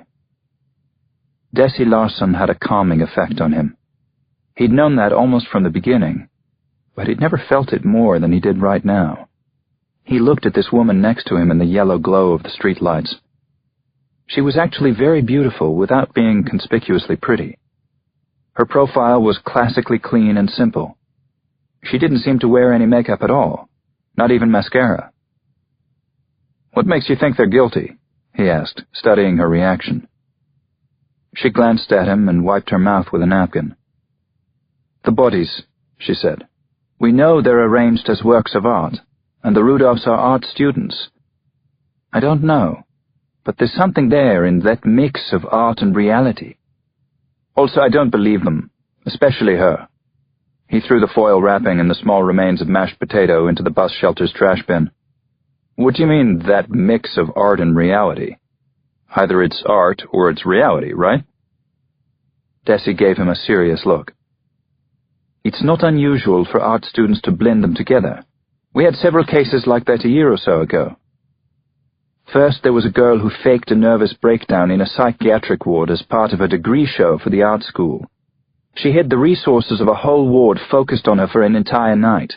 Anyone who was sick or really suicidal had to wait because of her act." "You're kidding," Jacob said. "Nope." Then we had a guy who smashed up a car on the subway. He covered it in black graffiti and broke several windows.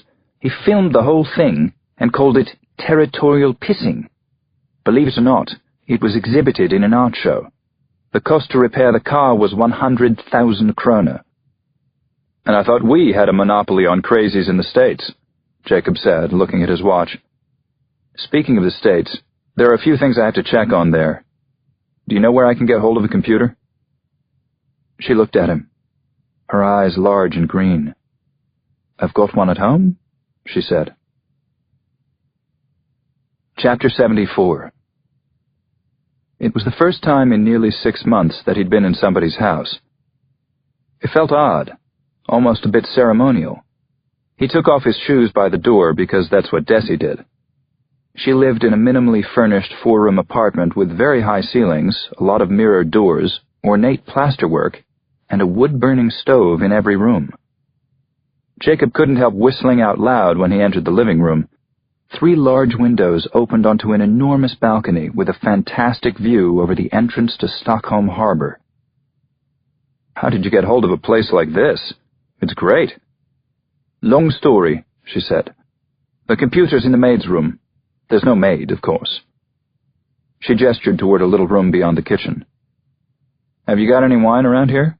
he asked. "Nope," she said. "I don't drink that much. Maybe I will after this."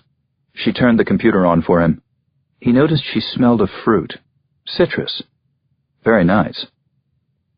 He sent 2 emails on the same subject, one to Jill Stevens, his closest colleague on the NYPD, and one to Lyndon Krebs, the retired FBI agent who had been his mentor once upon a time, and maybe still was. He asked them rather bluntly for information about Sylvia and Malcolm Rudolph, residents of Santa Barbara, California, and about Billy Hamilton, Sylvia Rudolph's former boyfriend, reportedly living somewhere in western Los Angeles. Everything, no matter what it was of interest to him, absolutely everything they could find. Then he went back out to the kitchen, where Desi was rummaging around. "I found a bottle of red," she said. "Gabriella must have left it. I don't know if it's still good." "Yeah, of course it is," Jacob said. She seemed unfamiliar with how to extract a cork, so he helped her. They sat down on the sofas in the living room, leaving the lights off, admiring the stunning view. Jacob leaned back, sinking into her cushions. A white boat plowed toward the center of Stockholm out on the water. "A view like this makes coming home worthwhile," he said. "What's the long story you mentioned?" Chapter 75. Desi fingered her wine glass. She'd never told anyone the whole truth about how she'd bought the apartment, not even Christer or Gabriella, so why should she tell Jacob Kanon? He was a cop on top of everything. "I inherited a large sum of money a while back," she said, "from my mother. Jacob raised an eyebrow. "I thought you said she worked with the elderly and the sick." "That's right, she did." "So, you're upper class," he said. "I hadn't guessed that." She knew exactly what he was thinking. He thought her mother was the sort who jangled their jewelry in front of the poor at charity galas. "You're wrong," she said. "Do you really want to know this story? I don't do chit-chat very well." "I really want to know." She put her wineglass down on the coffee table. "That security van raid I mentioned yesterday, you remember?" He nodded and emptied his glass, then filled it again. 3 of my uncles were involved, she said. They got hold of almost 9 million kroner, which was something like 8.5 million more than they were expecting, and they panicked. They didn't know what to do with all the money. They buried some of it, but they put most of it in my mother's savings account. "What?" Jacob exclaimed, almost choking on his wine. "You're kidding me." "It was pretty smart of them, as it turned out. All the money they buried was found, but no one thought to check my mother's account."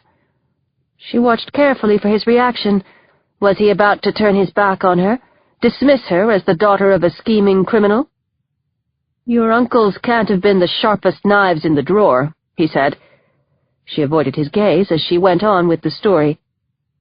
"They all got the same punishment, 5.5 years for aggravated robbery. They were due to be released in May 4 years ago. That winter had been unusually snowy in Ådalen, and my mother helped the old folks clear the snow, which she wasn't supposed to do because the doctor told her. But she was stubborn and proud." Desi picked up her glass and turned it slowly in her hand. "She died on Hilding Olsson's drive with a snow shovel in her hand." She took a careful sip. "The amount in her savings account was completely untouched, and I was her only heir." Chapter 76. "Shit," Jacob said. "That's a hell of a story." He didn't seem horrified, more like impressed. "Didn't your uncles come and ask for their money when they got out?" She sighed. "Of course. They were pretty persistent until I called my cousin Robert in Kalix and asked him for a favor. For 200,000 and a bottle of Absolute every Christmas, he's promised to make sure the rest of the family leaves me alone. Which they pretty much do." Jacob was staring at her, wide-eyed. "Wow," he said. "Robert's 2 meters tall and weighs 130 kilos, Desi said. "He's very persuasive." "I might have guessed," Jacob said. She looked at him. The story of how she had been able to afford the apartment had gnawed away at her for almost 4 years now. She had been terrified that someone would find out what had really happened.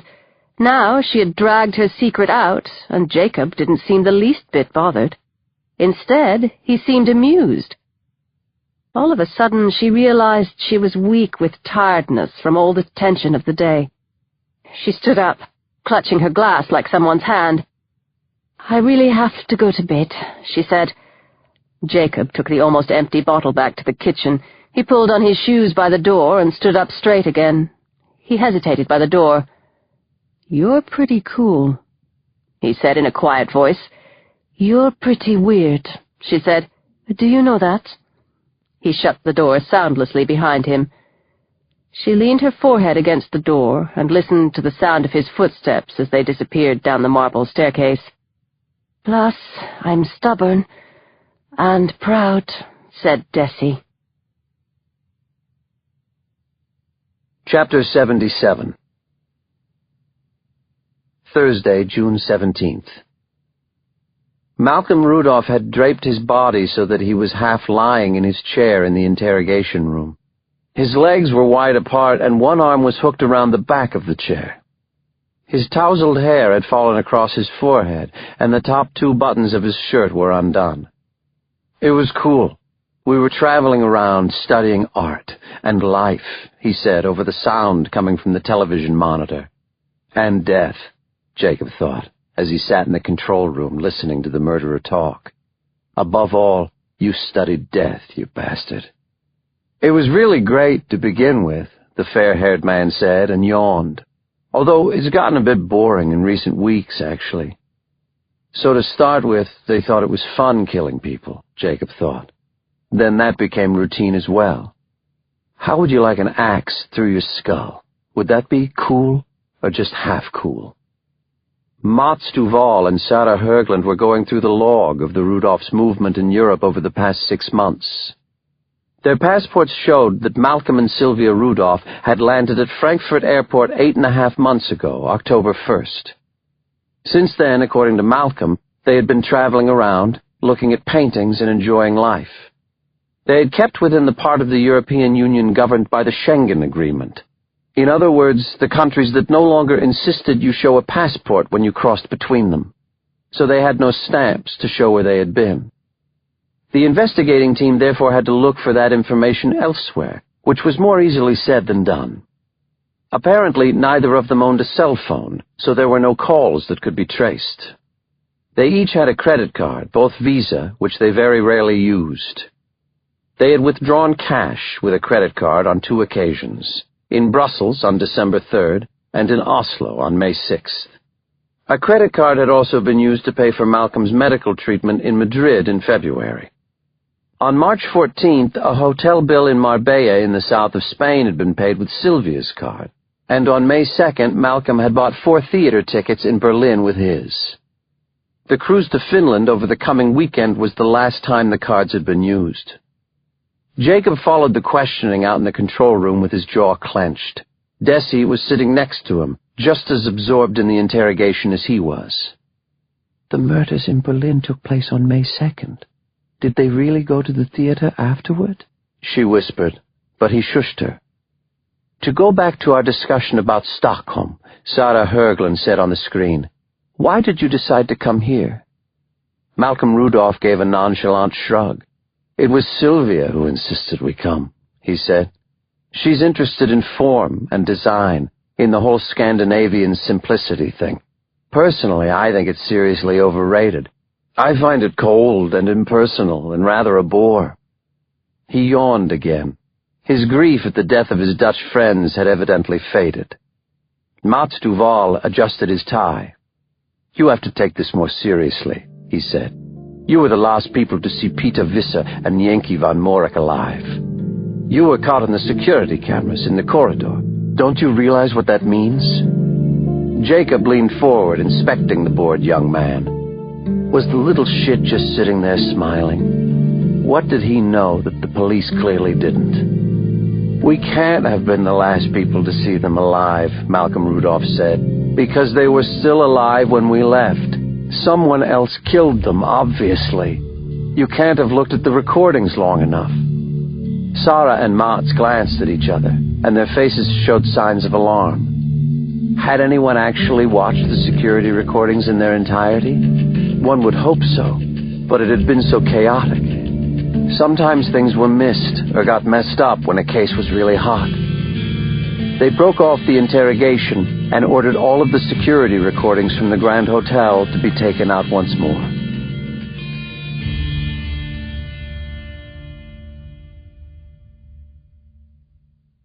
Chapter 78. No one had watched the entire tapes, or paid proper attention. It was a terrible mistake. Now they were watching the tapes, though. Tuesday afternoons in the middle of June weren't exactly rush hour in the corridor on the 4th floor of the Grand Hotel. During the 43 minutes that Sylvia and Malcolm Rudolph were inside room 418, 2 cleaners and a plumber went along the corridor outside. A woman who had evidently forgotten something in her room ran in and then out again and back to the elevators. At 3:02, the door to room 418 opened. A triangle of light from inside the room fell on the floor and the wall opposite. The door stood open for a few seconds before Malcolm Rudolph stepped out onto the thick carpet. He turned and smiled back into the room, said something, laughed. Then Sylvia Rudolph came out into the corridor. She stopped, half hidden by the open door, and seemed to be talking to someone as well. The brother and sister stood by the door for another 14 seconds, facing back at the room, talking and laughing. Finally, they leaned through the door to exchange kisses with someone. The door closed, and they headed for the elevators. "The Dutch couple were alive when they left the room," Sarah Höglund said. "It's obvious. How could this happen?" She stared daggers at Mats Duval. "And they didn't hang a sign on the door," Gabriella said. "What?" Desi asked. "Do not disturb," Jacob said through clenched teeth. The sign was hanging on the door when the bodies were found. The hotel corridor shown on the recording lay empty and dark once more. Jacob could feel the adrenaline tearing through his veins. "Can we fast forward a bit?" he asked. Gabriella sped up the playback. At 3:21, an elderly couple came out of the lift, walked slowly along the corridor, and opened a door on the rear side of the hotel. A few minutes later, a cleaner passed through the whole length of the corridor with her trolley and disappeared into a stairwell. "Will it play any faster?" Jacob couldn't hide the impatience in his voice, or the anger at whoever was responsible for this bungle. A middle-aged couple went past. A man in a suit carrying a briefcase. A family with 3 children, a tired mother, and a very irritated-looking father. And then he came. Mid-length coat, light shoes, brown hair, cap, and sunglasses. "Shit," Jacob said. The man knocked on the door of the Dutch couple's room, waited a few seconds, stepped into the room, and shut the door behind him. "They let him in," Sarah Höglund said. "At least it looks that way. Impossible to tell from this angle." "Make a note of the time," said Mats Duval. 4:35. The corridor was deserted once more. The seconds crept past. Jacob had to make an effort to stop himself from screaming. 21 minutes later, the goddamn door opened. The man in the coat stepped into the corridor. He hung the "Do Not Disturb" sign on the handle, closed the door after him, and walked quickly toward the lifts. He kept his eyes on the floor, his face hidden from the camera. "I've been holding the wrong people," Evert Riddervald said with despair in his voice. Chapter 79. They were sitting in Mats Duval's room when the press spokesman of the Criminal Investigation Department contacted them and confirmed that the situation with the media was chaotic, almost completely out of control. This sort of thing just didn't happen in Sweden, and imagine if they discovered the police had made mistakes. Stockholm was besieged by foreign newspapers and television crews, especially American ones. The Postcard Killers saga had all the ingredients of a really juicy criminal scandal. Good grief! 2 young Americans with Hollywood good looks who were either notorious serial killers or the victims of a terrible miscarriage of justice. It didn't matter which of these it was. They were both breaking news. "We'll have to hold a press conference," Sarah Höglund said. "We have no choice." "And say what?" Jacob wondered. "That we haven't found a thing that connects them to the crime? That the prosecutor thinks we've been holding the wrong people?" "Well," Mats Duval said, "we've got something. They've been traveling throughout Europe all the while these murders have been going on." "And can come up with alibis for several of them," Jacob said. "When the Athens murders were committed, they were definitely in Madrid. They were in the south of Spain when the couple was found in Salzburg. And in the countries where they withdrew cash, Norway and Belgium, there haven't been any murders at all." "So now you think they're innocent?" Gabriella said. "Not for a second," Jacob said. "We just haven't got the evidence yet, that's all. They're clever and they've covered their tracks pretty good." "We've still got to handle the press," Sarah Höglund said. "Several of the main channels have already done their own vignettes on the Rudolphs, with music and everything." Jacob stood up. "We've got to knock a hole in their defense," he said. "We've got to continue to provoke them into making mistakes." He stopped in front of Sarah Höglund. "Let me question them," he said. "Let Desi interview them. Let us talk to them both together." Sarah Höglund got to her feet. "You're not exactly the shy, retiring type, are you? What makes you think that a reporter on the evening paper and a desperate father would be better at breaking down criminals than experienced murder investigators?" "With all due respect," Jacob said, forcing himself to sound calm and collected, "you aren't the only murder cops in this room, and I'm American. You don't pick up the nuances in the language." "And Desi Larsson can?" She's written a doctoral thesis on criminology. In English. Have you? Desi stood up as well. I've done it before, she said in a quiet voice. Jacob and Sarah Höglund looked at her in surprise. I've interviewed criminals during ongoing investigations, she said. Without pen and paper, or a tape recorder, of course, and under police supervision, but it wouldn't be the first time. What do we stand to gain from it? Mats Duval asked. Please tell me that. What do you stand to lose? Asked Jacob.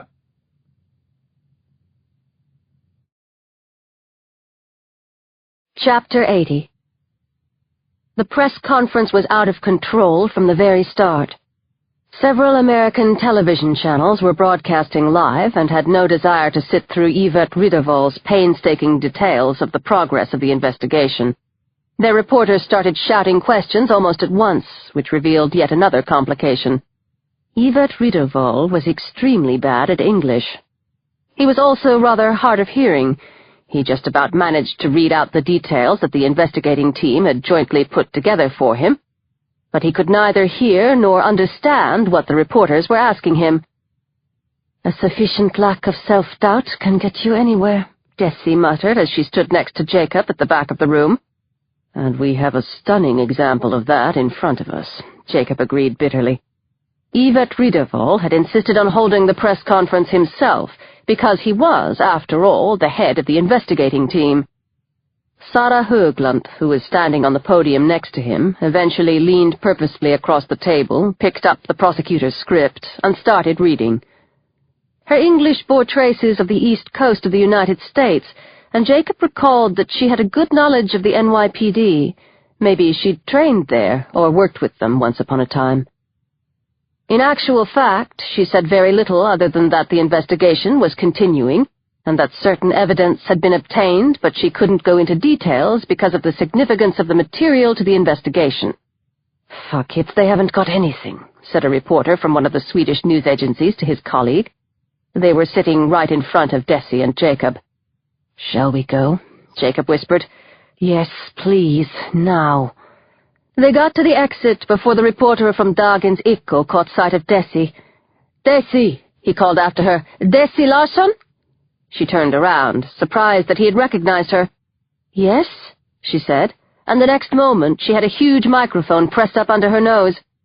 What do you think of the unpleasant criticism that's being directed at you? Desi stared at the man. He was unshaven and had bad teeth. Don't blow up, she thought. Don't get angry. Don't rush off. That's exactly what he wants. Criticism directed at me? She said. What do you mean specifically? What do you think of the fact that you've introduced to Scandinavia the Anglo-Saxon tradition of paying large amounts of money to brutal serial killers? I think you've completely misunderstood that, she replied, trying to sound calm and confident. I haven't paid any money to— But you tried to, the reporter cried indignantly. You wanted to buy interviews with brutal serial killers. Do you really think it's morally defensible to pay for their violent deeds? Desi swallowed before she spoke again. Well, firstly, not a single penny has been paid. And secondly, it wasn't my decision to— Do you think you've made yourself complicit in the crime itself? The reporter yelled. What's the difference between paying for a murder and paying for the details of a murder? Desi finally pushed the microphone aside and walked away from the rude, stupid man. Let it go, Jacob said in her ear. He was right beside her, struggling to keep up. He hadn't understood the exchange, but the content and spirit of it were all too clear to him. After this disaster, Duval will be clutching at straws. In less than 10 minutes' time, he'll be asking us to interview the Rudolphs, Jacob continued. Desi took a deep breath and pushed the Eko reporter from her mind. It turned out that Jacob was right. It took 7 minutes. Chapter 81. It was already afternoon when Malcolm and Sylvia were led separately into the interrogation room where Desi and Jacob sat waiting for them. Sylvia gave a small squeal of delight when she saw her brother. They gave each other an emotional hug before the officers escorting them pulled them apart. Desi had expected to be nervous before the meeting, but her anger and determination had pushed aside most feelings of that sort. She was quite convinced that the Rudolphs were the Postcard Killers. Now she and Jacob had to pull the rug out from under them, somehow. But where to begin? She studied each of them. They really were strikingly attractive. Malcolm was trim, but also muscular and in all the right places. Desi guessed that he must have swallowed a good number of anabolic steroids. Sylvia was extremely thin, but her breasts were plump and round. Silicone, of course. The man had much fairer skin and hair than his sister, but they had the same eyes, the same shade of light gray, with long eyelashes that only added to their allure and magnetism. They were clearly overjoyed to see each other again. They settled down side by side on the other side of the table and seemed relaxed and happy to be there. Desi realized immediately that they hadn't recognized her. They'd never seen a picture byline of her in the paper, and they evidently hadn't Googled her picture before they sent the postcard to her at Aftenposten. Desi and Jacob let the pair settle in, and they did not introduce themselves. Their expressions were completely neutral, and they didn't take the initiative. The siblings smiled contentedly and looked around the room. They were considerably more alert now than they had been during their questioning that morning. The change of questioners had evidently livened them up. "So," Sylvia said, "what shall we talk about now?" Desi didn't change her expression. "I've got a few questions about your interest in art," she said, and the brother and sister stretched their backs and smiled even more confidently. "How nice," Sylvia said. "What are you wondering about? How can we help?" "Your attitude toward art and reality," Desi said. "I'm thinking about the murders in Amsterdam and Berlin, for instance. The killers mimicked two real people, Nefertiti and Vincent van Gogh." Both Sylvia and Malcolm looked at her a little wide-eyed. Their contented expressions were replaced by one of watchful interest. "I'll explain," Desi said. "It isn't at all clear that the Egyptian queen Nefertiti was missing her left eye. It's just that the bust of her in the Neues Museum is. Yet you still took out Karen's and Billy's eyes. I suppose you chose to imitate the art and not the person, didn't you?" Sylvia laughed. "This might even be exciting, your theory, this line of questioning," she said, "if it wasn't so crazy and absurd." "Do you know how I realized it?" Desi said. "Lindsay and Jeffrey, you remember them? The British couple you killed in Amsterdam. You cut off their right ears, even though Van Gogh cut off his left. But in the painting, his self-portrait, the bandage is on the right-hand side, of course, because he was painting his reflection. So you chose to recreate the artworks, rather than the people themselves." "This is obviously going nowhere," Sylvia said. "I thought you were going to ask us some questions that might help catch the killers." "We are," Jacob said, turning to Malcolm. "Where have you hidden your disguise?" Chapter 82. The siblings remained cool and controlled, but their supercilious attitude had vanished. Desi noted how they unconsciously leaned closer to each other as the questions suddenly got tougher. They were a very tight-knit team, weren't they? Malcolm manufactured a laugh. "Disguises? I don't understand." Desi looked at Jacob. He was clenching his teeth. He was presumably having to strain every muscle to overcome the desire to smash the killer's head in. "The brown wig," Jacob said. "The cap, the sunglasses, the coat you wear when you go around emptying your victims' accounts. The outfit you wore when you pawned Claudia's Omega watch. And that you were wearing when you pretended to kill Nyenki and Peter." Malcolm held his arms out, a questioning expression on his face. "What are you talking about?" "And the eye drops," Jacob said. "They weren't in your hotel room, so you must have hidden them in the same place as the disguise." Malcolm looked over at his sister. "Do you understand what he's talking about?" "The recording from the Grand Hotel was good," Jacob went on, "but not good enough." He turned to Sylvia. "It's obvious that you were kissing thin air when you pretended to kiss their cheeks, and that you were faking a conversation. And you forgot about the shadow." Sylvia shook her head, but her smile seemed far less certain now. "Sorry," she said. "But where are you going with this? I'm completely lost." "I'm telling you about your mistakes," Jacob said. "I'm talking about the shadow, the one formed when a dead body got in the way of the daylight coming through a window."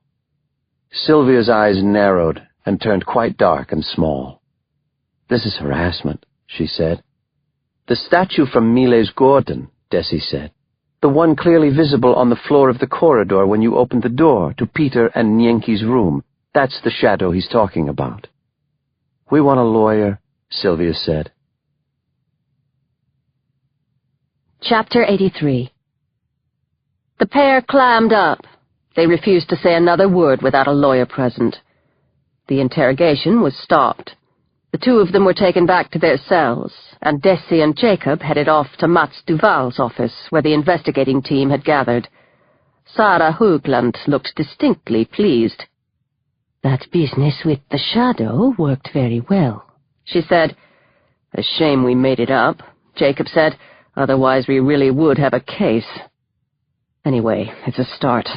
Now we just have to hope that they get tangled up in their various lies and explanations," the head of the crime unit said. The theme music to the 4:45 ICO news bulletin came over the radio, and Mats Duval turned up the volume. The lead story was the questionable arrest of the two American art students traveling through Sweden. The newsreader's voice sounded stuffy and pompous. "According to reports received by Dagens Eko, the suspects have solid alibis for several of the murders in Europe. Video recordings from security cameras in the Grand Hotel show that the Dutch couple were still alive when the brother and sister left them on Wednesday afternoon." The air in the room had turned to ice. Obviously, someone in, or very close to, the investigation had talked to the press. No one looked at anyone else. They all just stared straight ahead or down at the table. Desi felt a sense of unease creeping up her spine. She was the one whom these detectives would suspect of leaking information, and because it was against the law for the authorities to investigate the media's sources, no one would ask her straight out. But she knew what they were thinking. She was the journalist, the outsider, the one who was the most likely to be disloyal. From now on, she wouldn't be welcome here. That much was clear to her. The superintendent's face stiffened into a mask that grew more rigid the longer the broadcast went on. The chair of the Swedish Bar Association gave a statement, seriously criticizing the fact that the two American youngsters hadn't been given a lawyer until late this afternoon, a whole day after they were taken into custody. Sarah Högland was quoted saying in an irritated voice that the investigation was proceeding, a soundbite that was probably taken from the very last minutes of the press conference, when she had already answered the same question umpteen times. Then the Dagens Eko bulletin turned its attention to criticism of the media. The newsreader's voice was full of indignation as he trumpeted the next item. "In a letter that has received harsh criticism, a newspaper reporter at Aftenposten, Desi Larsson, attempted to buy an interview with the suspected killers. For $100,000, almost $1 million kroner, she wanted to secure an exclusive interview with the American youths. The chair of the Journalists' Federation, Anita Persson, considers the development a scandal that should be investigated." Desi felt the floor sway beneath her. Her mouth went dry and her pulse was racing. "Desi Larsson has brought shame on the entire profession," Anita Persson said over the radio. "She should be expelled from the Journalists' Federation right away." The author and journalist Hugo Bergman was next to be interviewed. He added to the criticism, saying that Desi Larsson was a lightweight and a useless journalist. Everyone in the room turned to look at Desi. Hugo Bergman clearly didn't like being spurned when he had paid for wine and dinner at a fancy restaurant, she thought. It was a hell of a price to pay for mashed potatoes. Desi stood up and went toward the door. "I'm not even a member of the Journalists' Federation," she said. Jacob followed her out through the door. Chapter 84. Desi could see the satellite dishes on the television crew's vans, some of which had come all the way from Jutgottan. What a waste of time, money, and gas. The media storm had settled right outside her door, blocking the whole of Uvevedisgrend. She stopped, her bicycle beside her, and stared at the crowd. Jacob caught up with her and let out a quiet whistle. There were unfamiliar figures with huge microphones, and colleagues she had met at the Association of Professional Newspapermen, photographers with long lenses, and radio reporters who looked like giant beetles with their broadcast antennas mounted on their backs. "Impressive," Jacob said dryly. "You must be the hottest date in town." "I can't go in there," she said. "They'll go home when they get hungry," Jacob said. "Come on, let's go and get something to eat in the meantime." They headed toward Maria Toriet. The sky was full of dark clouds. There was rain in the air. They stopped at a steakhouse on Sankt Paulsgatan, where Jacob ordered barbecue ribs and Desi corn on the cob. "Is that all you're having?" Jacob said when the food arrived. "I don't think I can even get this down," she said in a quiet voice. He looked at her with something in his eyes she hadn't seen before. If she didn't know better, she'd say he was actually worried about her. "I know you're finding this unpleasant and unfair," he said, "but you should know that you did the right thing. You've probably already prevented some murders." She finished her glass of wine and poured some more. He put his hand on hers. "Desi," he said, "listen to me, please. Kimmy was killed by these monsters, and you're one of the reasons they've been caught. I thank you for that. I owe you my life." Chapter 85. Jacob's hand was dry and warm, burning on her skin. She looked up and met his gaze. "You must have loved her very much," Desi said before she could stop herself. He shut his eyes tightly and squeezed her hand. For a few moments she thought he was going to start crying. She felt terrible for making him suffer like this. "Yes," he whispered, weaving his fingers through hers. "Yes, I did. It was just her and me." Desi kept hold of his hand. He stared out through the window, seemingly losing himself in his memories. She looked at him and wondered what he was thinking. What happened to her mother? "Lucy? Yes, I've often wondered that too." He pulled back his hand. The air in the restaurant suddenly felt cold on her skin. He met her eyes and gave a little smile. "I wasn't the one who leaked that stuff to the Dakens Ikko," she said. "I know that perfectly well," he said, emptying his glass. "It was Evert Wiedervoll." She blinked. "What makes you say that?" "He'll change with the wind," Jacob said. "He doesn't have any principles. He just wants to avoid criticism. That leak was a test. He wanted to see what the media think of the Rudolphs." His knee ended up between hers under the table. Neither of them changed position. "Did you hear who they want as their lawyer?" Desi said, emptying her second glass of wine. "Andrea Friedrichs."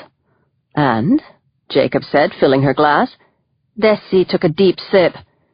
"She isn't an expert on criminal law. She's a copyright lawyer. Doesn't that seem a bit strange to you?" Chapter 86. The media crowd outside Desi's front door hadn't gotten any smaller. It actually seemed bigger. It was starting to resemble the mob that gathers outside courtrooms for notable court cases in New York. Jacob knew all about them. He'd had to fight his way through a phalanx of reporters and microphones on numerous occasions. "Okay," she said with a sigh. "I take it they aren't hungry yet. Nobody's leaving." She was standing close to Jacob, hiding behind him so as not to be seen from the top of the narrow street. He resisted an impulse to push a strand of hair away from her face. "I don't know that I want to see myself darting into a doorway in all the papers and newscasts tomorrow," she said in a low voice. "No need," he said. She looked at him with her big eyes. He took a deep breath before going on. "My roommate has gone back to Finland. You can have the lower bunk in my cell on Langholmen. It's not a problem." He said it in a light, joking way, careful not to show any feeling. "It's not a problem." She hesitated a few seconds before answering, her eyes still on his. Then she made up her mind. "Okay," she said, and turned her bicycle around. It started to rain as they passed the Zinkensdamm metro station, almost halfway to the hostel. They started walking quickly. Jacob turned up the collar of his suede jacket, but the water still trickled down his back. He shivered in the cold. "I can give you a ride, if you like," she said, "if you have the guts to get on." "On the bike?" She nodded. "Of course. Only if you dare." He sat on the narrow luggage carrier at the back, holding onto her hips with both hands. She set a good pace, and they flew past a large church with 2 identical spires. Her thighs moved rhythmically and methodically. She was strong and obviously in good shape. He was suddenly overwhelmed with a memory of Lucy. She had once given him a ride like this in Brooklyn 100 years ago, 1,000 years ago, before Kimmy and the drugs and adulthood with all its complications came into the picture and shattered it for all of them. He jumped off as Desi rolled into the parking lot in front of the youth hostel. "What are the rules?" she asked, taking off her helmet. "Are you allowed lady visitors in your room?" "I'm not about to ask for permission or about any rules," Jacob said. "I'm a big boy now." "Are you?" He pulled her to him, her body shaping itself to his. Her hair smelled fresh, like fruit again. He closed his eyes and felt her warmth through his jacket. She breathed lightly against his neck. Then he kissed her. She tasted of rain and corn on the cob. Chapter 87. Their clothes ended up in a heap just inside the door of the former prison cell. They didn't even make it to the Finn's lower bunk before she drew him to her. They landed on the floor, and he slid into her with no resistance, his eyes catching hers. He could feel the room starting to spin, and had time to think, "No, no, no, not yet," before he came inside her with a hoarse roar. He sank down on top of her, hiding his face in her hair. Damn, what a failure. Coming after 10 seconds? What must she think? But she kissed his hair as he lay there panting and trying to pull himself together. Then her hips started to move beneath him. At first he thought she wanted to get up, but when he went to move, she took a firm grip on his buttocks and held him to her. Held him right there. "Relax and go with it," she whispered in his ear as the swaying beneath him started up again. "Stay with me." To his surprise, he felt himself getting hard again almost immediately. He did as she said and allowed himself to be swayed by her rhythmic movements. Her whole body was sucking and pulling him into her, harder and deeper. He noticed he was starting to breathe heavily and join in, his pulse speeding up and throbbing in his head, and when he felt the dizziness come, he stopped and looked into her eyes. Her gaze was completely unfocused. She wasn't far off now. "Come here," he said in a gravelly voice, pulling out of her and lifting her up onto the bed. "What are you doing?" she asked. "Relax and go with it." She stretched out on the lower bunk, her legs hard and sinewy, her stomach soft as velvet and her breasts firm and well-shaped. He let his hand glide up along her thighs as he leaned forward to suck one of her nipples. Desi groaned and her whole body shuddered. He sucked and licked her entire body, and when he finally pushed inside her again, she leaned her head back and yelled. While the contractions were still convulsing her lower body, he felt the rushing noise in his head grow into an explosion that made all sound and vision disappear for him. When he came to his senses again, he realized he was freezing. He rolled to one side, sliding out of her. He fumbled for the covers beneath them and pulled them over their bodies. She looked at him, wide-eyed and surprised. "Oh, wow," she said. Chapter 88. Desi was still astonished at what had happened. When she accepted his invitation to stay at his place, she had made up her mind that nothing like this was going to happen. Her life was so turbulent just now that a messy affair was the last thing she needed, probably the last thing Jacob needed, too. "Well?" he replied, and smiled. Now his eyes were warm again, that crazy blue, completely focused on her. This really wasn't good at all. How could it be? She ought to get up at once and leave and face the damn reporters at her house. Instead, she smiled back. "Desi," he whispered. Desi, you're pretty amazing, you know that?" She felt a warmth spread inside her, out from her stomach, her core. "Desi?" he said again, this time in a questioning tone. "What sort of name is that anyway, Desi?" She cuddled up next to him. He pulled her closer so that she could rest her head on his chest. She let her fingers play on his skin, small, feather-like strokes. "I was christened Desiree," she said, "the least known of the Swedish princesses." She could see her mother in front of her, Eivor, her dear, sweet mum, born in 1938, the same year as Desiree Elizabeth Sibylla, the second youngest of the Haga princesses, the Hagasesses, daughter of Crown Prince Gustav Adolf and his wife Sibylla of Saxon-Coburg-Gotha. Princess Desiree was Eivor's great role model, so it was obvious that that was what her daughter would be called. "It's a beautiful name," Jacob said. She laughed. "You can imagine how much fun it was being called Desiree when you're 10 years old and living in Urdalen. Desiree, have you got diarrhea?" "Poor Desiree," said Jacob, stroking her hair, then her face, his fingers lingering. "I was lucky my cousin Robert from colleagues came to visit sometimes," Desi said, lifting her face to look at Jacob's. "Robert was big and strong, and he protected me." He kissed her, and she felt an immediate little shiver between her legs. She felt him react the same way. She rolled over to sit on top of him and nibbled gently at his earlobe, then his cheek. If this was wrong, how come it felt so right? Desi kissed Jacob's eyes, one at a time. Chapter 89. Friday, June 18th. She was woken by a muffled electronic noise. It was coming from somewhere beneath them, and she waited quietly until the annoying sound stopped. Carefully, she laid her head back on Jacob's chest and breathed in his smell, a combination of sweat and aftershave. Everything was quiet. The sun was already high in the sky, drowning the little room in white light.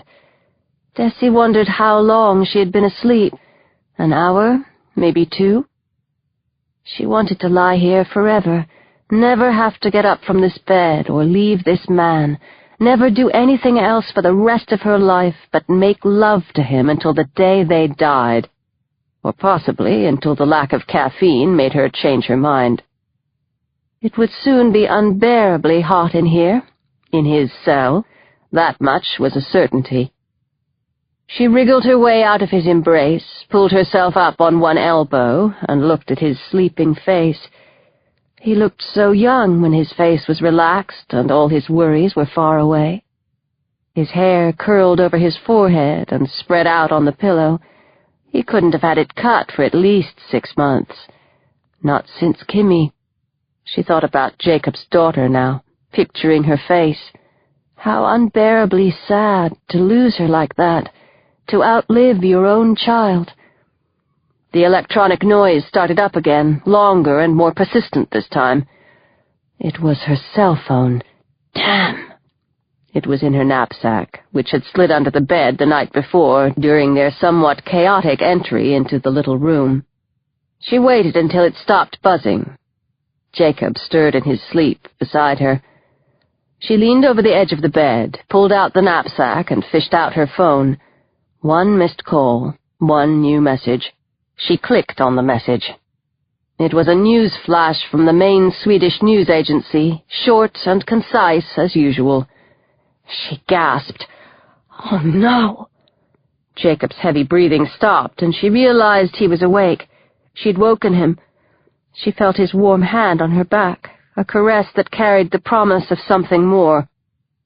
She turned to face him, meeting his radiant eyes.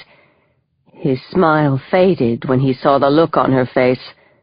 "What is it?" he said. "What's happened?" Oh, God, how was she going to tell him? He sat up so abruptly that he hit his head on the top bunk. "Just say it, for God's sake." She shrank from his words. "They're out," she said. "Rita Vall has let the Postcard Killers go free." Chapter 90. Desi held her arms out to him, wanting to catch him as he fell into despair at the news. She wanted to hold his face in her hands and reassure him that everything would sort itself out, that this was just a mad, stupid mistake, that Kimmy would get justice and he would be able to move on with his life, and that the rest of his life started right here in this bed with her. But Jacob leapt up from the bunk, making his way across her and stumbling onto the floor. He grabbed his jeans, pulling them on without bothering with his underwear. "You can't change the decision," Desi said, forcing herself to sound calm and collected. "There's nothing you can do about it." His hair was a mess, still damp with sweat. His face was almost completely drained of color. "No," he said, pulling his black t-shirt over his head, "but I can follow them. So that's what I'm going to do, right to the ends of the damn earth, if I'm not there already." Desi sat up in bed now, lifting the covers over her breasts, suddenly very conscious of her nakedness. She felt incredibly vulnerable, too, a little sad. "They were let out at 6 this morning to avoid the media. They could be halfway across the Atlantic by now. They could be anywhere." He pushed his feet into his shoes without bothering to untie them and tugged his suede jacket on. Then he stopped by the door, hesitating. "Sorry," he said. "I didn't mean... I'm just sorry."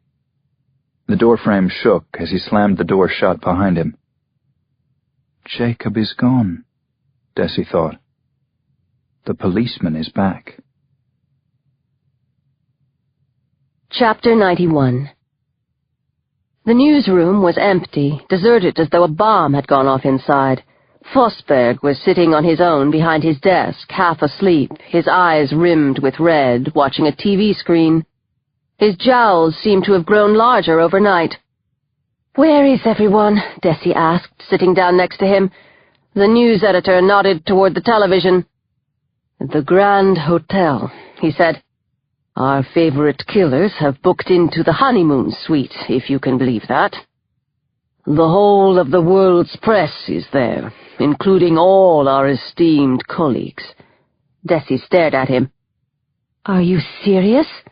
"They're giving a press conference at 2 p.m. "The Grand?" Forsberg rubbed his hedgerow of stubble. He hadn't shaved for 3 days or more. "The Rudolphs have decided to speak. They want to tell the world how innocent they are." Desi leaned back in her chair. This had to be a very bad dream. Soon she'd wake up with Jacob's arms around her and the Postcard Killers safely locked back away in Kroneberg prison. "This is surreal. What in hell are they up to?" she said. "Those bastards are guilty as hell. Now they're holding press conferences?" Forsberg gave a long yawn. "So anyway, how are we doing with our journalists' objectivity these days?" Desi stood up. "Shouldn't you go home and get some sleep?" The phone on the desk rang. Forsberg grabbed it. "What is it?" He gestured that Desi should stay, then listened carefully for more than a minute. Desi shook her head to say that she wasn't there and pulled her knapsack on. "Just a moment." He put his hand over the mouthpiece. "It's a Danish journalist. He wants to talk to you specifically. Says it's important." "I'm not giving any interviews," she said, fastening her helmet strap under her chin. "I think you should talk to him. He says he received a postcard in this morning's mail, postmarked yesterday in Copenhagen. He thinks it's from the Postcard Killers. Chapter 92. Jacob came toward her in the departure hall of the central station, and something fluttered in Desi's chest, something that made her catch her breath and break into a broad, genuine smile. Even here, even now. But then she saw his eyes and clenched jaw, and the smile froze on her lips. "Have you got the copies?" he asked in a monotone. Dumbly, she handed over the faxed copies of the Danish postcard, front and back. He put his duffel bag down beside him, clutching the sheets of paper, staring at them. The card was a picture of the Tivoli Pleasure Gardens. She knew the place well. Apart from the name of the city, the back of the postcard had exactly the same capital letters and layout as Desi's. To be or not to be? In Copenhagen? That is the question. We'll be in touch. "I'll be damned," he said, studying the copies. "It's quicker to get hold of evidence through the media than through useless bloody Interpol. That's unbelievable." She swallowed hard. So that was why he'd agreed to meet her, because she had access to information that the police hadn't yet gotten hold of. "What do you think about the handwriting?" she asked, trying to sound neutral. "Is it the same person?" He shook his head and ran his fingers through his hair. She thought of last night. Couldn't help it. What had she been thinking? "It's impossible to tell with this lettering. Looks like it. Can I keep this?" She nodded, unsure if she would be able to control her voice if she tried to say anything. "You've heard about the Grand Hotel?" she finally managed to say. "The press conference at 2 o'clock, yeah." He heaved his duffel bag onto his shoulder again. She tried to smile. "So at least you know where they are," she said. "You don't have to go to the ends of the earth after all." He stopped in the middle of what he was doing and looked at her, and she suddenly wanted the floor to swallow her up. How could she be so clingy? She wasn't that way. Not ever. Not even as a kid, especially not then. "I've had a reply from the States," he said. "From my contacts, those emails I sent from your computer." "That's good," she said. "I'm on my way to Los Angeles right now," he said, looking at his watch. "My plane leaves in 2 hours." She felt like someone had just poured a bucket of ice-cold water over her. "You're... Los Angeles? But..." She'd been about to say, "But what about me?" She bit her cheek so hard she could taste blood. She was acting like an idiot. She wanted to shrivel up, to be anywhere but here. He looked at his watch again, hesitating. Then he took a step toward her and gave her a clumsy hug. The duffel bag was in the way, and she got no contact with his body. How very fitting, she thought. The perfect ending for them. "See you," he said, turning around and walking quickly toward the express train to Arlanda. She watched him go until he was swallowed up by the mass of people and disappeared in the crowd. "See you." Chapter 93. CNN, Sky News, and BBC World were all broadcasting live from the Hall of Mirrors in the Grand Hotel. The overblown decor, with its gold pillars, mirrored doors, and crystal chandeliers, made Desi think of Versailles or some other wedding-cake chateau. Journalists and photographers and cameramen and radio reporters were all pushing and shoving to get the best places. It was so crowded that the television people were standing shoulder to shoulder as they spoke to the cameras. Usually she did all she could to avoid press conferences. There was something humiliating in all the pushing and shoving to get close, packed in with other reporters and turned into a babbling crowd. The hierarchy was ridiculously strict as well. The television people always got to sit at the front. The bigger and noisier the channel, the closer their reporter got to the center of the action. Then came the radio reporters with their antennas, the news agencies, the national press, and then the specialist and local press. Researchers and editorial staff like her were let in only if there was room. Today she decided to behave like Jacob, storming through everybody like an express train, quickly showing her press pass at the door and forcing her way into the back of the room, not taking no for an answer, not caring what anybody thought of her. The room could hold 500, but the hotel management had limited the number to 300 because of all the equipment needed for live television broadcasts. She leaned back against the wall, craning her neck to see. What an absurd circus.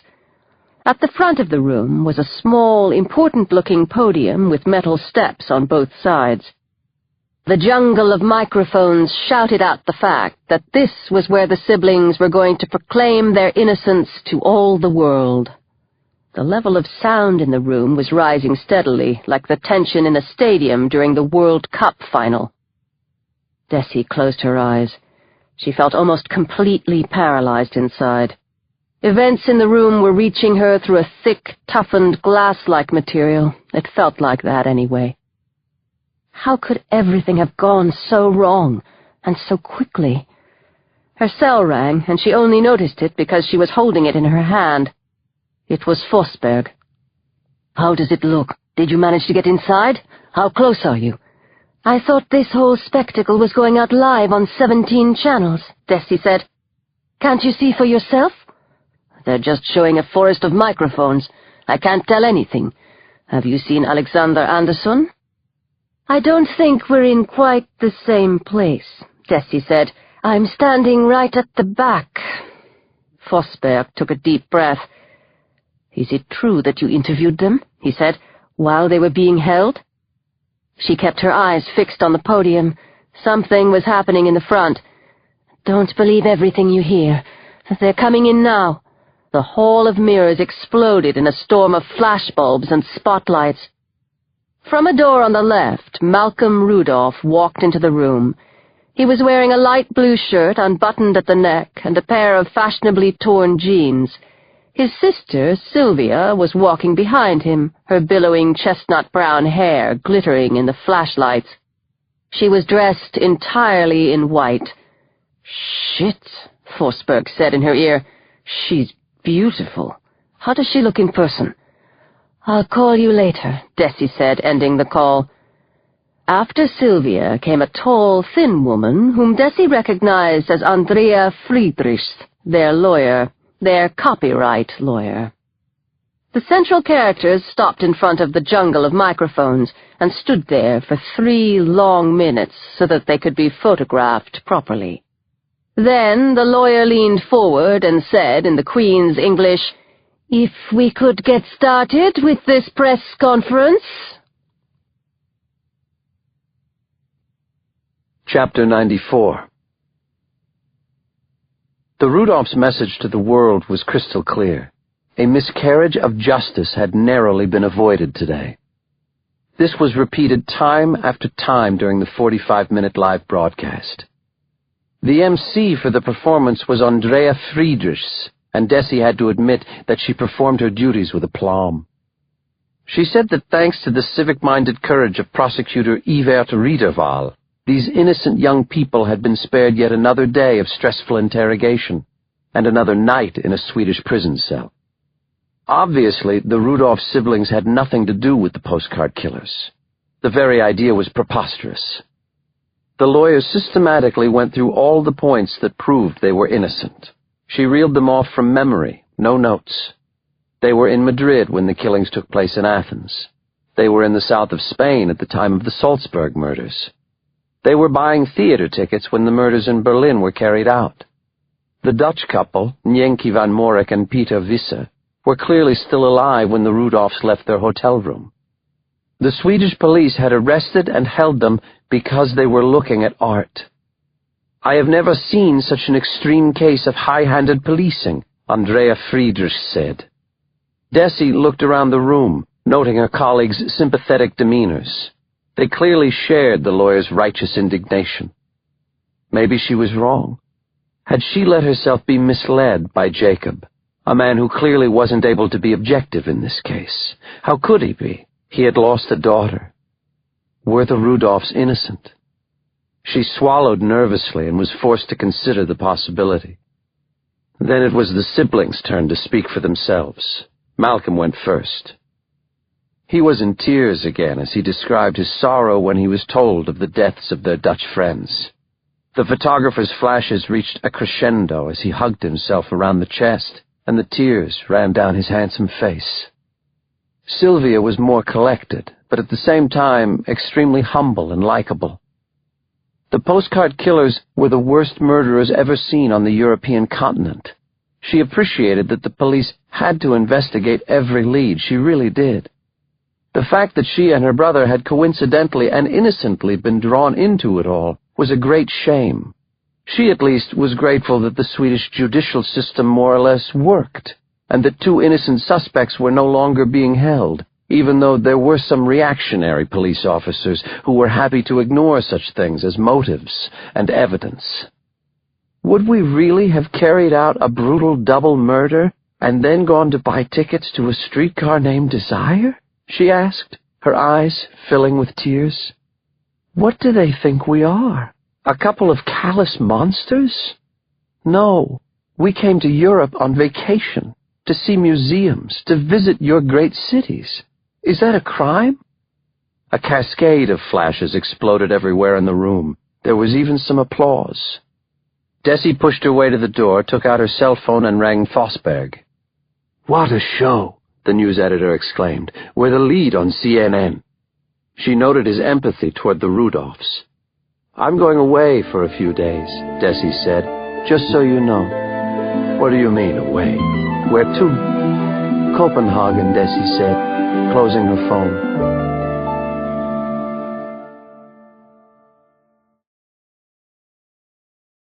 Chapter 95. Saturday, June 19th. Los Angeles, USA. The landing gear hit the ground with a thud at LAX, Los Angeles International Airport.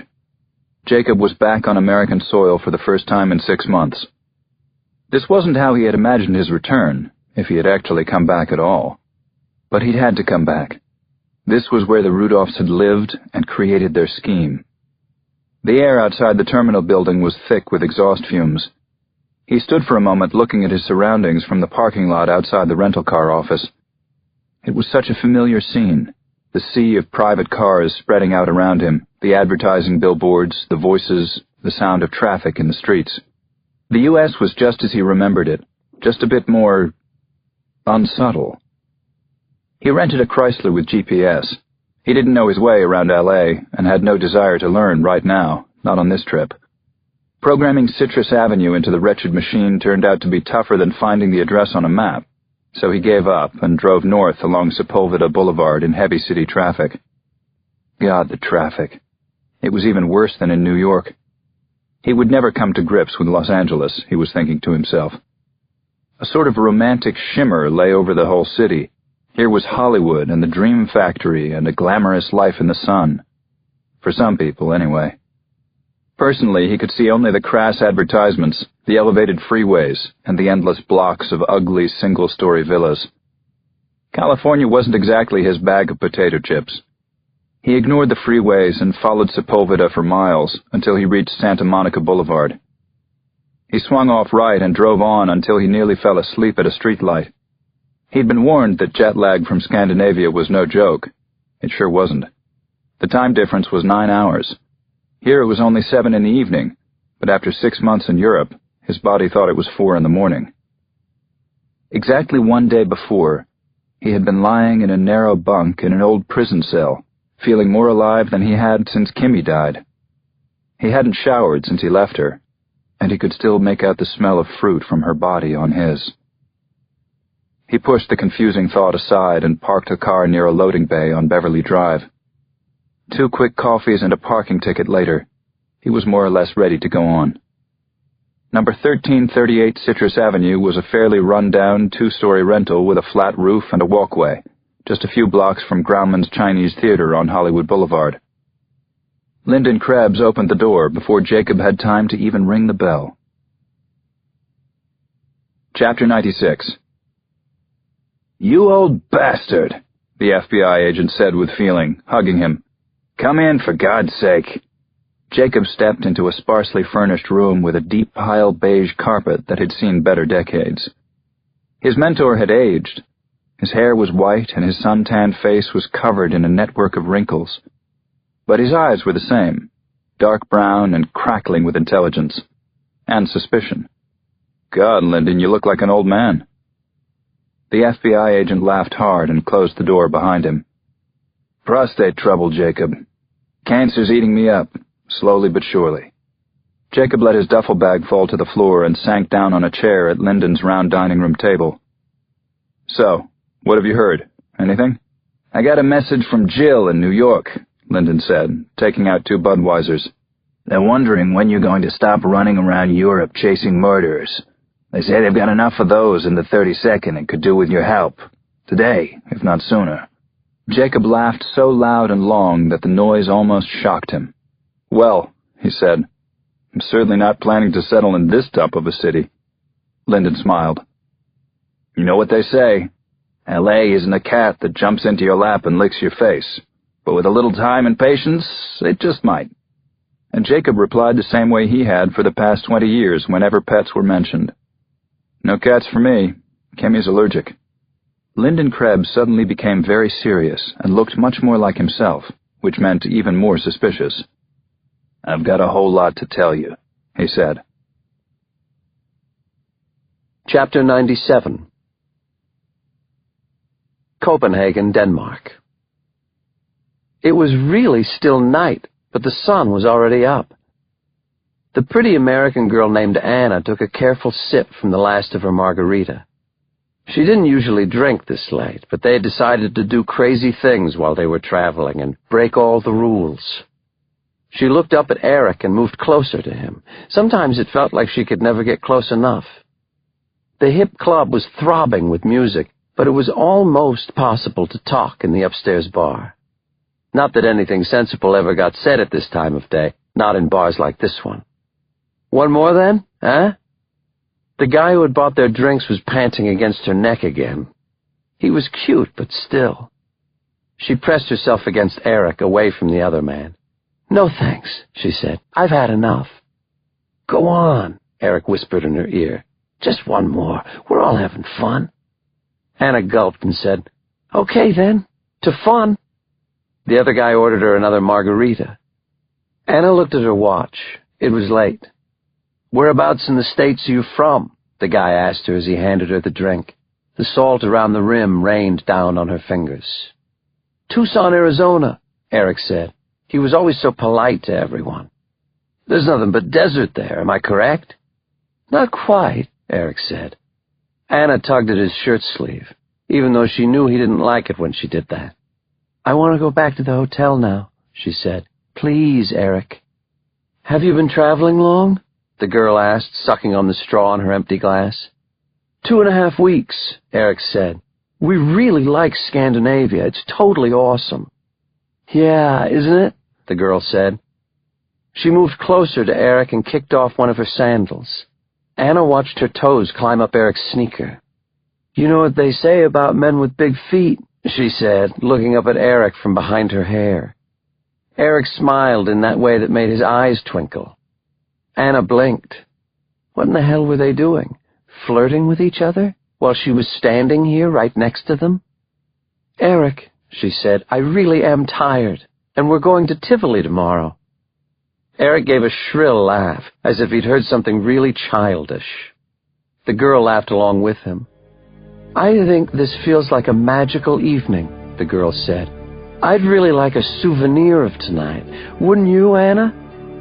She draped herself against her boyfriend and kissed him softly on the lips.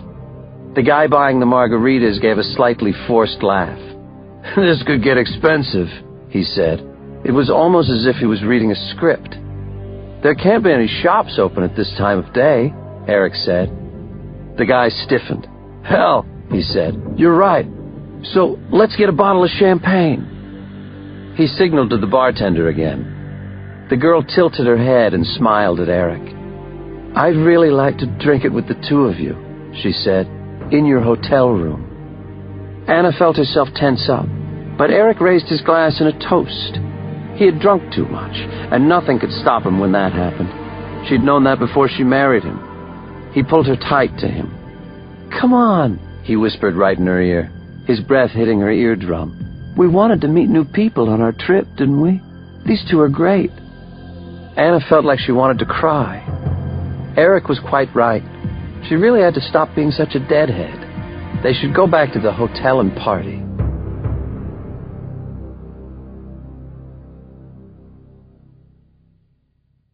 Chapter 98. Lyndon put 2 more bottles of beer on the table. Jacob grabbed one of them. I didn't think my sources would have much to say about Sylvia and Malcolm Rudolph, but I was wrong, he said, sitting down heavily at the table. Are they really twins? Jacob asked, opening the bottle. The time difference was helping him feel a little high. He didn't mind. Oh yeah, they really are. Born 15 minutes apart. Why do you ask that? Jacob thought back to the video from the Museum of Modern Art in Stockholm, how the couple had held on to each other, her hand sneaking inside the waistband of his trousers. Dunno, he said, taking a deep swig of beer. The really interesting thing happened when the twins were 13. Lyndon raised his bottle and drank, and Jacob could see his hand trembling. How ill was he exactly? He looked bad, which upset Jacob. He didn't have a lot of friends like Lyndon. Their parents, Alan and Simon Rudolph, were murdered in their bed 11 years ago. Jacob blinked. Don't tell me, he said. Let me guess. They were naked and their throats had been cut? The FBI agent chuckled. Precisely. The bedroom evidently looked like a slaughterhouse. Blood everywhere. Who did it? Lyndon Krebs shook his head. The case was never solved. The father was an art dealer. There was talk that he was transporting more than just Renaissance paintings in the containers he shipped between South America and the U.S., but nothing was ever proved. The ingenuity of the drug cartels knew no limits. Cocaine and Renaissance art? What happened to the kids? Some relative looked after them. My contact thought it was a cousin of the mother's, but he didn't have a name. Jacob drank some more. Sounds like they were pretty well off, Jacob said. You're not wrong there, Lyndon said. The home was evidently some sort of manor house, slightly smaller than the Pentagon. It's empty these days, owned by some bankruptcy agency. Is it far from here? Not really, just east of Santa Barbara. Why, you thinking of going there? Possibly. Did you get anything on the boyfriend, William Hamilton? Lyndon snorted. He was hardly in Rome last Christmas. He's never even had a passport. He's never been out of the States. Jacob groaned. I've got an address in Westwood, Lyndon said, but I don't know if it's current. The Rudolphs used to hang out around that area, too. Looks like they studied art at UCLA, started some sort of group called the Society of Limitless Art. All of a sudden, Jacob realized that he could no longer sit upright without a lot of concentration. He looked at his watch. She's just woken up, he thought. The boats are gliding to and from the quays of Gamla beneath her living room windows. The sun has been up for hours, and she's sitting on her sofa watching the sails flap in the wind, drinking coffee and eating a flatbread roll. Come on, I'll help you to the sofa, Lyndon Krebs said. You don't look so terrific yourself. Chapter 99. Sunday, June 20th. Copenhagen, Denmark. It was raining. Desi was sitting at a table by the window of a packed cafe on Strøv, a long pedestrian street, watching people hurry past with umbrellas and raincoats.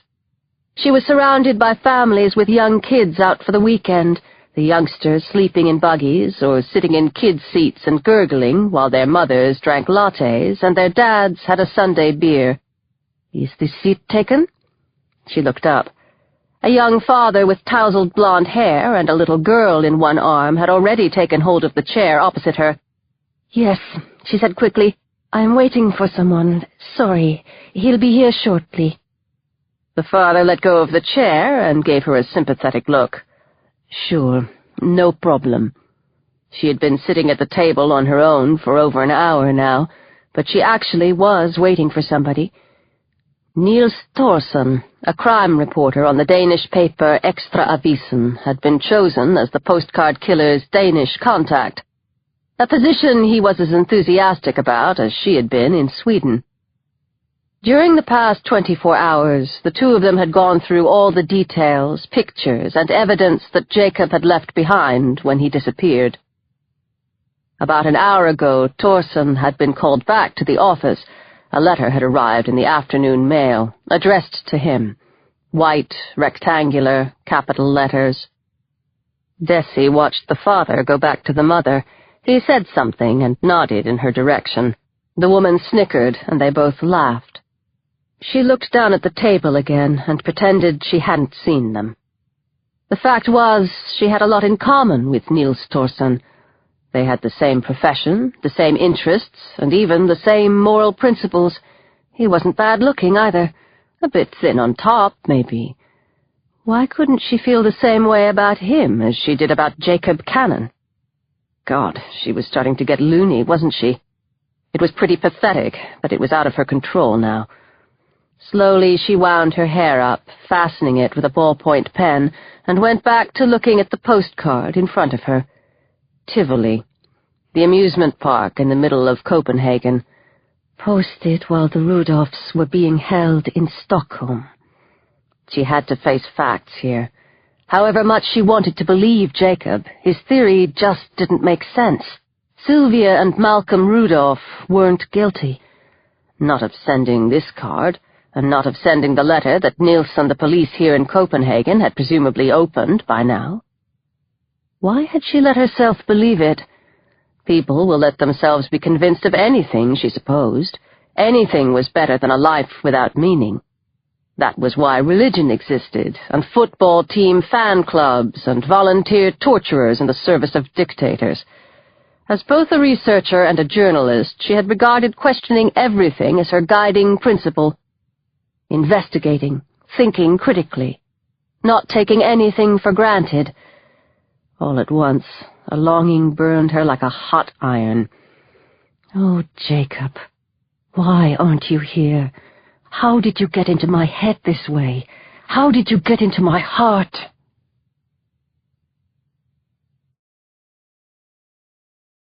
Chapter 100. Sorry, Desi, so sorry, Niels Thorson said, shaking the rain from his oilskin coat and sitting down opposite her.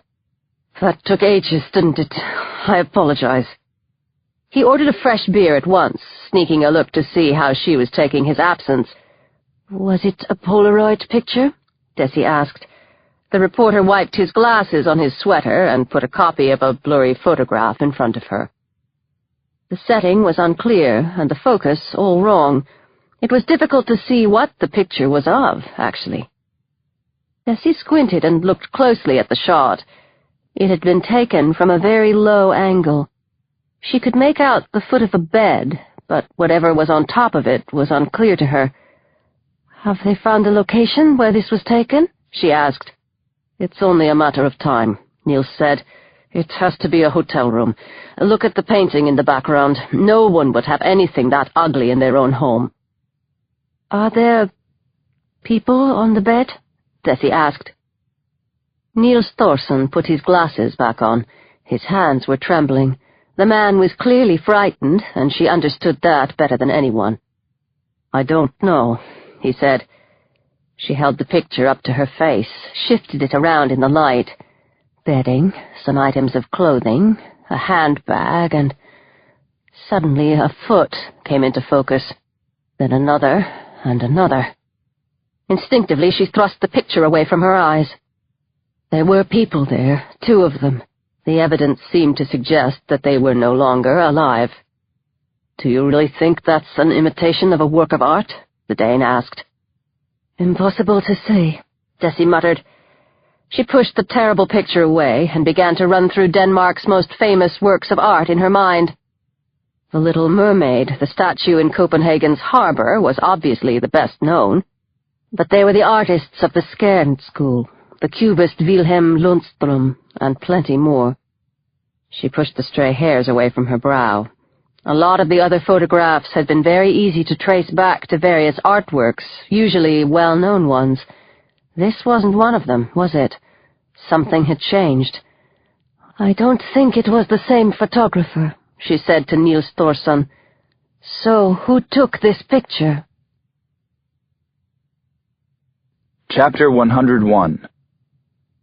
Los Angeles, USA. Hey, sleepyhead. You still alive? Jacob slowly opened his eyes without the faintest idea of where he was. He examined the clues.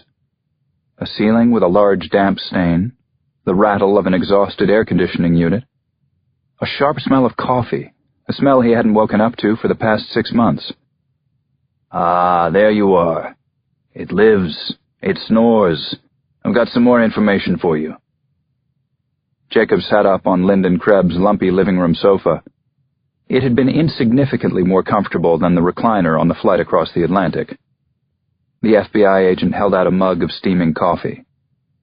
I've got the name of the guardian who took care of the Rudolph kids after their parents died, he said. Jonathan Blithen, a cousin of the mother's, also a resident of Santa Barbara.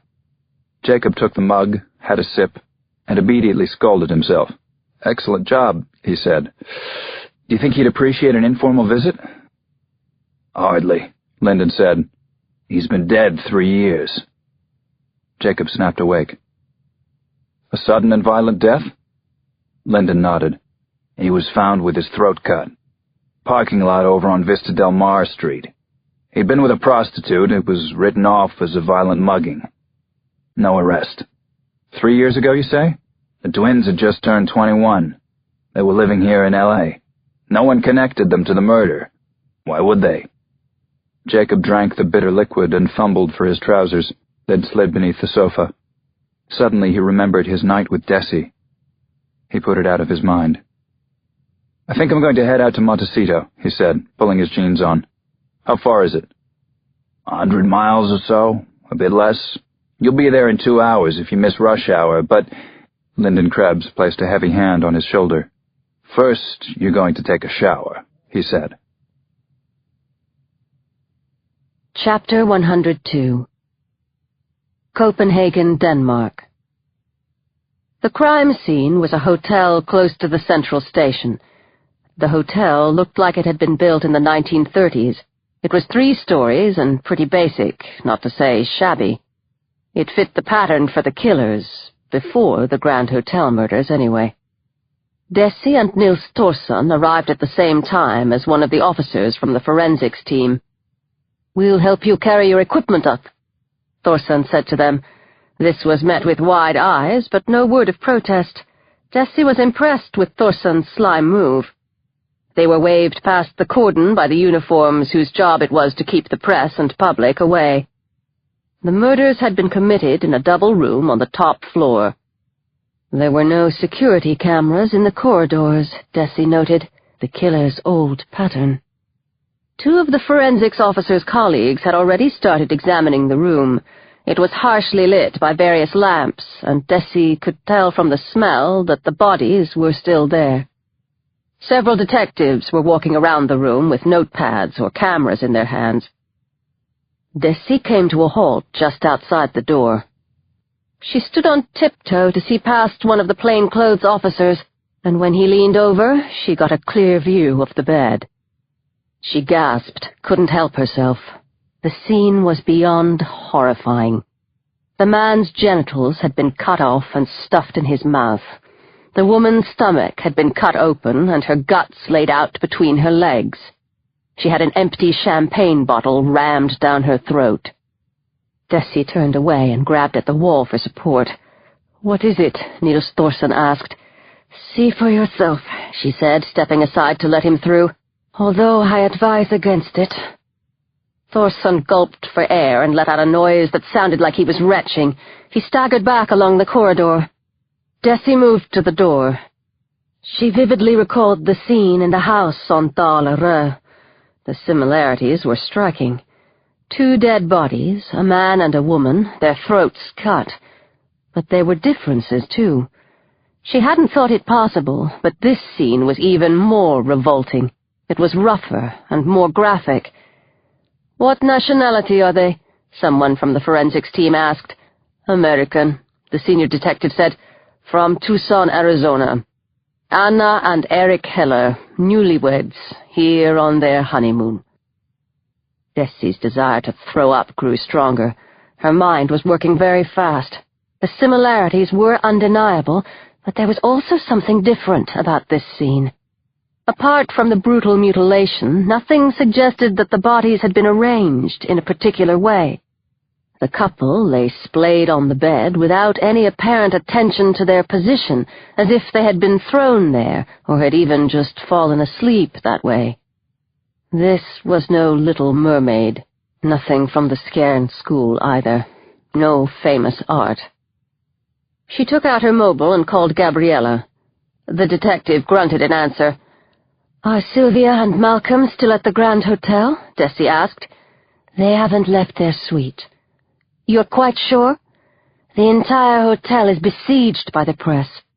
The Rudolphs can't move without the whole world knowing about it. Andrea Friedrichs is busy selling the rights to the whole circus to the highest bidder, you know, based on a true story." Desi closed her eyes. She massaged her forehead with one hand. "You've heard about Copenhagen?" she said. "Grisly, from what I've heard," Gabriella said. "This is different," Desi said. "Even more disgusting. I don't think it was the same killers. This was someone different." There were a few moments of silence from the other end. "Or else it was never actually the Rudolphs," Gabriella said. Desi couldn't think of a response. "You have to consider that Jacob might be wrong," Gabriella said. "Everything we find is pointing to the fact that Sylvia and Malcolm are innocent." Yes, she was perfectly aware of that. "They might just have been incredibly unlucky," Gabriella went on. "They might have been in the wrong place at the wrong time. Or else someone really is trying to set them up." Desi moved to one side to let the ambulance crew through with their stretchers. "Or else they're guilty," Desi said, "and now someone else is mimicking their murders in almost the same way, just not as well thought through." "And this someone else," Gabriella said, "who might that be?" Chapter 103. Montecito, USA. The directions Jacob had been given led him to a huge gate at the end of a paved private road. A tarnished bronze sign revealed that this was The Mansion, with a very definite capital M. No false modesty here. Jacob sat in his car for a moment studying the surroundings. While he had been cruising the streets of Montecito, he realized that this whole area was a playground for the wealthy and famous. Many of the houses were showy mansions built in a faux Mediterranean style, with ornate gates and colorful bougainvillea. This one was different, though. The walls were several feet high, unwelcoming, granite gray. They stretched as far as he could see up toward the hills. They protected the house and grounds so well that he had no idea what might be on the other side. The mansion, my ass. More like the fortress. To protect what secrets? He got out of the car and went up to the phone to the left of the gate. "See?" a crackling voice said. So it wasn't entirely uninhabited. "Hola," Jacob said. "Speak English?" He had many good qualities, but a talent for languages wasn't one of them. "Si. Yes." "Jacob Kanon, NYPD, New York City Police. I'd like to ask a few questions about the Rudolph family. It's important that I speak to someone. Can you hold your ID up to the camera beside the phone?" Opening his wallet, Jacob pulled out his badge and held it up to the camera. "Come in," the crackling voice said, and the tall gate started to glide apart. A small Tudor-style gatekeeper's lodge was situated some 50 yards in on the left. The door opened and an elderly man limped out onto the drive. Jacob stopped the car again and climbed out. "You've no idea how long I've been waiting," the man said, holding his hand out and saying that he was Carlos Rodriguez. "What for?" Jacob said, surprised. The man hastily crossed himself. "The killing of Mr. Simon and Mrs. Helen has been unsolved for too long. It is like a heavy weight I carry." "So you knew the Rudolphs?" Jacob asked. "Knew?" Carlos Rodriguez exclaimed. "I've been the gardener here for more than 30 years. I was here the night it happened. I called the police." Chapter 104. Carlos Rodriguez and his wife, Carmela, had lived in a small gatekeeper's lodge at the mansion ever since he returned from the Vietnam War in the spring of 1975.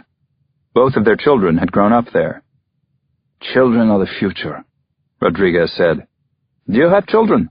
No, Jacob said, putting his ID back in his wallet. But I'm interested in the Rudolphs' children. What happened to them after the murder? The gardener sucked his teeth. The twins were looked after by Senor Bliffen, he said. He took them down to Los Angeles, to the big house he bought in Beverly Hills. The man moved closer to Jacob and lowered his voice, as if someone might overhear him. Senorita and Junior didn't really want to move, he said. They wanted to stay in our house here, but it was up to Senor Bliffen to decide. He was their legal guardian, after all. Who owns this place these days? Jacob asked. He remembered that Linden said it had been in the hands of a bankruptcy agency. Rodriguez's face darkened. The children inherited it, along with everything else. Paintings, jewelry, stock shares, and small businesses. Senor Bliffen was charged with managing these assets until the children were 21. But when that day came, the money was gone. Jacob raised an eyebrow. Their guardian defrauded them? He took every last penny. The house was sold at an executive auction. The company that bought it was going to turn it into a conference center, but they went bankrupt in the financial crisis. What did Sylvia and Malcolm Rudolph say about what happened? The man's gaze wavered. They couldn't stay on at UCLA. There was no money, not even for the fees, so they had to get jobs. But they managed, he said. They're very resourceful. Jacob's jaw tightened. If the old man only knew. When did you last see them? He asked. Carlos Rodriguez didn't need to think about the answer. The weekend before the house was sold at auction, he said. They came to collect a few mementos, photo albums, and things like that. They were both here? And Sandra, the gardener said. Sandra Schulman, Sylvia's best friend. They only stayed a few hours on that last visit, and then they left, in the middle of the night. And then Senor Bliffen was murdered, Jacob said. Carlos Rodriguez snorted. If you hang around with putas in Los Angeles, he said. Jacob nodded and let the subject drop. The gardener had told him more than he had expected. The main building, he said. Is it still here? Carlos Rodriguez's face broke into a smile again. Pero claro que sí. I'm not formally employed anymore, of course. I get a little from the bank. Mostly we live on my pension. But I look after the mansion. Could you show me around? Jacob asked. Sí, claro. Of course I can. Chapter 105. Linden was right. The house was enormous, and it looked like something from a horror film set in the English countryside. Senor Rodriguez may have done his best to keep the building in good condition, but his lame old body had no chance against the wind, the damp, the weeds, and the ivy. One window frame had slipped its hinge and was squeaking in the wind. This was where it all began, wasn't it? The murders, the mystery of the Rudolphs. The electricity has been cut off in the main house, the gardener said apologetically as he unlocked the oak door. Jacob's footsteps echoed in the grand stone hallway. Doors stood half open, leading into high-ceilinged rooms and down long, dark corridors. He took a quick look into the various rooms where Sylvia and Malcolm had once lived. The whole building seemed to have been emptied of its contents. Jacob noticed a single curtain in a library that was empty of books. The master bedroom is on the second floor. Follow me. A magnificent curved staircase led up to the more private parts of the mansion. Pale rectangles on the walls revealed where paintings had once hung. A battered rococo sofa, its stuffing hanging out, stood alone and dusty on the first landing. Straight ahead, Carlos Rodriguez said. The bed was still there, an ornate four-poster without curtains or bedclothes. Otherwise, the room was empty. So this was where it happened? Jacob said. The gardener nodded. And you were here that night? He nodded again. What did you see? Tell me anything you remember, please. It's important. The man swallowed. Terrible things, he said. Blood all over this room. Mr. and Mrs. were lying dead in that bed. They must have been asleep when it happened. Did you see their injuries close up? The man ran his index finger like a knife across his throat. Deep cuts, he said. Almost through to the bone at the back of the neck. He gave an involuntary shudder as Jacob watched him closely. How did you come to be here in your employer's room in the middle of the night? I don't understand. The man took a deep breath, then spoke. I was asleep with my family when Senorita rang. I hurried here straight away. It wasn't you who found them? No. It was little Sylvia. Chapter 106. Monday, June 21st, Copenhagen, Denmark. There was still a pattern here. It had just changed slightly. Desi kept thinking she could see it clearly just for a few seconds, then it would slide out of her reach again. She was sitting on the unmade bed in her hotel room with all the pictures and postcards around her, all of Jacob's crumpled copies. She picked them up, even though she had seen them 100 times, maybe more. All the buildings and people and details were already imprinted in her memory. The postcard from Amsterdam of the plain building on Prinsengracht 267, the house where Anne Frank was hidden during the war, where she wrote her famous diary. Then Rome and Madrid, the Colosseum and Las Ventas, gladiatorial combat and bullfights, arenas for theater based on killing.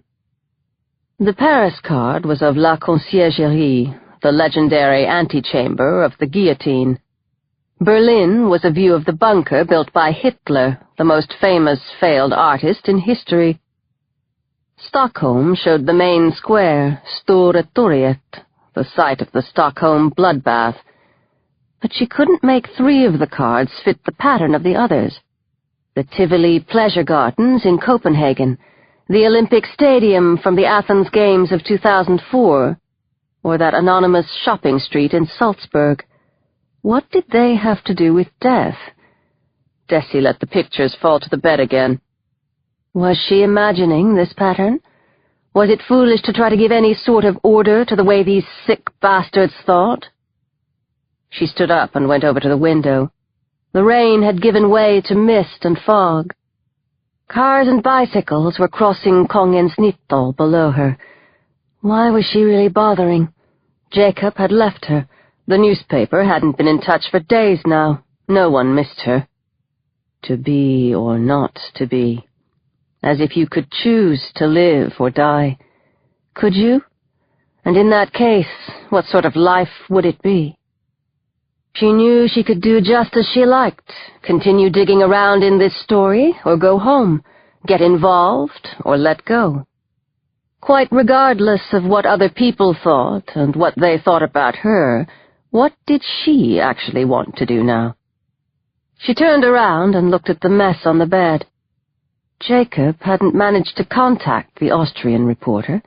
He had never gotten hold of a copy of the picture of the bodies in Salzburg either. She walked toward her mobile phone, then picked it up and held it to her chest for a few seconds before dialing International Directory Inquiries. A moment later, the phone rang at the reception desk of the Kronen Zeitung. Ich suche Charlotte Bruckmoser, bitte, Desi said. Chapter 107. There were several clicks on the line, then the Austrian reporter was there. Desi introduced herself as a fellow reporter from Stockholm.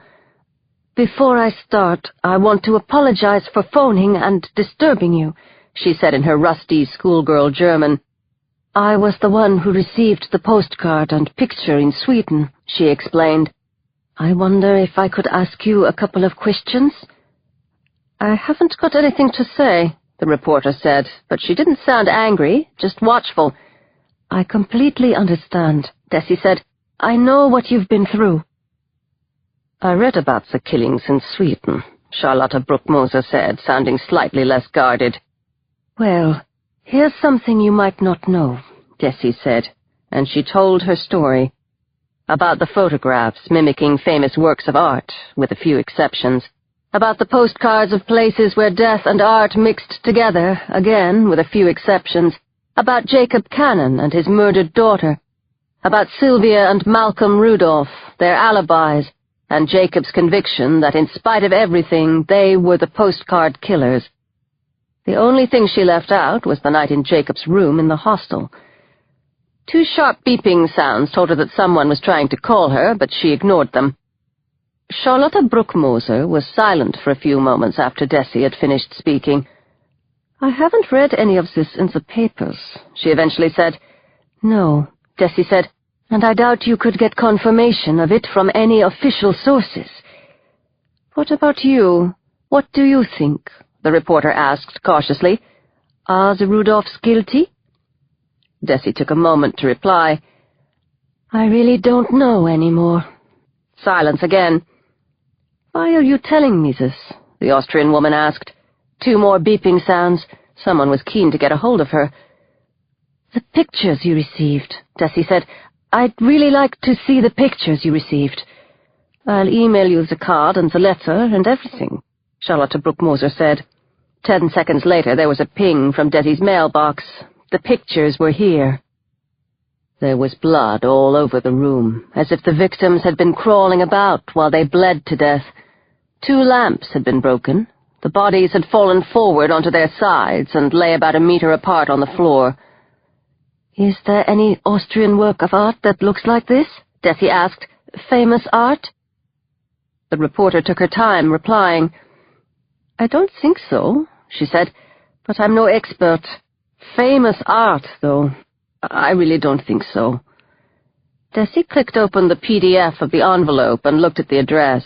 It was written in the same block letters as the others, but on the back was something she hadn't seen before. 9 numbers hastily written down. "That number on the back," Desi said. "What does that mean?" "It's a phone number," Charlotta Bruckmoser said. "I tried calling it. It's for a pizzeria in Vienna. The police decided it had nothing to do with the case." At that moment, Desi's inbox pinged again. She felt her stomach lurch. "It's Jacob," ran the thought going through her head. "He's emailed me because he misses me." It was from Gabriella. "Tried to call you. Another double murder in Oslo." "I've got to go," Desi said, and hung up on Charlotta Bruckmoser. Chapter 108. Los Angeles, USA. UCLA was as big as a decent-sized town in California. More than 30,000 students, some 200 buildings, more than 50,000 applicants to be freshmen every year. Jacob had punched Charles E. Young Drive into the GPS, an address that was supposed to be in the university's northern campus, where the School of the Arts and Architecture was based. His contact, Nicky Everett, was waiting for him upstairs in the building, outside room 240. The young man was wearing chinos, a golfing shirt, boat shoes, and frameless glasses. Jacob had never met anyone studying for a Ph.D. in conceptual art, but he'd been expecting something more bearded and absent-minded. "Thanks for taking the time to see me," Jacob said. "I believe in art that communicates," Nicky Everett said seriously, looking at him through the sparkling clean lenses. Jacob said. "You knew Malcolm and Sylvia Rudolph?" "I wouldn't use the past tense," Everett said. "Even if we no longer have a physical relationship, there are other forms of contact, correct?" Jacob nodded. "Okay." "Could we sit down, perhaps?" he said, gesturing toward some benches just outside the building. They sat in the shade of a few spindly trees. "If I've understood this right, you studied here at the same time as the Rudolph twins, until they left, correct?" "Absolutely," Everett said. "Sylvia and Mac were leaders in their field." "Which was?" "Let me quote Sol LeWitt. In conceptual art, the idea or concept is the most important aspect of the work. The idea becomes a machine that makes the art." Jacob made an effort to understand, and also to keep his emotions in check. "So, an event, or a series of events, can be a work of art?" he asked. "Of course. Both Mac and Sylvia were determined to take their work to its ultimate limits." Jacob remembered Desi's stories of the art student who faked a psychotic attack for her examination piece, and the guy who smashed up a car on the subway and called his artwork territorial pissing. He described these cases to Everett. Could the Rudolphs ever do anything like that? Nicky Everett pressed his glasses firmly onto his nose. The Rudolphs were more meticulous in their expression. That all sounds rather superficial. Territorial pissing? Jacob ran his fingers through his hair. So, he said, explain it to me. How can that be art? I want to hear this and understand it as best I can. The student looked at him with complete indifference in his face. You think a work of art should be hung on a wall and sold on the commercial market? Jacob realized the futility of going any further down this road and changed the subject. They started an art group, the Society of Limitless Art. It was more of a web project. I don't think anything ever came of it. What was their social life like otherwise? Family, friends, boyfriends, girlfriends? Nicky Everett seemed not to understand, as though the very idea that he might possess such insignificant facts was completely ridiculous. Do you know if they were upset when their guardian died here in L.A.? There was? Jacob gave up. Okay, I think we're good, he said, standing up. It's a shame the Rudolphs couldn't afford to stay on here. Imagine all the incredible art they could have created. He turned to go back to his car. Nicky Everett had also stood up, and for the first time, a genuine expression showed on his face. Couldn't afford to stay on here? Sylvia and Mac were exceptional talents. They both had bursaries. There was no problem with fees. Jacob stopped short. No problem? So why did they leave then? Everett blinked a few times, a sure sign that he was agitated. They created the work taboo and were expelled.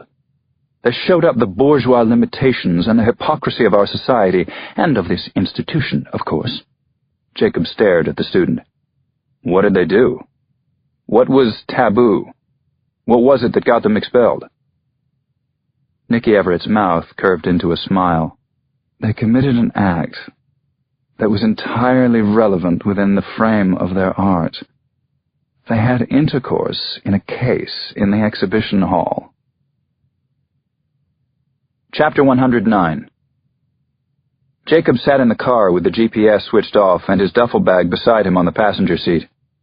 The more he found out about the Rudolphs' background, the weirder they became. Taboo went way beyond territorial pissing. If he started with this latest piece of information, the signals he had picked up on from the recording at the Museum of Modern Art had been correct. The siblings had an erotic relationship. It was possible that people had different preferences within the world of conceptual art, but in Jacob's reality, you didn't have intercourse with your twin in public, not unless you had a whole toolbox full of loose screws. The long trail of slashed throats they had left behind them couldn't be a coincidence either. The question was, what came first, the chicken or the egg? Had Sylvia discovered her murdered parents and been traumatized for life? Was she trying to get over the experience by repeating it again and again in the form of macabre works of art? Or was she the one who had killed her mother and father at the age of 13? Was that even physically possible? Would she have had the strength to do it? The neck was tough. It was full of muscles, sinews, and ligaments. But above all, why would she have killed her parents? He took it for granted that the twins had murdered the guardian who had embezzled the whole of their inheritance. And who was Sandra Schulman, the friend mentioned by the gardener? He would have to track her down, too. And the boyfriend, William Hamilton. For some reason, he suddenly saw Desi Larson before him, her long hair and graceful profile, her slender fingers, her vigilant green eyes. Had the mob of journalists finally given up waiting outside Desi's door? Had she gone back to her old routine? Was she thinking of him? Was she all right? Irritated, he shrugged off the thought. He had more work to do in L.A. Chapter 110. William Hamilton, or Billy as his friends called him, opened the door with his long, dirty blonde hair standing on end and wearing nothing but a pink bath towel. What? He said abruptly, blinking in the dim light from the stairwell. What now? Police, Jacob Kanon said, holding up his badge, obscuring the NYPD. Can I come in? Of course I can. Shit, Billy said, frowning, but letting the door swing open. Jacob took that as a yes and stepped into the apartment. It wasn't bad, the apartment. It was on Barrington Avenue, just a few miles from Westwood Village and the UCLA campus. It was at the top of the building, with a large terrace overlooking the pool and a garden. There was a fashionable kitchen bar and an open gas fire. "What the hell's the matter this time? What do you people want now?" Billy sank into a white corner sofa facing the artificial fire. The towel slid open, revealing well-muscled, suntanned thighs. "Honey, who is it?" a woman's voice called from one of the bedrooms. "Mind your own business," he muttered under his breath. "I'm here about Sylvia and Malcolm Rudolph," Jacob said, sitting down on the sofa without being asked. Billy let out a low groan. "What the fuck? I've already answered a load of dumb questions. When am I supposed to have found the time to slum around Europe? I still don't have a passport. I've got a job here." "Doing what?" Jacob asked, fighting an instinctive dislike of the guy on the sofa. Billy straightened his shoulders. "Actor," he said. "Wow," Jacob said. "What have you been in?" Billy's shoulders sank a bit. He wiped his nose. "I'm a musician, too, and I'm working on a script for television." Jacob tried to look impressed. He wasn't, not in the least. He thought that a baboon could probably write a script for television. "You met Sylvia when you were studying performance drama at UCLA. Hamilton spread his arms. "Okay, this is how it is. I tried to save Sylvia from her crazy brother. Their relationship got seriously fucked up when Sandy disappeared. Malcolm was totally obsessed with her. You following me? Taking notes?" Jacob interrupted him. "Disappeared? Who disappeared? Sandra Schulman?" Irritated, Billy Hamilton got up and walked up and down in front of the fire.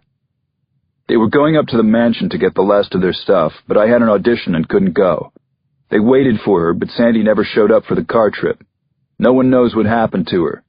Mac took it real bad. We all did."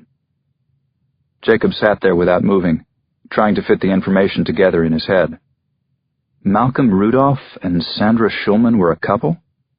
"Well, yeah, ever since high school. She came from Montecito. They were neighbors." "Darling, who are you talking to?" called the woman in the bedroom. "I'm lying here waiting for you." "Shut the fuck up!" Billy shouted. "I'm busy." He sniffed and wiped his nose again. "I don't know what else to tell you, dude."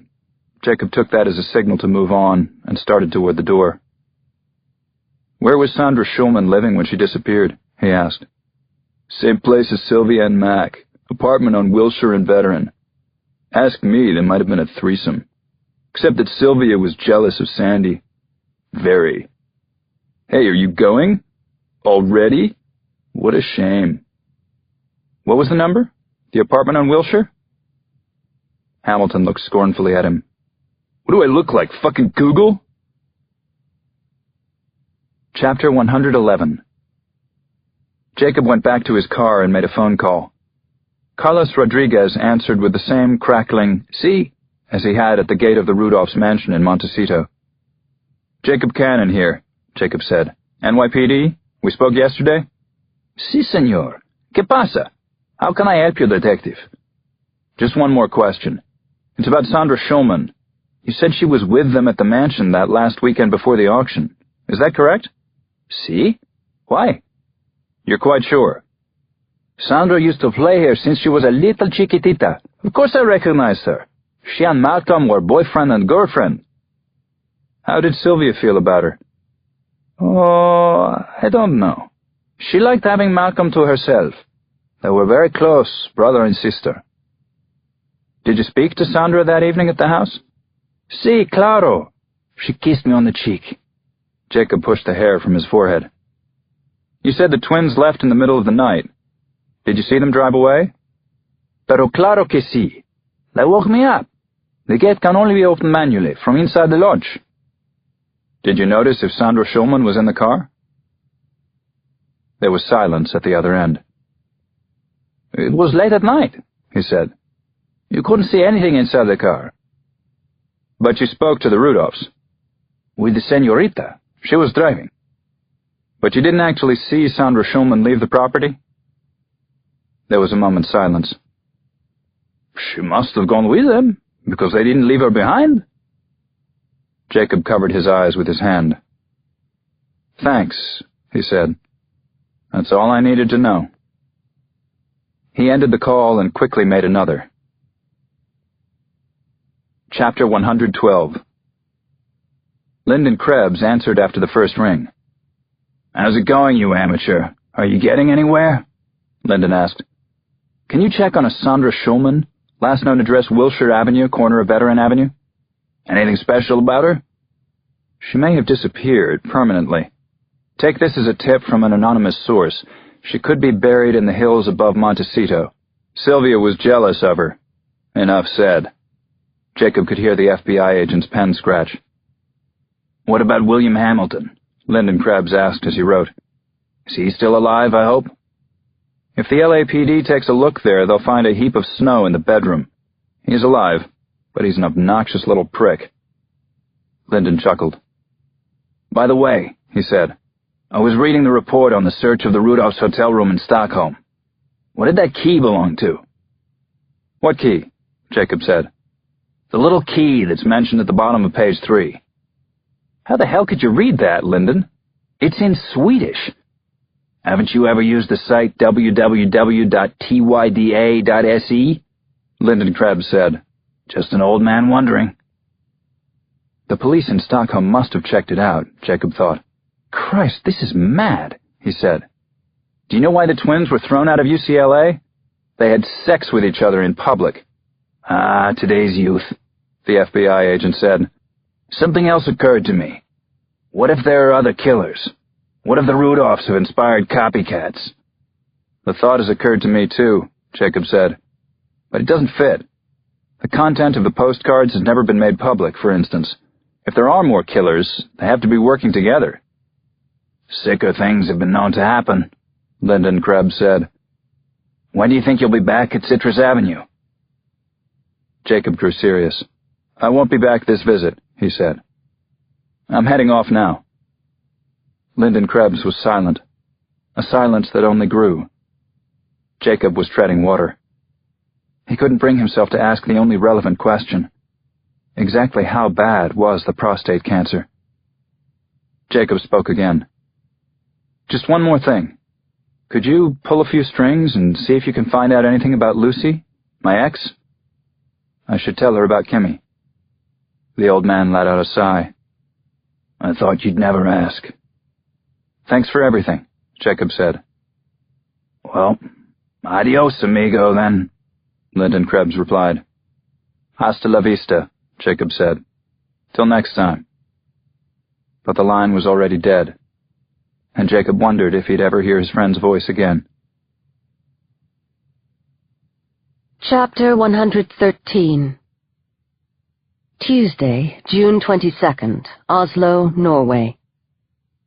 The motorhome was in a campsite just outside the city. The police cordon had been lifted from the entrance to the site, but was still in place around the vehicle. Desi pulled the zipper on her windbreaker up snug and tight under her chin. The campsite was almost empty, and not just because of the weather. The Italian's motorhome was all alone in its section of the site, like a leprous metal box whose neighbors had fled in panic. She went closer. Drifts of dead insects were still littering the insides of the windows. They covered the bottom third of the screens. She pulled the hood over her head. A stiff gale was blowing in from the Oslo fjord just below, sharp as needles.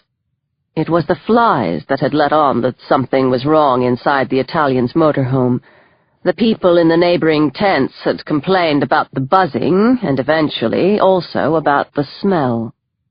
The owner of the site, a man named Olsen, hadn't been too bothered.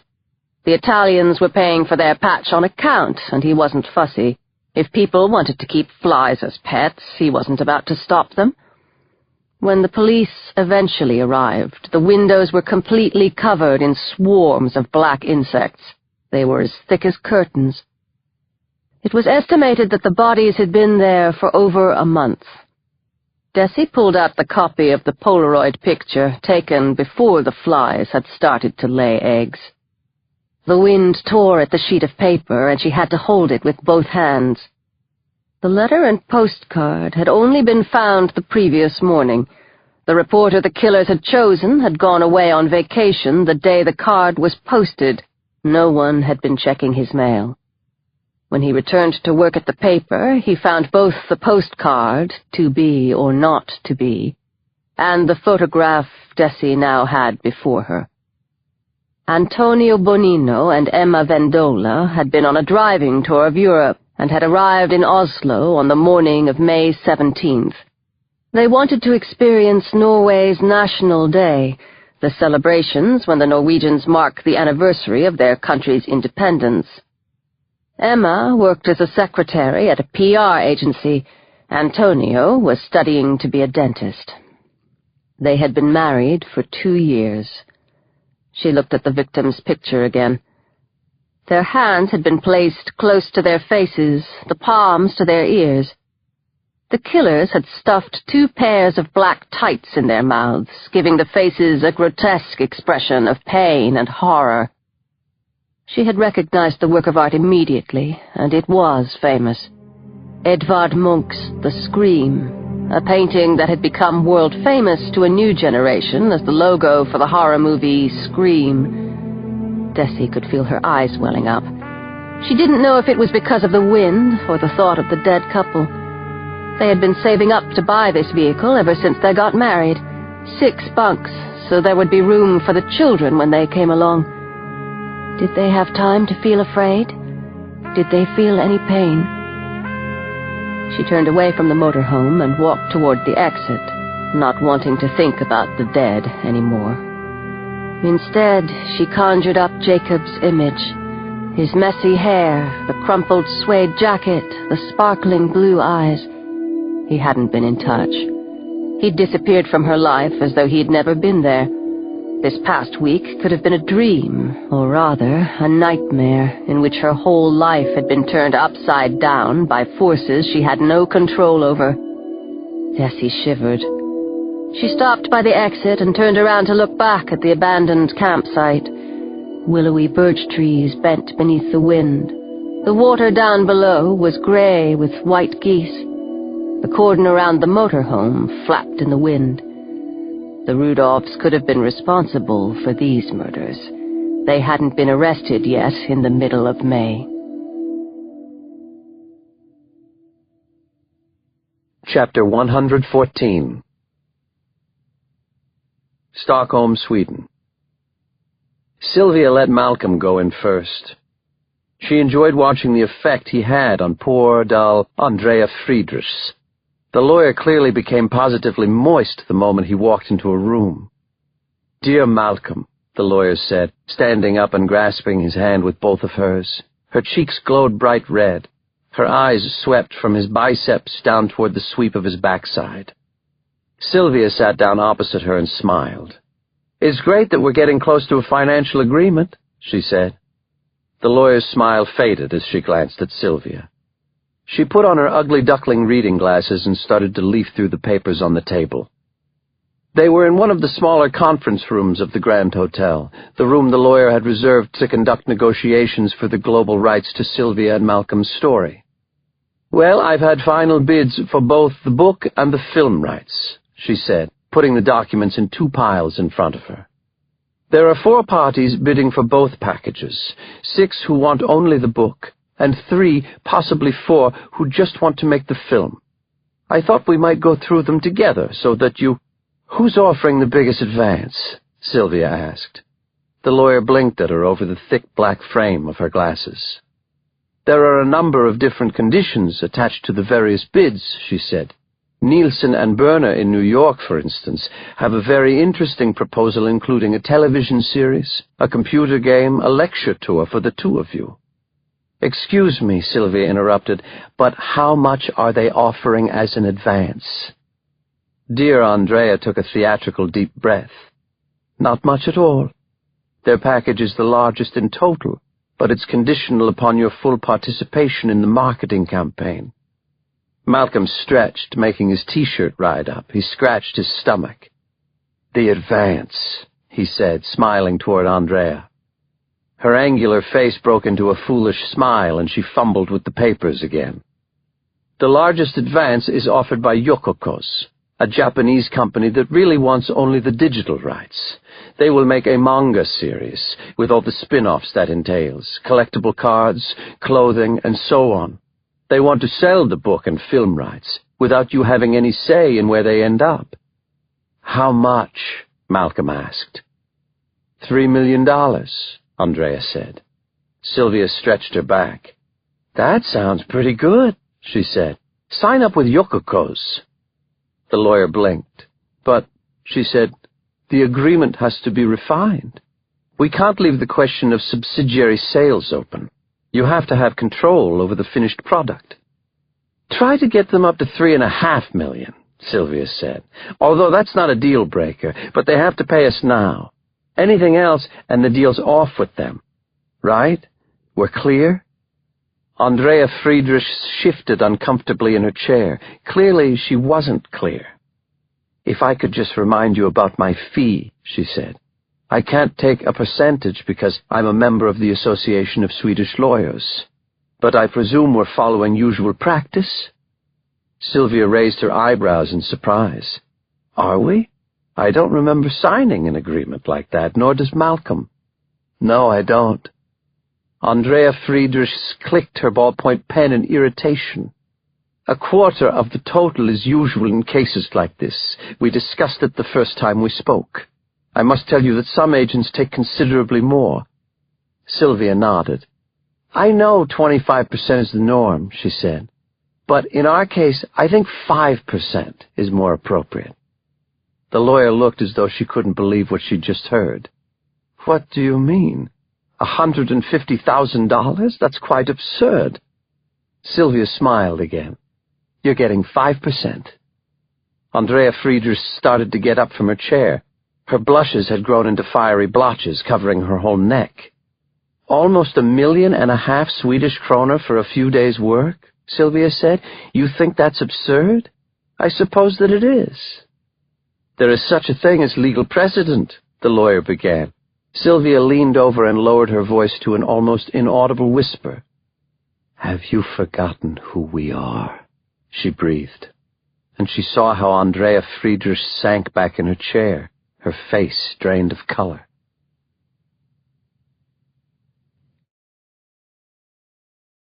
Part 3. Chapter 115. Wednesday, June 23rd, Stockholm, Sweden. Uvreverdish Gränd was deserted and empty, and doing its best to show why it had been named after bad weather. Gusts of rain tore and tugged at the street lamps and signs, the shutters and gables. The reporters had finally given up and gone the hell home. That was the good news. Desi paid the taxi driver and hurried in through the doorway. Her steps echoed in the empty stairwell. She felt like she'd been away for ages. Her apartment welcomed her with grey light and complete silence and a certain unappealing mustiness. She pulled off her clothes, letting them fall in a heap on the hall floor. Then she sank down and sat on the telephone table in the hall, staring at the wall opposite. Suddenly, she was far too exhausted to take the shower she had been looking forward to all day. For some reason, her mother came to her mind. They hadn't been in regular contact during the last years she was alive, but right now Desi would have liked to call her and tell her what had been written about her, about the terrible murders, about her own loneliness, and about Jacob. She would have liked to tell her about the unusual American with the sapphire blue eyes. Her mother would have understood. If there was one thing she had experience in, it was doomed relationships. At that moment, the phone rang right next to her. It startled her so much that she jumped. Desi? The phone didn't even ring on my end. You must have been sitting on it. It was Gabriella. Actually, I was, Desi said, standing up. She got hold of a towel and grappled with it to pull it around her with one hand, then took the cordless phone out through the kitchen and into the living room. How are things with you? You sounded so down when I last spoke to you. Desi slumped onto the sofa and looked out at the harbor. It was still gorgeous. At least that never changed. "Everything got a bit much in the end," she muttered. "Is it Jacob?" Unable to stop herself any longer, Desi started to cry. "Sorry," she sniffled into the phone. "Sorry, You fell for him hard, didn't you?" Gabriella sounded neither angry nor disappointed, but more like a good friend now. Desi took a deep breath. "I suppose so," she said. There was a moment's silence. "Things don't always work out as you hope," Gabriella said, so quietly that her words were almost inaudible. "I know," Desi whispered. "Sorry." Gabriella laughed. "That took its time," she said. "I know," Desi repeated. Silence again. "What's happening today?" Desi asked, to break the silence more than anything else. "The Rudolphs have announced that they're checking out of the Grand at lunchtime. Not a moment too soon, if you ask me." Desi bit her lip. "Do you really think they're innocent?" she asked. "There's nothing to link them to the murders," Gabriella said. "No forensic evidence, no witnesses, no confessions, no murder weapons. So who did it? Sell me on a new explanation," Desi said. "Who are the real postcard killers, then?" Before Gabriella could answer, the doorbell rang. Who could it be now? A reporter who still hadn't given up? She had no peephole and no safety chain. "Hang on a moment while I get the door," Desi said, going out to the hall and unlocking the door. She opened it cautiously. Then suddenly she couldn't breathe. "I'll call you later," she said into the phone and hung up on Gabriella. Chapter 116. Jacob was almost as crumpled-looking and unshaven as he had been the first time he stood outside Desi's door. She took a great leap into his arms, holding him tight, as though she never meant to let go, kissing him hard and letting her hands roam inside his checkered flannel shirt. "Desi," Jacob whispered into her hair, "we're standing in the stairwell and you're not wearing any clothes." Her towel had fallen to the floor. She kicked it into the apartment and pulled him into the front hallway. The dirty duffel bag ended up under the telephone table, his jeans by the door, his shirt and T-shirt by the radiator. They made it as far as the door to the living room before they collapsed to the floor. She fell into his bright blue eyes and felt him pushing inside her. The world spun, and she closed her eyes, straining her head back against the wooden floor when she came. "Jesus," Jacob said. "Guess that means you're happy to see me." "Just you wait," she said, nipping his earlobe with her teeth. They stumbled into the bedroom. Desi pushed him onto the bed and began to explore every inch of his body. She used her fingers, hair, and tongue, tasting and licking and caressing. "Oh, God," he panted. "What are you doing to me?" "I'm just happy to see you," Desi said. "What are you doing to me?" Then she sat astride him. She moved gently above him, deep and intense, forcing him to calm down, slow down. It gave her a chance to catch up, and when she felt the rush coming, she let go completely. He seemed to lose several seconds when he came, but she forced him to continue for another minute or so until she came as well. Then she fell into his arms and passed out. Chapter 117. Desi opened her eyes and looked deep into his bright blue ones. They crackled with a warmth that left her breathless and more confused than ever. "You're here," she whispered. "It wasn't a dream. I'm so glad. I'm happy." He laughed. His teeth were white, a bit crooked. His hair was sweaty, sticking out in every direction. He sank back down on the bed and pulled her to him. "Why did you come back?" she asked. He kissed her, and then grew suddenly serious. "Several reasons," he said. "You were the most important one." She hit him playfully on the shoulder with her fist. "Liar," she said. "How did you make out in Denmark and Norway?" he asked. She told him about the grotesque murders in the hotel in Copenhagen, about the mutilation of the bodies, and the fact that the woman had probably been raped. They had found bruises and scratches on the inside of her thighs, and the semen in her vagina wasn't her husband's. It didn't seem to her like the Rudolphs' work. She went on to tell him about the motorhome death scene at the campsite outside Oslo, how neither the bodies nor the letters had been discovered because the reporter had been on vacation, and how the bodies had been arranged to look like Munch's The Scream. "How did you get on in America?" she asked.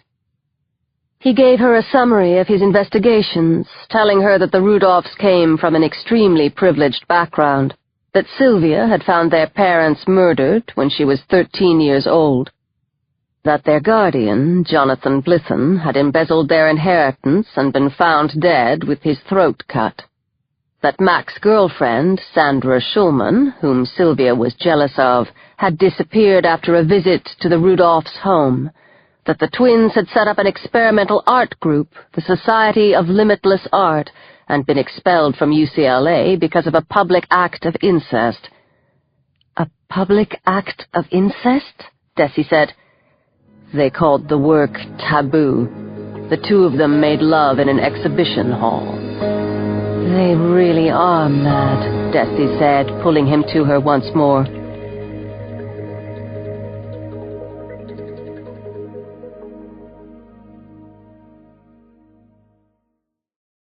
Chapter 118.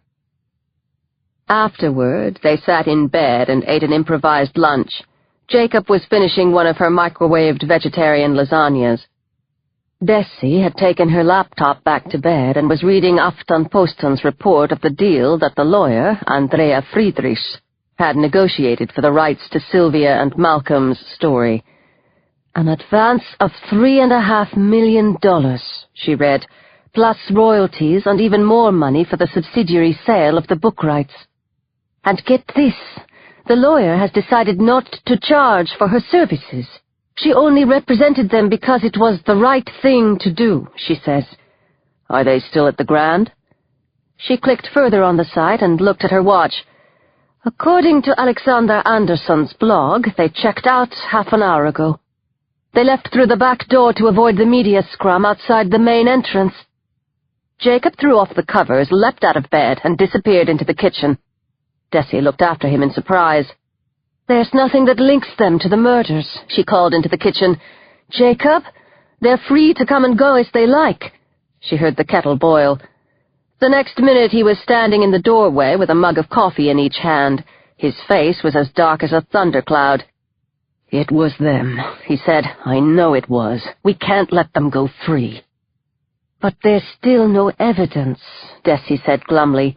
"We can't prove a damn thing." He handed her a mug. "Their gear must be somewhere. The eye drops, the outfit he was wearing when he emptied those accounts, the things they've stolen and not managed to get rid of, and the murder weapon." "Exactly," Desi said. "That could be in any rubbish bin. And do you know why? Because I told them in that bloody letter that they were about to get caught. I gave them time to clean up." Jacob stopped beside the bed and looked at her. "There was nothing wrong with that letter. You were doing the right thing when you wrote it. You were very brave." "Was I?" Desi said. "What did it actually achieve, apart from warning the Rudolphs and making a fool of me in front of every proper journalist in Sweden?"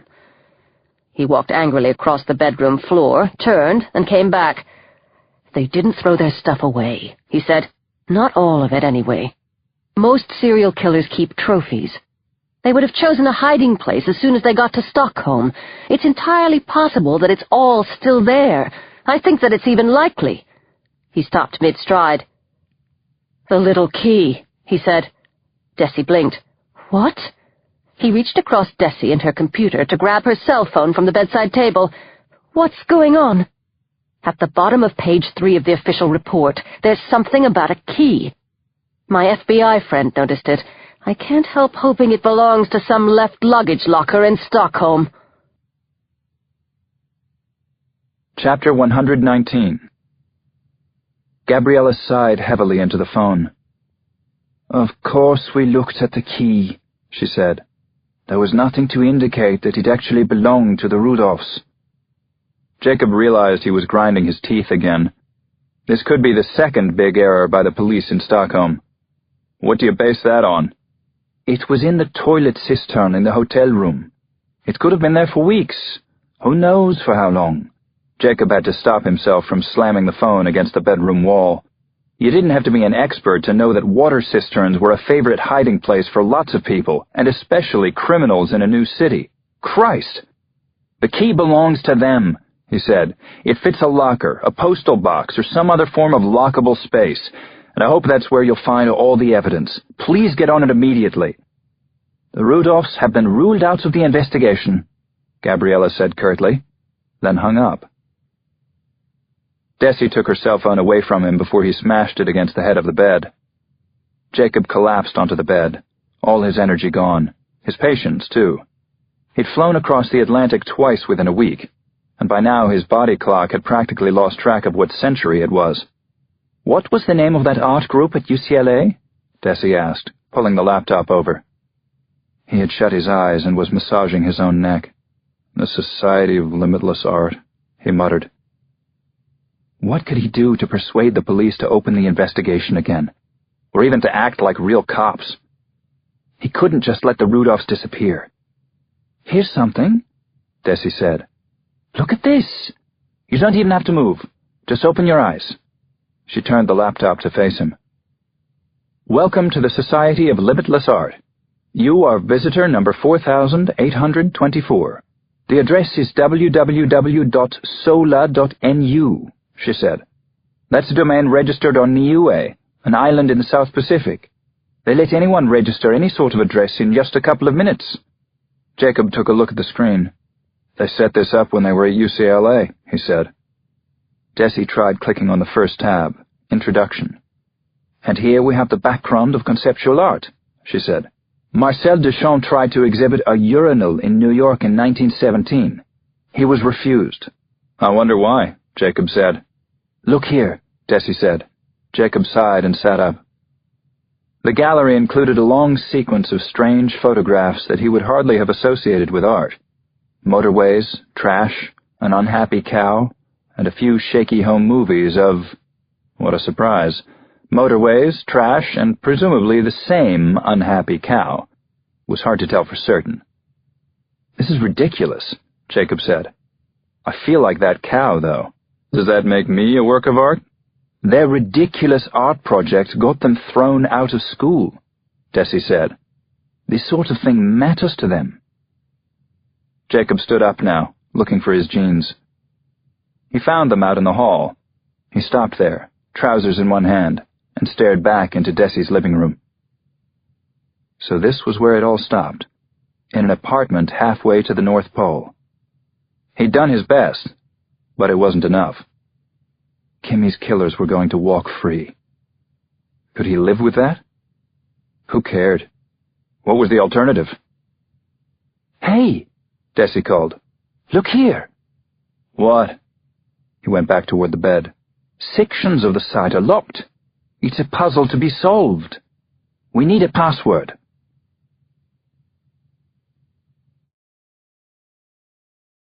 Chapter 120. A box had appeared against a grey background with the message, Log in. Desi typed SOLA for Society of Limitless Art in the box and pressed Enter. The screen flickered. Sorry, wrong password. I didn't think it would be that easy, she said. Suddenly an idea came into Jacob's head. There was a key with no lock in the report. Here was a lock, but no key. We could be onto something here, he said. Try Rudolph. Maybe it is that easy. Sorry, wrong password. Jacob stared at Desi. He remembered the last conversation he'd had with Lyndon Krebs. What if there are other killers? What if the Rudolphs have inspired copycats? He heard his own reply echo in his head. If there are more killers, they have to be working together. If the Rudolphs have got an accomplice, Jacob said slowly, then they need some way of contacting him, them, whoever it is. Could they be using this site to communicate with one another? Desi tried 100 other possibilities. Sorry, wrong password came up again and again. We're lucky the site is still letting us try new ones. Most sites will block you after 3 tries, Desi said. Where are the postcards? Jacob asked. Desi reached for her knapsack on the floor beside the bed. She tipped out the copies, letting them fan across the bed. What are you thinking? She asked. Let's try all the words on the cards, Jacob said. What's this one here? He picked up a photograph he hadn't seen before. It was of 2 dead or seriously wounded people in a room that showed clear evidence of a struggle. That's the picture from Salzburg, she said. I spoke to the reporter. She mailed it to me. Desi tried word after word. Rome, Paris, Madrid, Athens. Sorry, wrong password. What are these numbers? Jacob asked, pointing at the back of the Salzburg envelope. The phone number of a pizzeria in Vienna. The reporter already checked it. Nothing to do with the case, Desi said. Next she went through all the sites on the postcards. Tivoli, Colosseum, Las Ventas. Jacob picked out the pictures from Copenhagen and Oslo. Oslo was done by the Rudolphs. Copenhagen was the copycat. What if they've got a password that isn't a word, but something else? He said. Desi looked at him intently. When would you need that information? Jacob asked. When are you most in need of instructions? The moment you're about to carry out your task, wouldn't you say? Desi stared at him. I don't know. I've never been a murderer. I've been tempted a couple of times. Where would you write the password you need to get your instructions for the kills? On the nearest thing available, maybe? He picked up the copy of the back of the envelope from Salzburg. The Rudolphs had an alibi for the murders in Austria, he said, so that must have been carried out by their accomplice. Try these numbers. Desi picked up the laptop again and carefully typed in the 9 numbers. She pressed enter. The screen flickered. A new image appeared. Holy fucking Christ, Desi said. Chapter 121. The investigating team had gathered in Mats Duval's office. Their faces were pale and drawn. Do we have any idea where the hell the Rudolphs have gone? Jacob asked, sitting down opposite Sara Höglund. The head of the unit shook her head. She looked to be in utter despair, as she ought to be. They were let out the back door of the Grand Hotel this morning. No one's seen them since then. And the key? The key that no one on the team paid much attention to? We know it belongs to a left luggage locker. Jacob slammed his fist on the table so hard that the coffee cups jumped. We put out a national alert and informed Interpol, Mats Duval added quickly. Arlanda, Skålsta, Landvetter, Västerås, Sturup, and every other airport with international connections is on increased alert. The Öresund bridge to Denmark is blocked and every vehicle is being searched. The ports have been informed. The border posts are on the alert. Surveillance of all highways and European routes has been intensified. They won't get out of Sweden.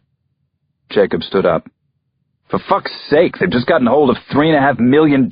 They can buy their own plane. The whole amount is in an account in the Cayman Islands, Gabriella said, reading from a document in front of her.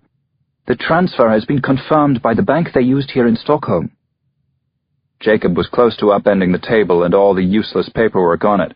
So they haven't got much cash at the moment, Desi said, just to be clear. Jacob leaned back in his chair, pressing the palms of his hands to his forehead. Desi had already given him the hopeless details. The Rudolphs were free and had vanished, in a country with fewer inhabitants than New York and an area almost as big as Texas. There were thousands of miles of unguarded borders with both Norway and Finland, and just as much coastline. A couple of hours in a fast boat would get them to Estonia, Latvia, Lithuania, Poland, Russia, Denmark, or Germany. Silence fell around the table. Gabriella Oskarsson was concentrating on a bundle of papers. Mats Duval was fiddling with his BlackBerry. Evert Riddervall, the hotshot prosecutor, was staring blankly out the window. Jacob clenched his fists at the sight of the fat little man. He was the one who had let the bastards out in the first place. What does the analysis of the website tell us? Desi eventually asked. Sarah Höglund leaned forward. Your first assumption turned out to be correct, she said. The Rudolphs have set themselves up as masters of their own universe. Their project aims to integrate life, death, and art to find the ultimate form of expression. The Society of Limitless Art is their own university. As far as we can make out, they've got about 35 followers around the world. There could be more. Other art students who share their worldview and admire their ambitions. Desi looked down at her hands. 3 other couples have taken the exam that the Rudolphs provide. Hard to believe, isn't it? So many crazies out there. The pages of the website contain detailed instructions on how to pass the exam, or graduate, as the Rudolphs called it, in the special project of the Society of Limitless Art. By causing death in a particularly artistic way, humankind could become a creating divinity, and thus immortal. The procedure of the work was described in detail, from the dialogue to be spoken when the victims were seduced, to how the champagne, eye drops, and knife were to be used. All the postcards and Polaroid pictures had been uploaded as JPEG files onto the site. Links and PDFs of the media coverage in each of the countries were also catalogued. It seemed that the press clippings were an important part of the artwork, but none of the so-called graduates have actually passed the exam, Jacob said, aware of how hoarse his voice sounded. The amateurs always messed up the murders somehow. Sometimes there was no symbolism in their choice of postcard, or they didn't manage to imitate famous works of art with their Polaroids. No one responded. They just listened to the American now. It isn't easy to kill, no matter how motivated or focused you are, Jacob said in a low voice. The others have all panicked and lost their grip on the situation. Athens, Salzburg, and Copenhagen were probably carried out by different members of the group, Sarah Höglund confirmed. The police in each country are tracing the IP addresses of computers that accessed the site. We'll have located them by this evening. Mats Duval stood up, holding his electronic gadget. The perpetrator in Copenhagen has just been identified, he said. He's a repeat sex offender. His DNA was on file. He's a member, Desi said softly. His user ID is Batman. How do you know that? Gabriella asked. He graduated on Sunday, she said. They had a ceremony online. Chapter 122. The meeting broke up and the members of the investigating team went back to their respective rooms. Everyone was excited about the new leads, but also shocked about the Rudolphs being on the loose. Jacob and Desi ended up sitting beside the coffee machine in the unofficial staff room on the 4th floor. On the table in front of them was a map of Northern Europe. They never go back to where a murder was committed, Jacob said. They keep moving on to new places, new countries. Desi ran her hand over the map. So we can probably discount Denmark, Norway, and Germany, she said. They know things are heating up, Jacob said. They'll want to lie low for a while now. They'll avoid any transport that involves passenger lists. They won't pay with credit cards or anything that means they have to provide ID. So where the hell are they going, and how? Desi put both hands over the Stockholm district on the map. They're pretty much broke, she said, and they're on the run. So? Jacob said. They'll steal a car, Desi said. If you're right, they're heading for Finland. Jacob looked at the map, his finger landing on the Baltic Sea. Why not a boat? It's only a couple of inches to the Baltic states. In this country, we guard our leisure craft like they were gold reserves. It's much easier to steal a car. Then they'll have to get up to Haparanda. She indicated a point on the map where the two countries met. That's over 1,000 kilometers from here. So they're behaving like petty criminals again, Jacob said. There are no motorways north of Uppsala. The E4 isn't bad, but there are speed cameras the whole way. They'll have to drive up inland, past Ockelbo, Bollnäs, Ljusdal, Ånge. Jacob followed her finger as it moved along the narrow, winding roads leading up the oblong country. "Your home territory," he said. "When will they get to the border? How long?" Desi bit her lip. "They'll have to stick to the speed limit. They can't risk getting stopped for speeding. And there's a lot of wildlife out on those roads. Elk, deer, maybe reindeer farther north. Are there automated gas pumps where they can pay cash to refuel without being seen?" "They're everywhere," Desi said.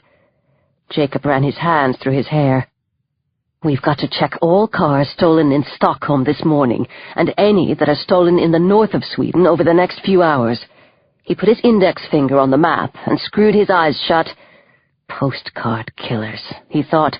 "Where the hell are you?" Chapter 123. The stolen Mercedes was speeding over a bridge with glittering bright blue water on both sides. Small wooded islands strewn with light gray rocks rose on the left and right. "Do I turn off up here?" Mac asked, leaning toward the windshield. "What do you think?" Sylvia looked down at the road atlas and started to feel sick. She always got car sick when she tried to read on a car trip. "Left onto the 272, she said grouchily, "somewhere on the other side of this lake." She fixed her eyes on the horizon, the point where the road disappeared in the distance, just as her mother had taught her. Max slowed down. "There's no need to be so miserable about it," he said. "This was your idea, after all. I'm doing the best I can." She swallowed and glanced at him, leaning close and giving him a quick kiss on the ear. "Sorry, darling," she cooed. "You're driving brilliantly." She ran her hand lazily along the dashboard. There was no longer any reason to hide their fingerprints or DNA. On the contrary, it was time to let the world know their message. Soon they would be able to sit back and enjoy what they had achieved. Mac braked, signaled, and turned off to the left. They drove past fields with sheep and cattle, past thick groves of trees. "It's kind of beautiful in its own way, don't you think?" Sylvia said, putting the atlas away. She wasn't planning to look at it again. They were almost there now. Mac didn't answer. The landscape opened up around them as they drove through a small town. To the left were a few houses, to the right a farm. They passed a row of what was once laborers' housing, a school, and an apartment block. Then they were out the other side. So much for civilization on this road trip. They drove on in silence. Mac was looking intently through the windshield. "What do you think about that one?" he said, pointing to a farm on the edge of the forest. Sylvia leaned forward to check the place out. "Could be. Maybe." Mac slowed down, then stopped the car. "Yes or no?" The farmyard seemed quiet and deserted. All the windows and doors were shut. They could see an old Volvo behind a barn, a sedan that must have been the height of style in the early 1980s. "This'll do," Sylvia said, taking a quick look behind her. No cars in sight. "Quickly now," she said. "We need to be really careful from here on. No mistakes." Chapter 124. Mac jumped out of the car. Sylvia took her seatbelt off and slid over to the driver's seat. With a certain amount of effort, she put the car in gear. She wasn't used to driving cars with gears and a clutch. Then she sped off to the far side of the next bend. There she stopped. She wound down the window and listened over the sound of the engine. The trees sighed. Some sort of animal was bleating in the forest. The sound of a car rose and fell in the distance, but nothing came past. She would have to wait here for a while. Her eyes settled on some sort of construction in the trees. Planks, a ladder, a treehouse, or maybe a hunting post. Suddenly she was filled with a feeling of intense hatred and disgust. Imagine, there were people who lived their whole pointless lives in God-forsaken places like this, working and drinking and fucking and building hunting posts without any awareness that there was anything else, that a higher level of human consciousness even existed. People out here abandoned their lives to meaningless banality, never bothering about brilliance, about aesthetics. She tore her eyes from the hunting post and concentrated on the rearview mirror. Mac was driving the red Volvo now. He didn't slow down as he passed her, just carried on at the same carefully precise speed, not too slow, but not too fast either. She put the car in gear and followed at a safe distance, careful, no mistakes. Now they had to find a good spot to dump the car from Stockholm, somewhere it would be found relatively quickly, but not immediately. She licked her thumb and pressed it against the wheel. A lovely print. Suck on that, dear police. It made her giddy to think of what they'd already achieved, and that was only the start. The next part could be even more impressive, their next act. She and Mac were maturing as artists.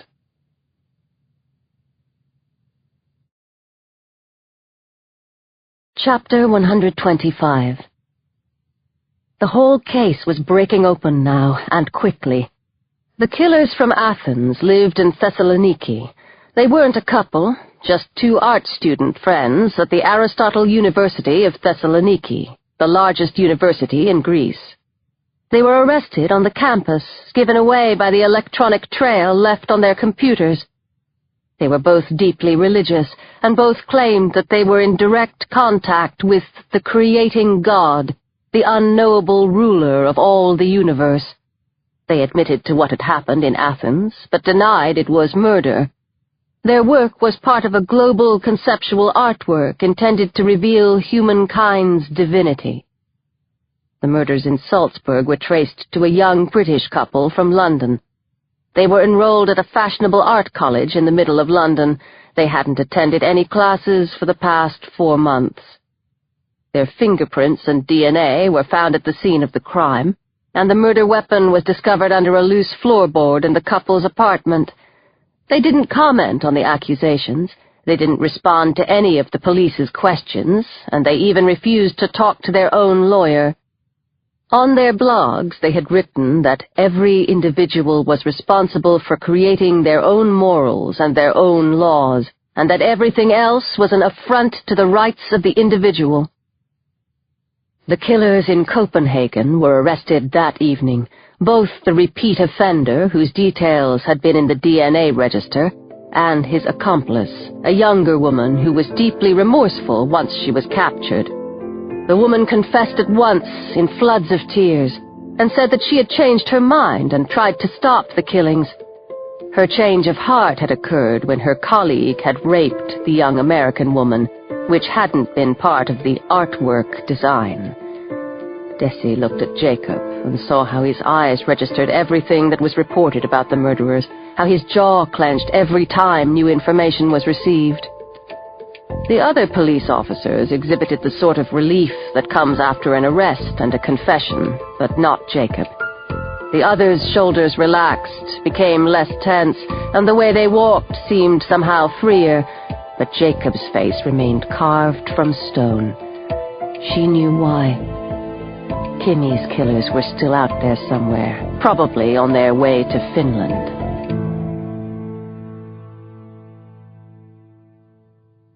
Chapter 126. During the day, 3 cars had been stolen in the Stockholm region. An almost new Toyota from the suburb of Vikingshill, a Range Rover out in Hässelby Garden suburb at the end of the underground network, an old Mercedes from a parking lot beneath the Gallerian shopping center in the middle of the city. The Merc makes sense, right? Jacob said. They wouldn't take the underground all the way out to the suburbs just to get a car. He picked up the map again. So now they're driving north. That's how Desi and I figure it, he said. They might even have changed cars by now. I would have. They're traveling on minor roads and heading for Haparanda. They're sticking close to the speed limit, so they should get there early tomorrow morning at the latest. Mats Duval looked skeptical. That's just speculation, he said. There's nothing to prove that they'd choose that particular route, or even that mode of transport.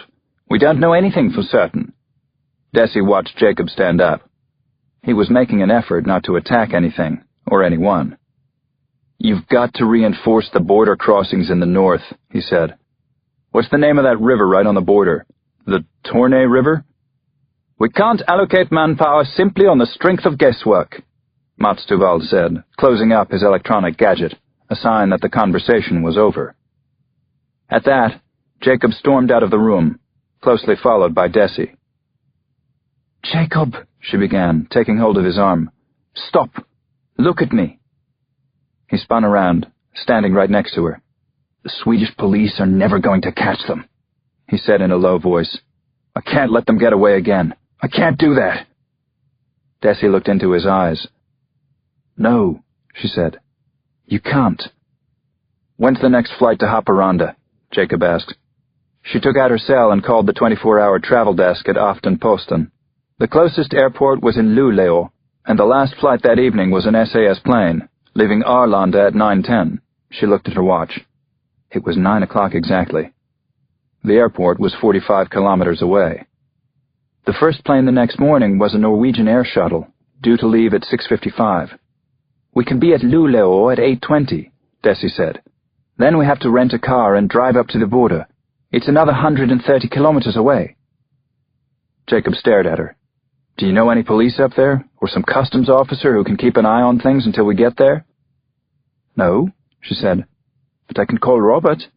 He lives in Kalix. It's a 45-minute drive from the border." "Robert?" She smiled, a smile that was almost a grimace. "My criminal cousin. The big one who protected me when I was a kid. And even now." Jacob ran his fingers through his hair and paced quickly around the coffee machine. "How long would it take to drive up there?" he asked. "If we leave now?" She looked at her watch again. "If we go for it, and the road isn't full of trailers and lumber trucks, we'll be there by 6. He slapped the wall with his hand, nearly putting a hole in it. "That's not good enough," he said. "If Robert keeps an eye on things, they won't get through," she said. "A blue Mercedes, registration TKG 297, wasn't it?" He looked at her, fire in his eyes. "Have you got access to a car?" "No," she said, "but I've got a bicycle." She waved her American Express card. "We'll rent one, you idiot." Chapter 127. Thursday, June 24th, Norrland, Sweden. It was past 1 o'clock in the morning when Desi sailed past the town of Uttensjö. She had driven almost 500 kilometers and needed to get petrol, drink coffee, and go to the bathroom. Not in that order, actually. She glanced at Jacob in the reclined seat next to her as he slept the comatose sleep of the jet-lagged. The diesel would last until they got to the 24-hour truck stop in Doksta, but she had a much better idea.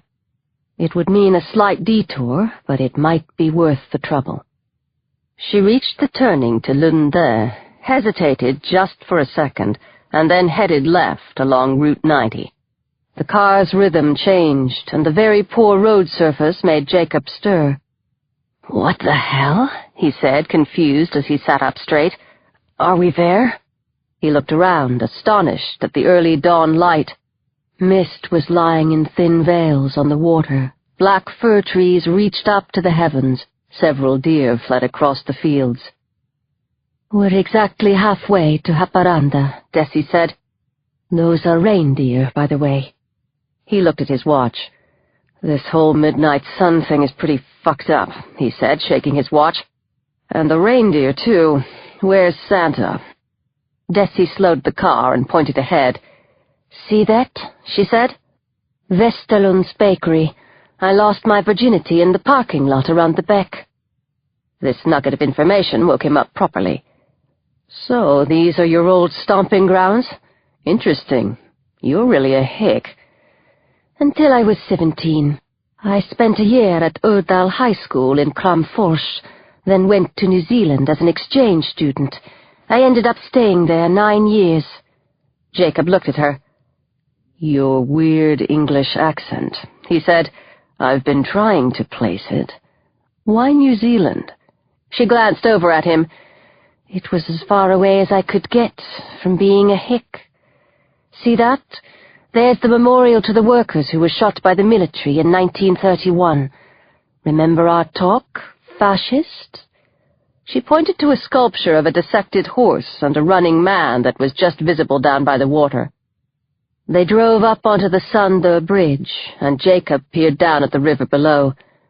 When it was built, this was the longest single-span concrete bridge in the world. I had to cross it every day to get to school. Lucky you, Jacob said. It scared me every single time, every day, twice a day.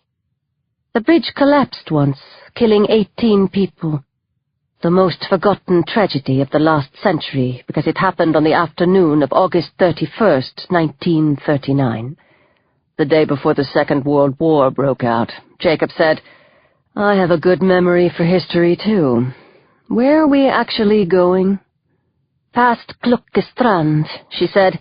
It's not far now. She slowed down and turned off to the right, onto a narrow dirt road. I thought we might need some expert help, she said, driving up to a huge wooden building in a state of more or less complete ruin. What the hell is this place? The house on Haunted Hill? Welcome to my childhood home, Desi said, switching the engine off. Chapter 128. There was a faint light coming from a window on the ground floor, the sort of blue light that an old television set gives off. Desi wondered how many of her family were there. The house was a base for her uncles, the few who were still alive, and for a number of her cousins. Will anyone be awake at this time of day? Jacob asked. Granddad, Desi said. He usually sleeps during the day. At night he watches old black-and-white films that he downloads illegally from the net. Are you coming in with me? Wouldn't miss it for the world, Jacob said, climbing out of the car. They held each other's hand as they walked up to the huge building. The structure was an old-style farmhouse with 4 chimneys, 2 floors, and a loft tall enough to stand up in. The red iron oxide paint had peeled off decades ago, and the wooden walls shone a grayish-white in the early light. Desi opened the outside door without knocking and kicked off her shoes. Apart from the sound from the television, the house was quiet. If anyone was here besides Granddad, they were sound asleep. Her grandfather was sitting in his usual armchair, watching a film with Ingrid Bergman in it. Granddad? The old man turned around and took a quick look at her. Then he went right back to the television screen. Dragot a don for Maia, he said. Desi shut the outside door. This is Jacob, Granddad, she said, walking toward him, still holding Jacob by the hand. Her grandfather hadn't aged much, she thought. Maybe it was because his hair had been white for as long as she could remember, and his face had always had the same miserable scowl.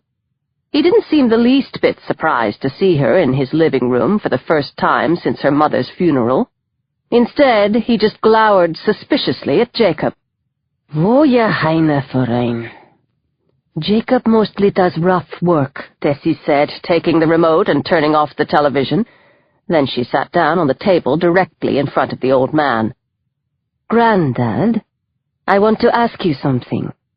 If I'm on the run from the police and haven't got any money and want to hide out in Finland, what should I do? Chapter 129. The old man's eyes twinkled. He cast a quick, approving look at Jacob, straightened up in his armchair, and regarded Desi with new interest. Wo hava jag trott? What language is that? Jacob asked, bewildered. It doesn't sound like any Swedish I've heard. Beat them all, Desi said. It's an almost extinct dialect from where he grew up. It's further from Swedish than either Danish or Norwegian. This farm belonged to my maternal grandmother's family. No one around here much understands him. She turned to her grandfather again. No, she said, we haven't done anything bad. Not yet, anyway. I'm just wondering, purely hypothetically. Skulle halva notta äta? Yes, please, Desi said. Coffee would be good, and a sandwich, if you've got any cheese. The old man stood up and staggered off towards the kitchen. Desi took the opportunity to go out into the gloom of the hall and crawl in under the stairs, where the only toilet in the house was situated. When she got back, the old man had prepared some bread and cheese and had boiled water for instant coffee. He was sitting with his hands clasped on the wax tablecloth, his eyes squinting as he mulled over Desi's question. "Ojum sai Finland," he said. "Hagoet." Desi nodded and took a bite of the sweetbread and pourcelou. Then she interpreted simultaneously for Jacob so he could follow. Hiding in Finland wouldn't work. The Finnish police were far more effective and brutal than the Swedes.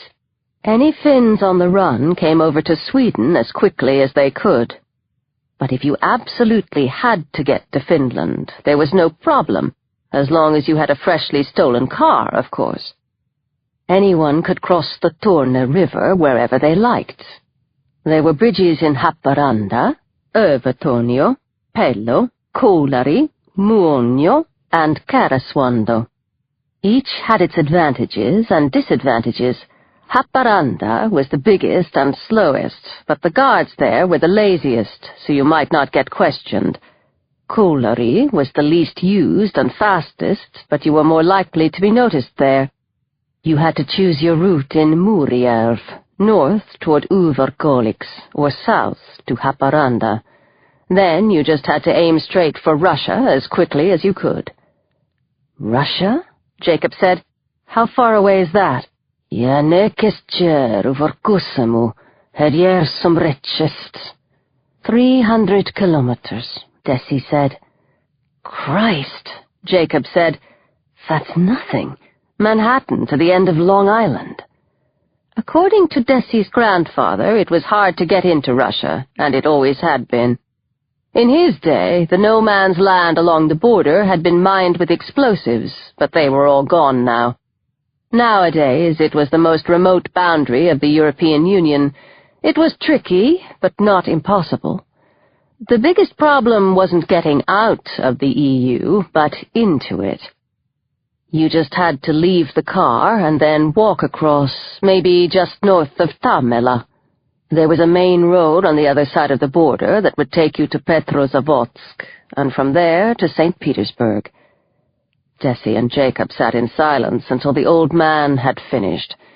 Then he stood up, put the coffee cups on the draining board, and wandered off toward the television again.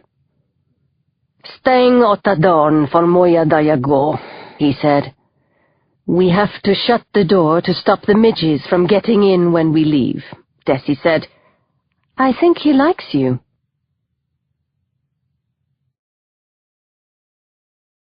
Chapter 130.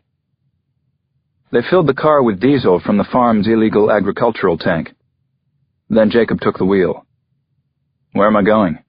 "Straight on until you see Suomi Finland on the signs," Desi said, putting the seat back down and stretching out.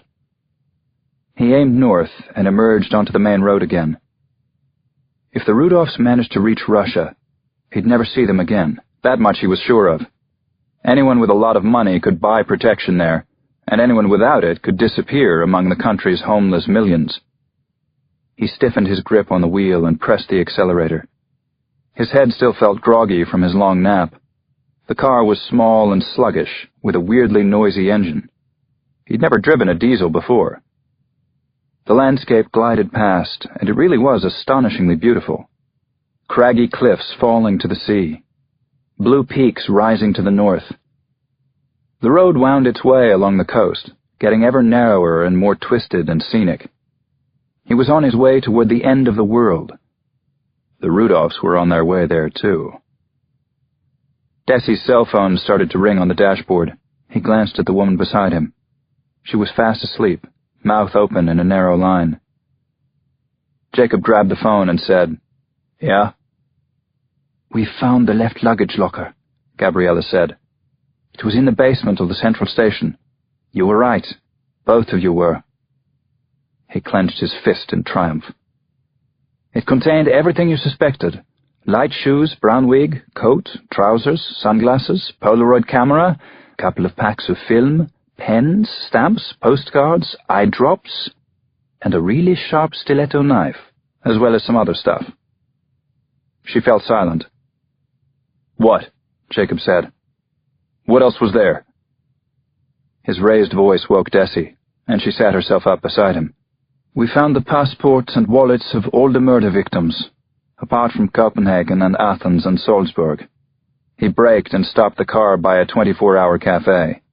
He was searching for words, but couldn't find any. Your daughters were there, Gabriella said quietly. I've got them on the desk in front of me. Her fiancés as well. You'll get them when you're back. Okay, he muttered. You wanted to know if any cars had been stolen in northern Sweden late yesterday, didn't you? A farmer north of Gysinge has just reported the theft of a Volvo 245, a 1987 model, red, license number CHC 411. A 245? That's a sedan? A wagon. I'm sending a text message with all the details. He put the car in gear and looked round. They were in a small village. A tractor-trailer pulled out of the parking lot just ahead of him. How far have you gotten? Gabriella asked. Jacob pulled out onto the road behind a gigantic lumber truck billowing smoke. Halfway.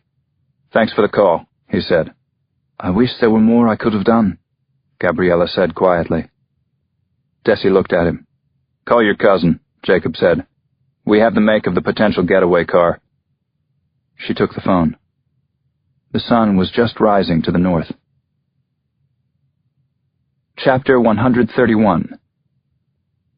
The forest grew thicker after Örnsköldsvik, and signs of habitation thinned out. Between the towns of Umeå and Skellefteå, a distance of almost 150 kilometers, he hardly saw a single house. The end of the world was getting closer and closer, wasn't it? In the town of Byske, the jet lag struck him like a sudden fog. The last traces of his ability to judge distances abandoned him, and he woke Desi to take over at the wheel. Even with the sun in his eyes, he fell into a restless sleep. Kimmy was there with him. She looked like she had when she set off for Rome. She had on her new winter coat and her yellow woolly hat, so beautiful and talented. Jacob could see she was upset, crying. She was standing in a glass box, banging her fists against the transparent walls and calling for him, calling for her dad. He tried to answer, but she couldn't hear him. Kimmy! He shouted in the dream. I'm here! I'm coming! Jacob? He woke with a start. What? He said. You were shouting. Having a bad dream. He sat up and rubbed his eyes hard with his fists. The car had stopped. They were on the outskirts of a town. On the left was a large warehouse, and on the right, a long row of office buildings.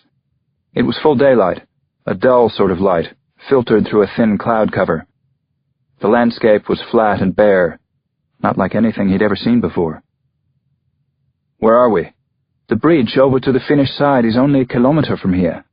Robert's a bit closer, on the other side of the rotary. Nothing came through during the night.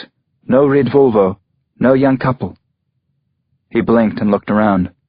This is Haparanda? Kyllä. He looked at her, confused. Finnish for yes, babe. Let's go. Robert's waiting for us. She started the car and drove toward a large rotary with what was practically a small forest at its center. He's got men watching all the bridges across the river, and a couple at the main harbors for small boats. No one's seen anything. Robert's men are vigilant. Thank God for organized crime, Jacob said. Robert's rough, but he's a good guy. A huge building with an immense parking lot spread out to the left of the car. What the hell is that? He asked. That's the most northerly IKEA in the world. And there's Robert! They stopped beside a customized Toyota Land Cruiser, the latest model. Leaning against the gleaming paintwork was a giant of a man with a blonde ponytail and biceps like logs. Desi hurried out of the car and threw herself into his arms. The giant received her with a big grin on his face. A pang of jealousy hit Jacob in the solar plexus. Slowly he got out of the car and approached the enormous man holding on to Desi. Robert's arms were covered in clumsy tattoos. He was missing 2 front teeth.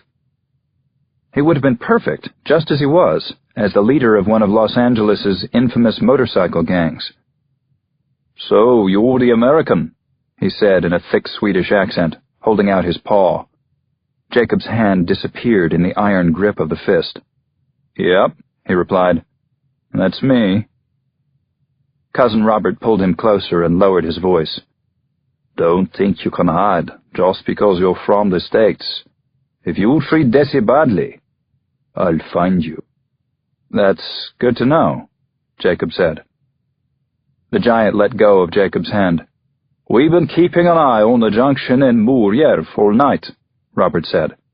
They passed it half an hour ago in a red Volvo with false plates. They took the E10 down toward Haparanda. Jacob felt adrenaline explode throughout his body. This was it. The end of the tale. At the end of the world. The gangster looked at his watch. A diamond-encrusted Rolex. They could be here any minute. Chapter 132. Time nearly stopped for Jacob.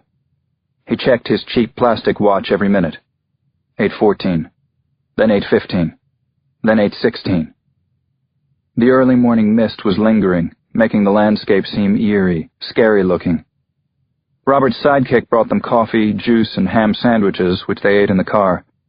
They were both very hungry.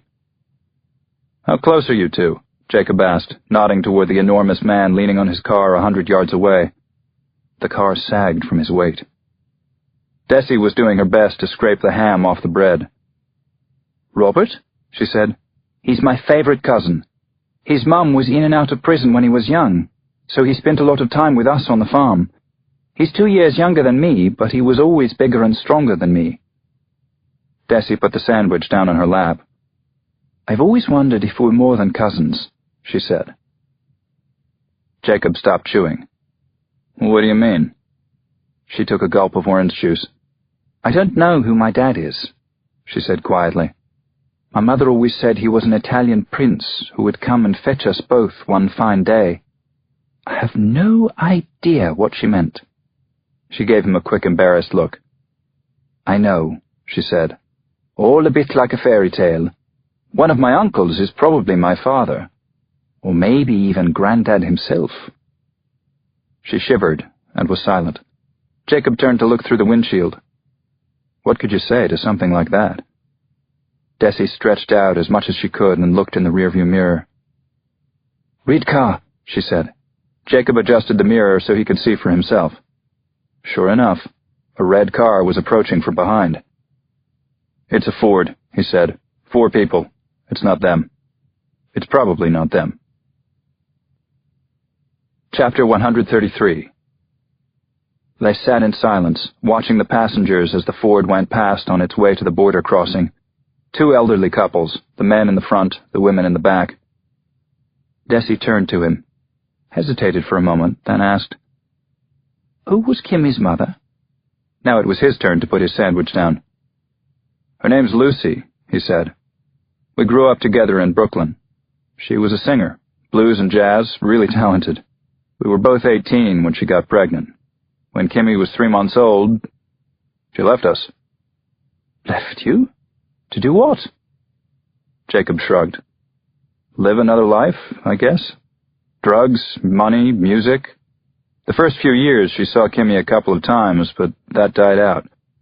It must be 15 years since I last saw her. Does Lucy know? About Kimmy? Jacob shook his head.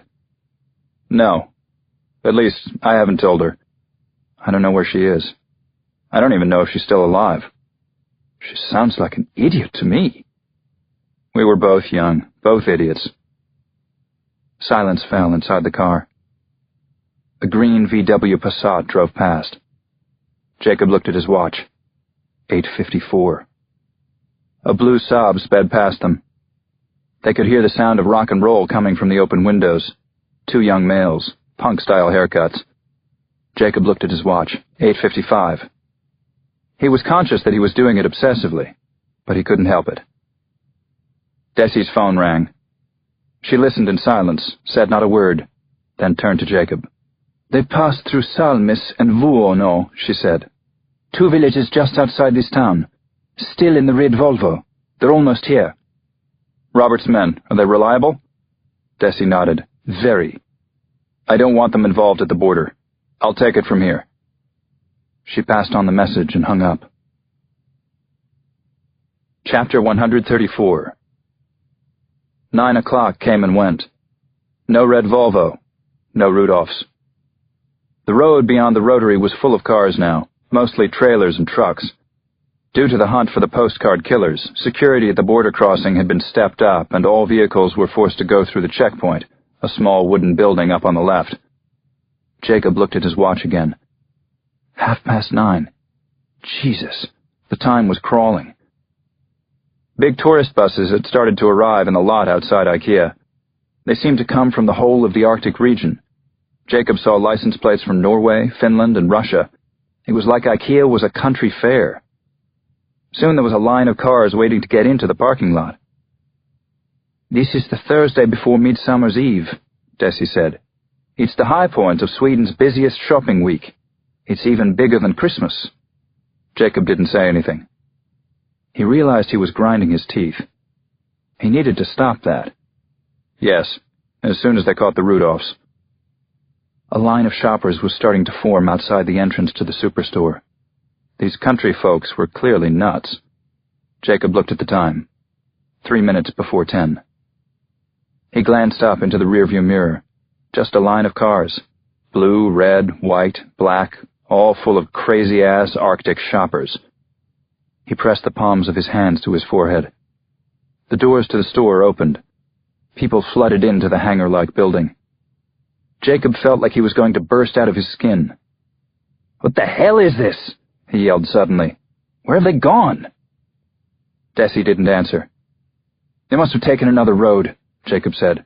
"They're not coming through Haparanda. That criminal hooligan you call your cousin was wrong. Maybe he's in league with them now. Maybe he's fooled us into sitting here so they can get away. They could have bribed him." "Jacob, calm down. You don't know what you're saying. Stop it." Jacob turned the key, and the engine coughed into life. "What are you doing?" Desi asked. "Can't wait here any longer," Jacob said. "I'm going completely fucking mad. Just sit—" "Hang on," Desi interrupted. "Just hang on. A red car. There's a red car. I think it's a Volvo." Jacob looked in the rearview mirror again. It was a Volvo wagon, an old model, definitely red. There were 2 people inside. A young blonde man and a dark-haired woman. The Rudolphs were here.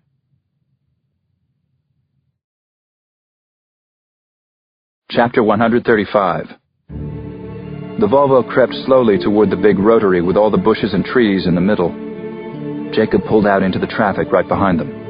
His heart was thumping so hard that he could hardly hear anything going on around him. The pair in the Volvo stopped in the rotary. The line to the border crossing snaked forward ahead of them.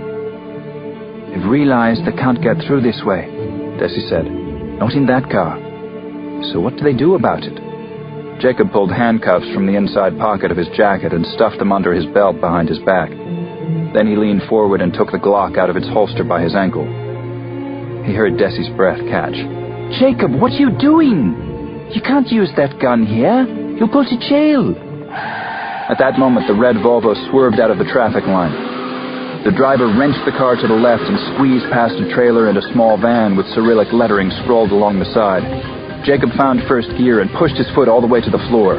A moment later, he was forced to brake sharply to avoid a truck that was halfway into the rotary. "Hell, we're losing them." "They're going straight on," Desi cried, leaning her head out of the window. "Now they're turning right. They're in the IKEA parking lot." Jacob drove too fast past the truck. He scraped the side of a Peugeot and forced his way into the lot as the driver of the Peugeot sat angrily on his horn behind them. The parking lot for IKEA was complete chaos. Cars and buses and trailers were all battling with huge shopping trolleys and children's strollers and hundreds of people. Jacob stopped the car and looked around wildly. "Where the hell have they gone? We've lost them. They got away." "I think they were heading for where the buses park," Desi said, pointing. There! That's Sylvia Rudolph, isn't it?" The dark-haired woman opened the door and started to run. She was athletic, fast on her feet. "No!" Jacob cried, trying to drive after her. An entire family, grandma, mother, 4 kids, and a dog, blocked his way. Then the driver of the Peugeot suddenly appeared, banging furiously on the windshield. Jacob showed him the pistol, and the man backed away, hands up. "To hell with this," Jacob said, throwing the door open and racing toward the buses. Chapter 136. It was the Rudolphs. He was sure of that much.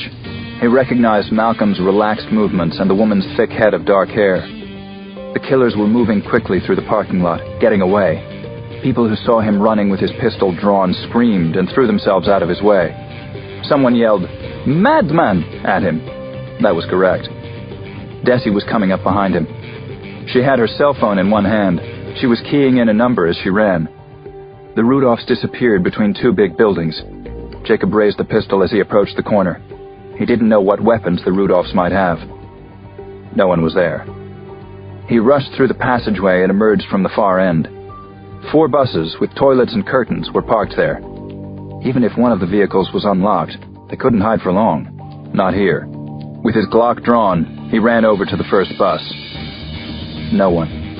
The second one. No one. The third. "Drop the gun!" The voice came from behind him, a woman's voice, struggling to stay calm and collected. He spun around, aiming the Glock, ready to kill.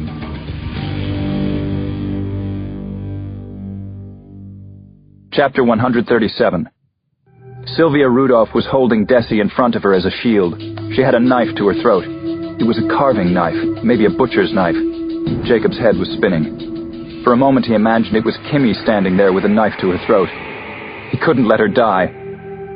"Drop the gun," Sylvia Rudolph said. "Put it on the ground, or she dies. I have no problem with that." Desi's face was deathly pale. Her cell phone was still in her hand. Malcolm Rudolph was standing some 10 feet away, looking bewildered and lost.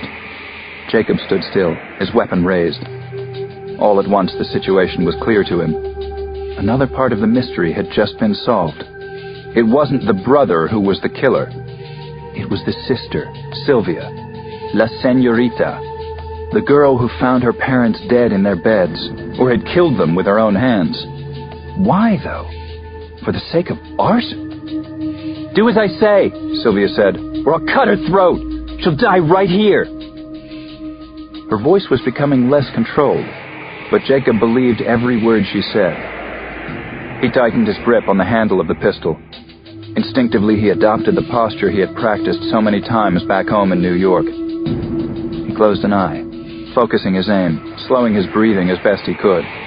He studied Sylvia's ice-cold expression next to Desi's terrified face. There she was, the woman who had killed his Kimmy, holding a knife to Desi's throat. Another knife, but the same killer. Suddenly he felt his pulse relax. "Put the gun down!"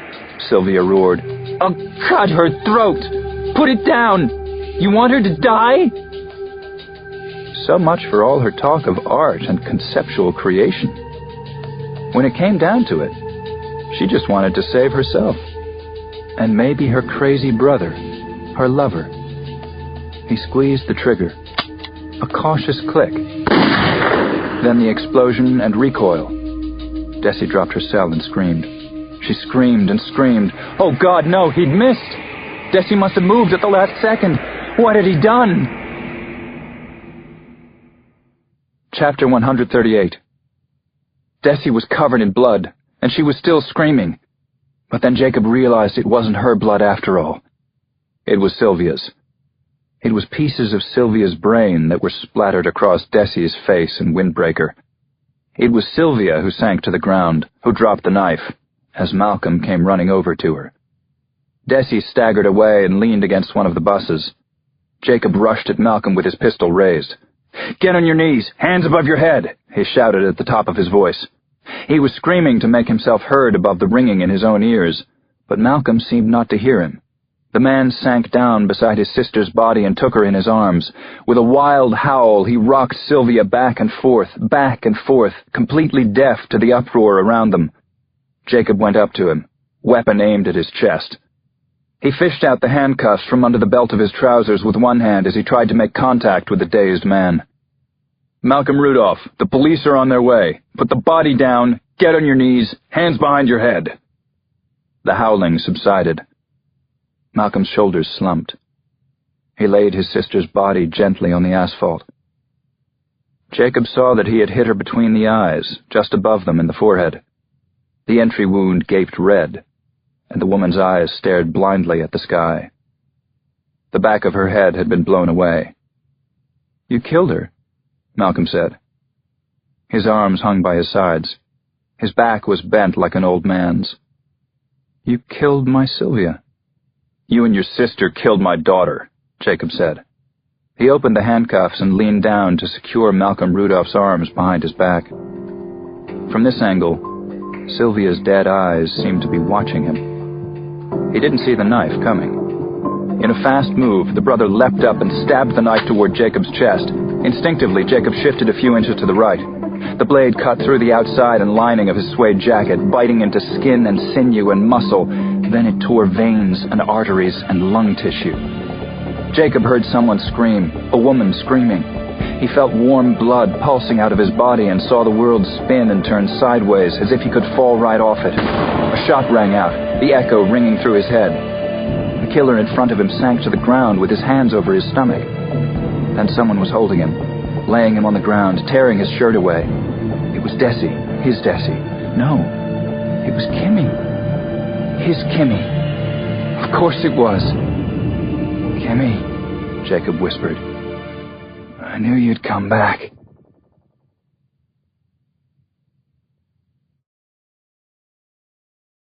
Epilogue. Chapter 139. Bay Ridge, Brooklyn, USA. The wind carried with it the smell of the sea and also exhaust fumes from Leif Erikson Drive. It made the leaves above his head rustle, the electrical wires sing. Jacob was sitting on the porch outside his small house, watching the boys from the neighborhood play baseball on the patch of grass on the other side of the street. The heat and extreme humidity had finally broken, leaving a hint of autumn behind it. The sun was no longer high in the sky, and the leafy trees threw deep shadows along the street. His lung had healed. The pain in his arm was almost gone. The wound had started to itch instead. Sometimes he thought that was worse. He looked down toward Shore Road. Still no taxi. He pulled at the shoulder sling in irritation. Next week he could take it off. They said he must have had a guardian angel. The little town on the Arctic Circle where his lung had been punctured and his arm almost sliced off had had no hospital. But there had been a local health center with an emergency room and a Hungarian doctor who specialized in microsurgery. The Hungarian had stitched his muscles and blood vessels together while they emptied the center's supply of blood plasma into his body, and somehow he had survived. Malcolm Rudolph hadn't been so lucky. Jacob's wild shot had hit his liver. The killer bled to death in the helicopter ambulance. Good riddance to him, and his sister, too. Horrifying bastards. When Jacob woke up and remembered what had happened, he started to prepare himself to face the Swedish judicial system. He assumed that he would get away with the actual shots. After all, Gabriella had heard the whole sequence of events over Desi's phone. It was obvious that he had fired only in self-defense. On the other hand, he would have to explain his service weapon, the one he'd purchased in Italy. The Europeans were very serious about the illegal possession of firearms. When Mats Duval had visited him in the hospital, Jacob had been expecting to face charges. But the police superintendent had merely informed him that a preliminary investigation could not be carried out. All suspicions had been dropped through lack of evidence. That was what happened in cases like this, he had explained curtly. The Swedes weren't quite as rigid as he had thought. He even got the gun back when he left the country. Jacob watched as the neighbor's son got a clean hit on the other side of the street. The ball shot off like a missile toward Johnson's garage, which, naturally, was no longer Johnson's but belonged to a Polish family, whatever their name was. Jacob held his breath until the ball hit the brick wall, just inches from a window. Once upon a time he had played baseball on that same patch of grass. He had broken the windows of Johnson's garage on a couple of occasions. He still lived in the house where he'd grown up, where his father had grown up, where Kimmy had grown up. Maybe he could take off the wretched rag around his neck. What was the worst that could happen? His arm was hardly going to fall off, was it? A taxi came slowly along the street and stopped at the sidewalk below the porch. Jacob raised his good arm and waved. He even managed to smile. Chapter 140. Jacob didn't get up as Lyndon Krebs got out of the back seat with his scruffy navy bag in tow. "So here you sit, you one-armed bandit," the FBI agent said. Jacob shifted to make room on the step for his old mentor. "How did the operation go?" he asked. Lyndon sighed as he sank beside him on the steps. "Well, I'll never use my dick for anything but pissing from now on. But you have to be grateful. Small mercies." They sat there next to each other. Good friends. The best kind, through thin and thinner. The ball-playing boys on the other side of the street started arguing about something, and a half-hearted fight broke out before they drifted off home, one by one. "What happened up in Montecito?" Jacob asked. "They found the remains of a woman behind the mansion," Krebs said. "She wasn't buried very deep. Hadn't been there long. 4 or 5 years, according to the coroner." "Any ID?" "Not yet, but it's probably the missing girl, Sandra Schulman. Her throat was cut. More of Sylvia's artwork, I'm sure." They sat in silence for a while. "What about the murder of the guardian?" Jacob asked. "And the parents?" Lyndon Krebs shook his head. "Still open cases. My guess is that they'll stay that way. You want to know what I found out about Lucy?" Jacob looked over toward Johnson's garage. It was Lucy Johnson's childhood home. "Not right now." Lyndon Krebs glanced at Jacob. "How did it go with the girl from Stockholm? The one named after the princess?" "She's going to finish her doctorate," Jacob said. "As far as I can tell, it's going pretty well." "Isn't that what I've always said? The smart ones are always best. Where did she end up, anyway?" Jacob felt his face crack into a grin. "There she is. Down there," he said, pointing with his healthy arm toward Narrows Avenue. The only thing Desi had bought since she moved in was a 7-speed women's bicycle with a shopping basket on the front, and now she was pedaling along 77th Street with the basket full of leeks and other rabbit food. Leaving the bike and the groceries in the driveway, she came over to the steps. "Mr. Krebs? I've heard a lot about you." Desi and Jacob's friend shook hands. "Nothing but crap, I hope." Desi smiled at Jacob. "From a romantic guy like this? What'd you expect?"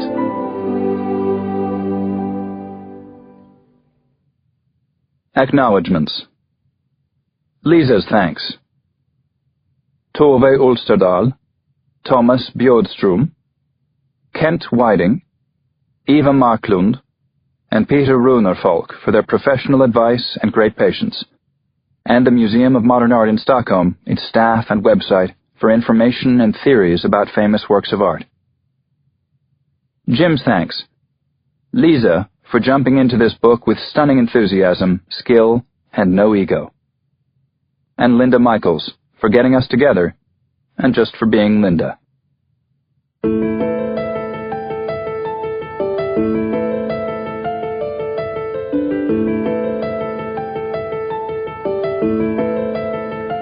This has been an Hachette audio production of The Postcard Killers, written by James Patterson and Lisa Markland, read by Katie Kelgren, Eric Singer, and Reg Rogers.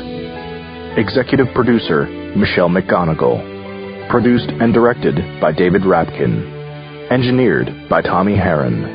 Edited at Merlin Music NYC. Mixed and mastered by Paul Goodrich, Merlin Music NYC. The Postcard Killers is also available in print from Little Brown & Company, a division of Hachette Book Group. Text copyright 2010 by James Patterson. Audio production copyright and published 2010 by Hachette Audio. All rights reserved. Except as permitted under the U.S. Copyright Act of 1976, no part of this publication may be reproduced, distributed, or transmitted in any form or by any means, or stored in a database or retrieval system without the prior written permission of the publisher. This audiobook is a work of fiction. Names, characters, places, and incidents are either the product of the author's imagination or are used fictitiously, and any resemblance to actual persons, living or dead, events, or locales is entirely coincidental.